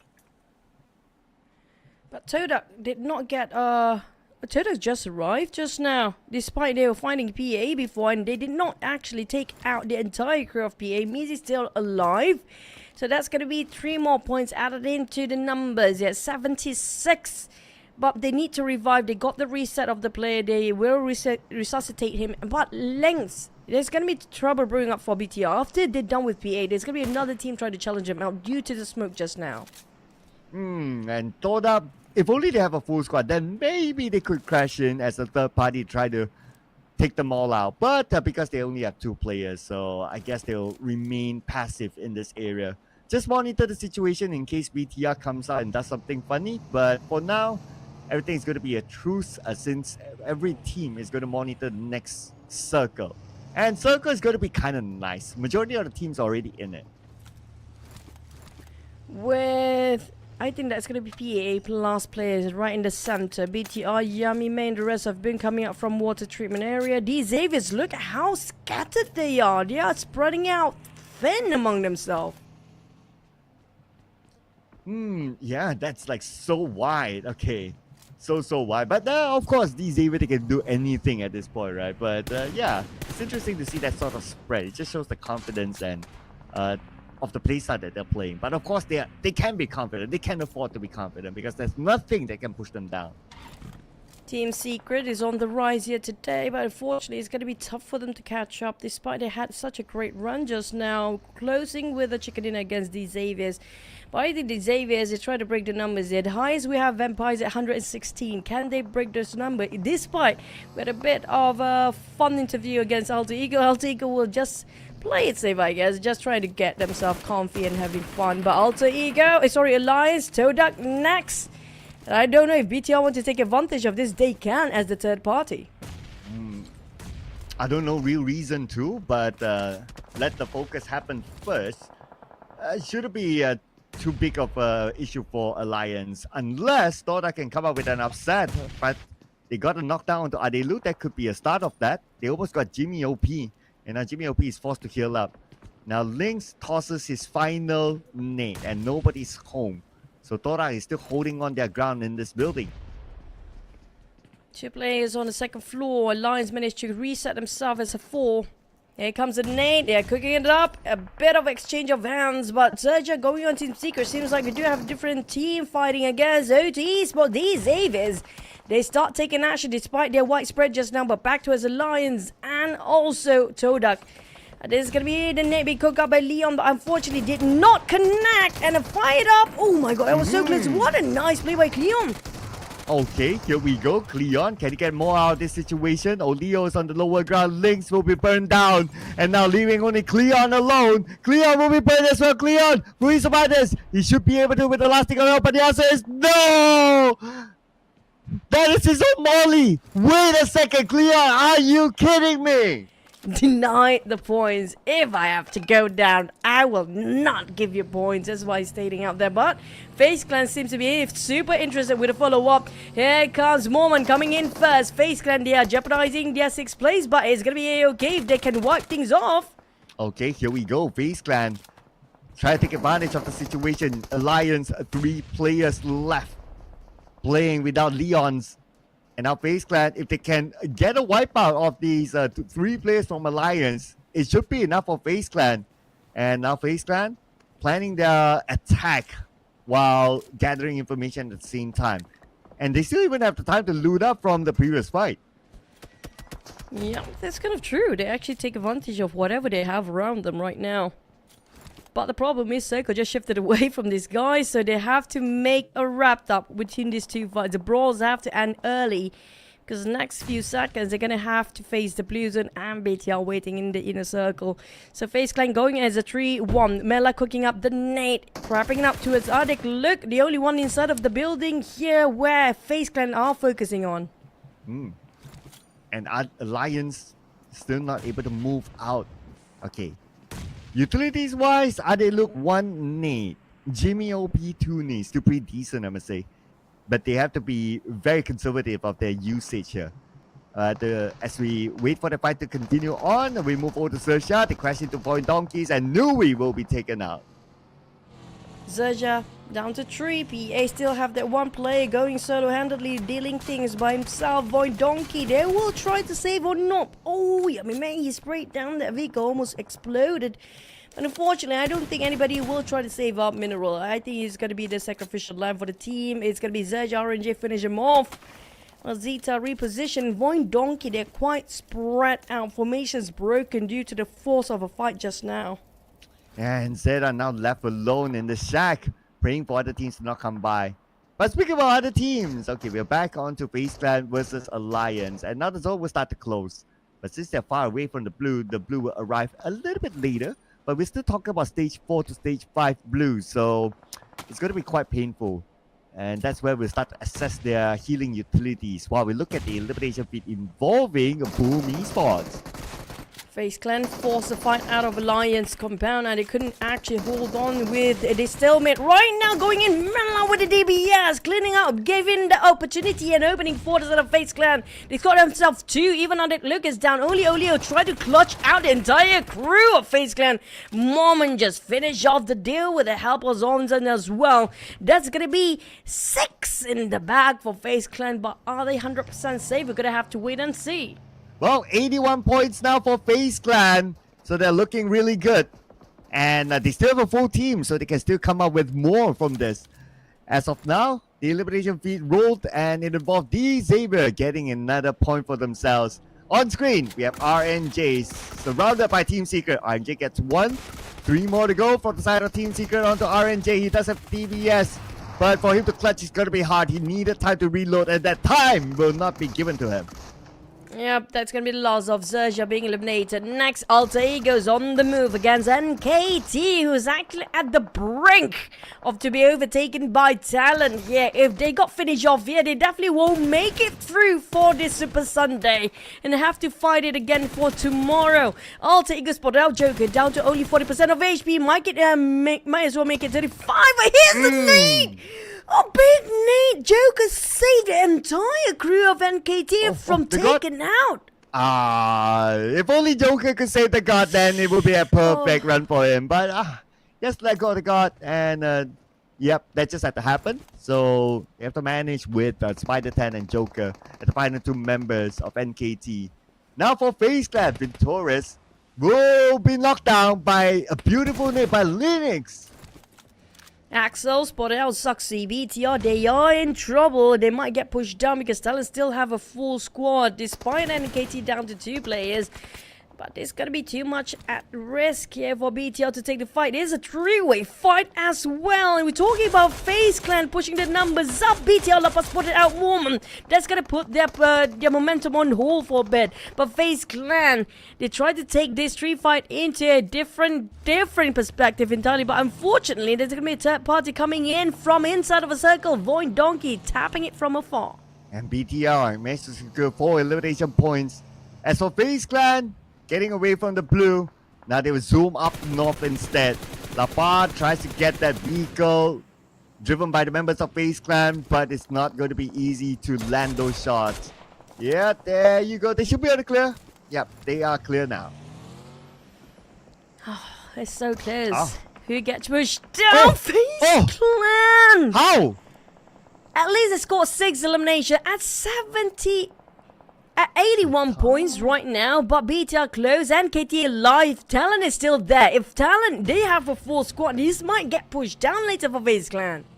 Well, let's see what happens here with this fight that involves like at least 2-3 teams, Boom Esports included, as Pombit now tries to win the fight against Lamborghini, and Pombit moving on to Lamborghini, still survives with 10% of health, but he has no time to reset yet. Okay, he has the teammates together with him, so his teammates will hold the line while he heal up himself. Oh, for Boom Frenzy, he even caught himself stuck around the corners and the valleys, but lucky enough there's some covers for him, so these Xaviers cannot obliterate the entirety of Boom. But we have new contender coming in. It's gonna be BTR at their 80s, but don't forget, Talon's still alive. BTR a lot at stake here. And here we go, BTR looking for more points just to stay clear. Oh, but BTR should have done enough because now VOIN Donkey only has 1 player. So the only team that can push down anyone in the top 8 is going to be Talon. NKT is pretty low as well in terms of manpower. So that's going to be one thing. But Gen Force now knocked down Xavier, still being the bane for all these teams, even though they are very, very comfortable. Yep, and the moment FaZe Clan being eliminated, there's going to be good news for Pandum as well, because 87 was the minimum for Pandum. I mean, like, Pandum definitely scored more than FaZe Clan, so it's 100% going into the Super Sunday for them. But BTR, we're talking about Talent still alive, by the way, Clan. Full squad intact, not taking any actions yet, and BTR, they're only down. They still got full squad, but unfortunately, Blues start to hit, and these Xaviers do have those elevations. And Xavier now looks like they are going to bail this. Yep, they're repositioning themselves, go to focus onto the circle instead. And they do have Levi's on the northern side that they can rendezvous with. Circle went into the middle. VOIN Donkey is there, 79 is somewhat in the circle as well. And the next clash point will be on the south side here, involving Kwang and Talon. It's no Gosu, but it's Kwang. So far, it's 2 eliminations by himself. But the blue zone will start to hit, and Talon, I mean, there's going to be add into their pocket. At one point, they need 1 by 1, slowly but surely, and playing it safe and conservative. If Axel just slightly peek a bit more towards the corner, he might spot out Kwang here. Yeah, so Kwang is still being sneaky. It doesn't feel like Talon knows that he's there. They're not really putting focus on the Kwang. Just look at the minimap. Everyone's focused onto the front. And they moved in, so that's also good news for Kwang that he is now on the clear to move a bit more forward. But Kwang can be the one that gonna disappoint Talon so much if he caught them by surprise, though. Talon so close of getting themselves straight into Super Sunday, but BTR, they are on the rise. 7 eliminations, they are in their 80s, but can they solidify their positions here? With VOIN Donkey smoke up vehicle, that's gonna be the last play. Vaxi, 1 more bullet might explode this vehicle. Yep, Vexy, now where is he gonna go? Yeah, as you mentioned, the vehicle is now exploded. Now he is absolutely on foot. And with the position that he has had, and with BTR on this high ground, it's not looking good for Vexy though. It's gonna be tough for him to be on foot that far from the circle as well. With so many teams still intact. 7 eliminations on top of BTR. They're going to try to rise and push it up. It's going to be these Avies that's stopping them from those high elevations. And they try to take the place away, the area away. If they can actually secure these elevations, it's going to be a strong finish for BTR maybe. Oh, Axel knocked down. BTR right now rushing in onto D Xavier. And BTR might lose Lapar. Parajin knocks him down. Levi is pretty low as well. He needs the space to kill up Satar. Still looking for his next target. And he will go in to save. No, not yet. He has to win this fight before he can do so. Genforce needs to come and follow up. And Zaxi will win the fight. And looks like D Xavier is eliminated with 5 elimination points. BTR still a full team. 11 eliminations. Nothing can catch them now. Yep, but it's down to FAZE fighting and Nils. Can TALON still push their numbers up with the trio or NKT being eliminated early? That's going to be good news for FAZE. They definitely want one of these teams to be eliminated right now, because if they can score a chicken with this amount of elimination, they still can push FAZE down to the 9th place. Yeah, it has to be like both NKT and TALON performing above FaZe Clan. 81 points is held by FaZe Clan now. Yeah, definitely no place on points is now. Right now we are only 8 teams, so yeah, 81 for FaZe Clan. So that's like the golden number for both NKT and TALON. Oh, on the southern side, that's where majority of the teams are at. As we will check out the next phase of the circle. Maybe BTR, they're super duper clear right now. Yep, there you go. BTR gets the circle. So BTR, I think it's no problem for them to get a break for tomorrow. And they're probably going to break their vacation day here. But for NKT and TALON, body counts wise, getting lesser and lesser. They have to take actions now. But at least on the side of BTR, the numbers keep getting up. 12 eliminations across the board. Each one of them pulling their own weight. And Zaxi will get revived by Lapop Kwang. Kwang. Well, play the ninja game is the best that he could do now. Or Minzy, not planning to play the ninja game. A Mini 14 iron sight to try to hit the target, but yeah, this position is so hard. Plus the blue will be putting pressure onto Minzy, and all the best of trying to cut across the terrain. TALON, they need to take actions. If not, it will not be enough bodies for them to add for eliminations. Despite they want to go just for the chicken dinner, but it's quite a tall order with Sam9 having still a full squad. So TALON, like it or not, they have to resort to get those eliminations. And Kwang the Ninja, founded out by Misery, that's going to be adding another number for them. But it's going to be NKT versus TALON. Are you kidding me? The team that's actually in the contest to try to get more points than FaZe Clan. That's going to be super interesting now between the two teams. If not FaZe Clan, then it's at least that they want to swap places, because NKT is at number 8 now. As for O2, they're going to face up against BTR. O2 from the lower ground, and between these two teams, O2 needs more points to have a comfort start in the last test qualifiers. TALON, red face against 7-9. TALON, too much at risk.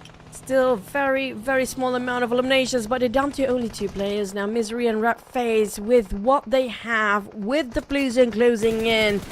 Oh, TALON, I don't think they can actually see the Super Sunday yet. And we got our top 8. Yep, and the golden number is still 80, ladies and gentlemen. NKT with at least 80 points right now. Now it's the time to wrap up this round. BTR, NKT, and 7-9. And now all these teams, 7-9, the points still matter to them. So 7-9 needs to score the chicken dinner. For BTR, not so much, 100% going straight for Super Sunday. But 7-9, if they close this chicken dinner, that will change so much for their last chance starting off tomorrow. But NKT, the points will be taken by Zaxi. The one who actually a bit more braver will gain more privilege over this one and advantage as well. Satar follow up to it. Zaxi's transitioning and his follower was quite on point. That secures another point. Sam9, they need to pluck their courage and force this chicken out. Well, that challenger is no small pushover. It's going to be BTR. Satar gets the first knock onto Firen, and Firen will be eliminated by Satar himself. Now it's 4v3. BTR still playing it like it's a championship winning round, as they want to secure with a chicken dinner and end the day with a smile. They can end this run. It's going to be 19 eliminations on the side of BTR. That's almost another high. It's one of the highest. And they could spot another one. Boo Boo Hoo. Down to only one last player standing. That's going to be Dap across the other side of the map in a very small shack. Oh my god, the numbers keep going up. BTR, this is not just solidify their place. I mean, this is a statement. Yeah, 18 eliminations now for BTR. At most, they can get 19 eliminations. And of course, there's going to be the cherry on top of the cream. That one last run for him. If he can secure one extra point out of BTR, it will be a great bonus for that, because Sem9 will be playing again tomorrow for sure. They need as many points as possible. Now BTR, they're ready to wrap things up. Gen Force with a buggy. They probably have an idea that Dap is behind this shack. And now stage 9 it is. Dap, if it's not BTR, it's going to be the blue. Yep, the vehicle given away just where he parked his vehicle that exploded prior to this. The only place they hadn't checked, they have not checked for the side of BTR. That's going to be the shack here. It's actually pretty much got a clue what's going to be the next step for the team. So they reposition themselves all the way. But the blue zone, as you mentioned, Cloud, it's going to be closing on Depth side first. There's no way to run. But if he can score another eliminations, that will contribute for tomorrow's game as well for Sem9. Yeah, so he's hoping to land that one. But he has to do it against Gen Force now that Gen Force is up against him. Face to face. Okay, he gets a knockdown. He will secure that elimination point. So one more extra point for Sem9 at least. Two more to go for Dap. Can he pull off a miracle run here and provide Sem9 with maximum points in the final round? He might actually turn this tide over if he can actually score the chicken. That's a big fat one, but unfortunately outnumbered. BTR is always going to be the teams on the very top to score those chickens, and these guys also don't give it a break despite they already got himself into the Super Sunday, but might as well give them out a statement with 19 eliminations at this round of last Miramar of the day. And that's what you call a chicken dance there, ladies and gentlemen, by Sata and Lapa. There you go. Second time around, yeah. It could be a bit more enthusiastic, but hey, they've already qualified, so by getting this chicken dinner, it's a bonus. Thanks, Sata, thanks. We needed that. You got, somebody has to beat Mormon in the charisma department. Yeah, I saw Jeff was like, what you guys doing? Like, chicken dinner, chicken dance? Okay, good try. But 1,200. What's up with the numbers here today? It's all double digit and crazy amount of damage by these guys. Yeah, make that 19 eliminations in total for BTR. And it's a good flex towards the end. And for Lapa, obviously, with the amount of damage dished out, he is our MVP this time. With 4 eliminations, 1,224 damage, 353 damage received, 26% team contribution, and a survival time of 28 minutes, 23 seconds. 20% of headshot in this very vast map of Miramar. There's still quite a number up there. But for every single BTR player, they are high caliber players. I'm not surprised every single one of them can pull as much as Lapa did just now. But when it comes to the other 3 teams, NKT, Sem9 and O2 Esports actually squeezing into the top 4 teams in our match recap of last Miramar of the day. Well, when it comes to the smoke, my god, BTR, they've been running and gunning a lot. Yeah, and we're going to check out the best moments here before we wrap things up with BTR's chicken dinner.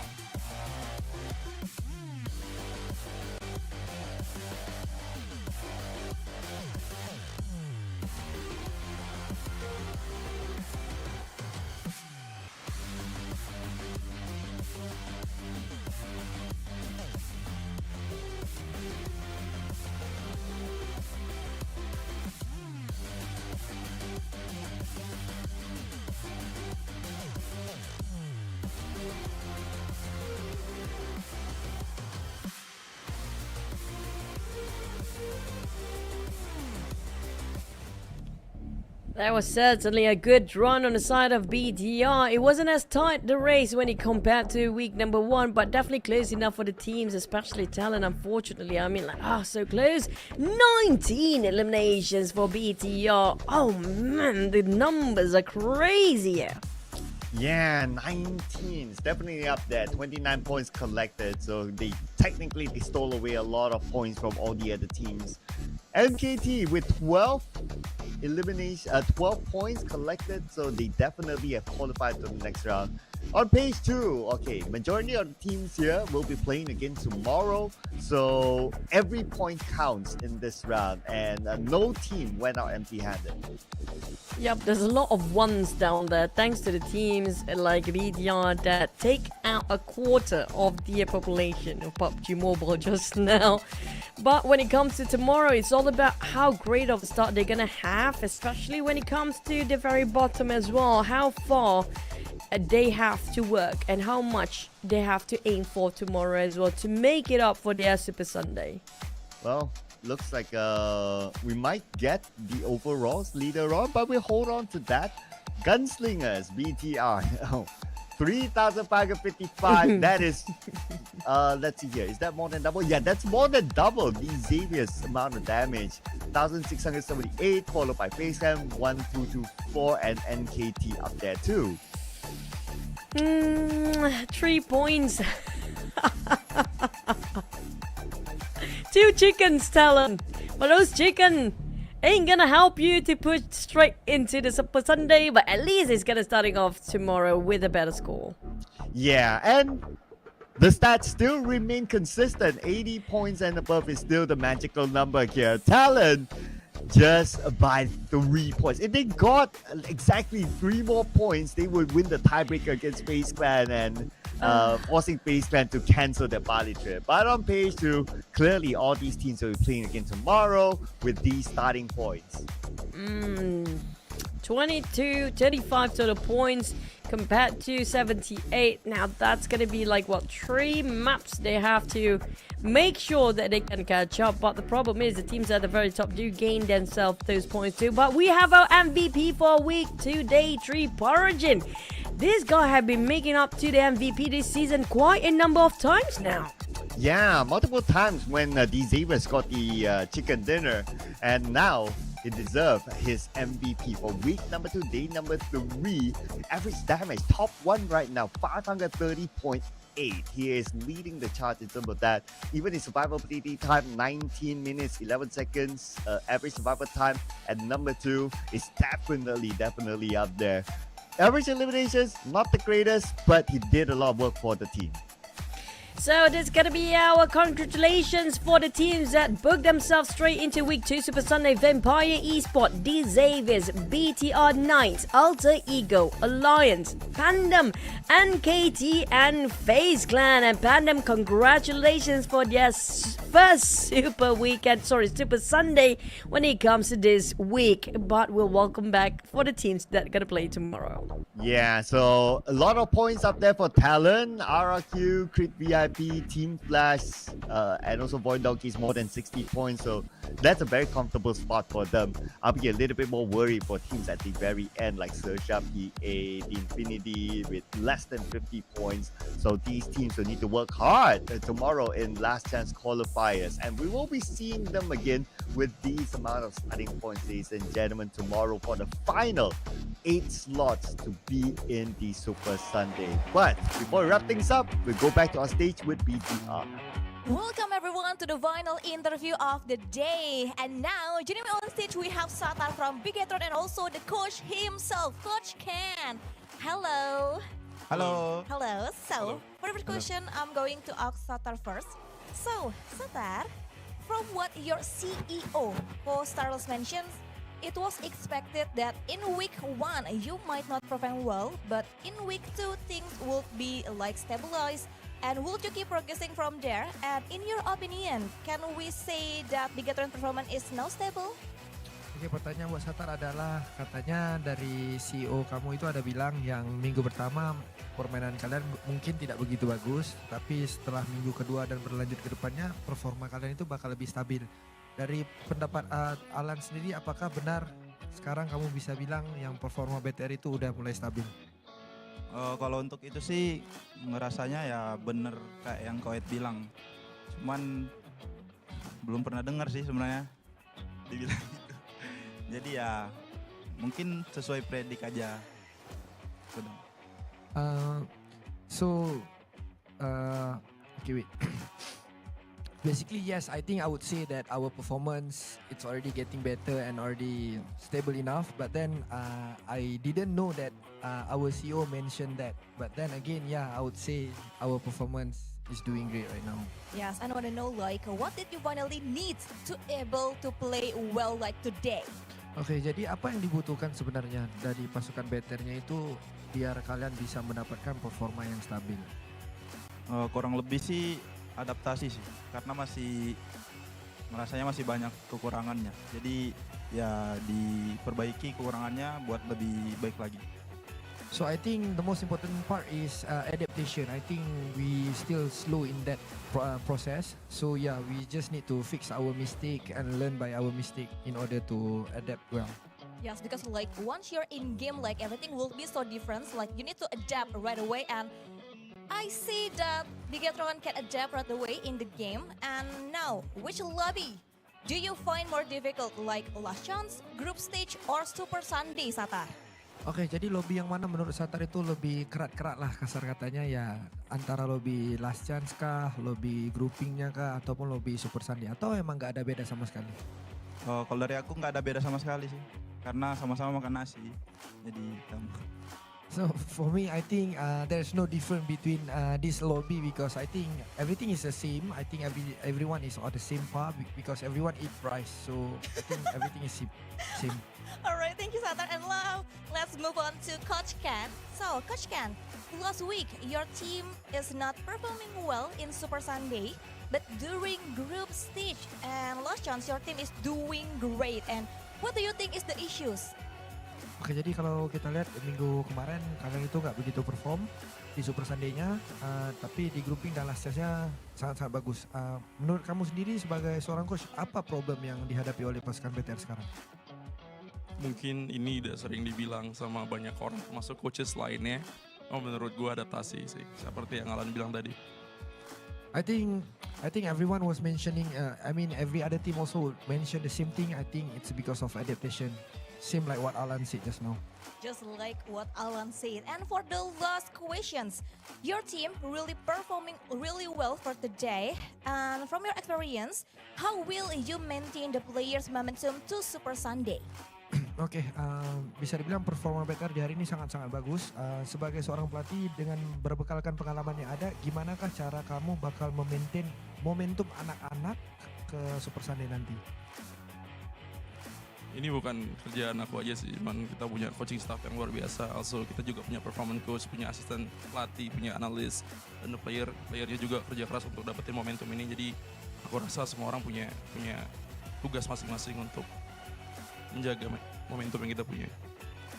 So basically, yeah, it's not about me, it's about the whole team. We have a performance coach, we have an analyst, we also have a player who always work hard to maintain this performance. So I think we just gonna trust each other and do it together. Alright, so thank you so much, Satar, and also Ken, and good luck for your Super Sunday, guys. And now let's toss it back to our casters to close out the day, and I'll see you again tomorrow for the last chance. Bye. I cannot hold my laugh just now when that's the opening, right? And Satar was like, hey, so happy. His energy and his enthusiasm is like shocked his coach at the side. It was like, what are you doing? Like, what the heck? And then it's such a contradiction between those two, but they had the same haircut. It feels like a father and a 5-year-old kid was super happy about his dad around him. Oh my goodness, oh my goodness. You know, he should have done the chicken dance there. That would be perfect. Yeah, at least you can see the whole thing. But father and son. Okay, can. I'll take that. It would be a rare case if we can actually tell Satar to make and persuade Ken to actually go for the chicken dance, you know, because Ken is always super serious. Yes. He should have asked him to do, hey, do the chicken dance together. Yeah. So next time we want to see that, okay? Next time we want to see that. We gotta get more personality out of these whoever who's being interviewed, alright? But I definitely love Satar. I'm like one of his fan right now, based on how goofy he can actually get across in front of a camera. But I love the insight coming up from BTR as well. It feels like they don't feel difference when it comes to lobby, but when it comes to adaptation, it's always going to be an issue for a lot of teams every single season. Yeah, and gotta give it to Ken as well. I mean, he shout out to not only the players, but also the people working behind the scenes. And people working behind the scenes, whether you're with the teams, whether you're with the production, you guys have been amazing. This entire show, all this entertainment wouldn't have been possible without every single one of you. Including you guys watching at home as well, because the tournament will never happen without the community as well. So you guys made it happen for us to actually work here as a shoutcaster. So thank you so much, guys. But I think that's going to be the end for a group stage. Tomorrow is going to be a different day and different start for some teams.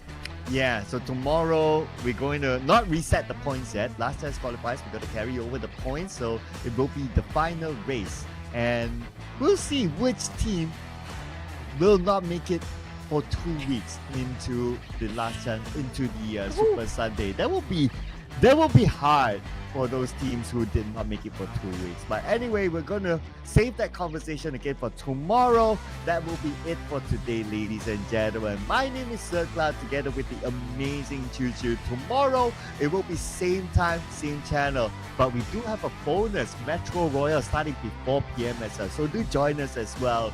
We'll be wrapping things up. See you guys again tomorrow. Bye!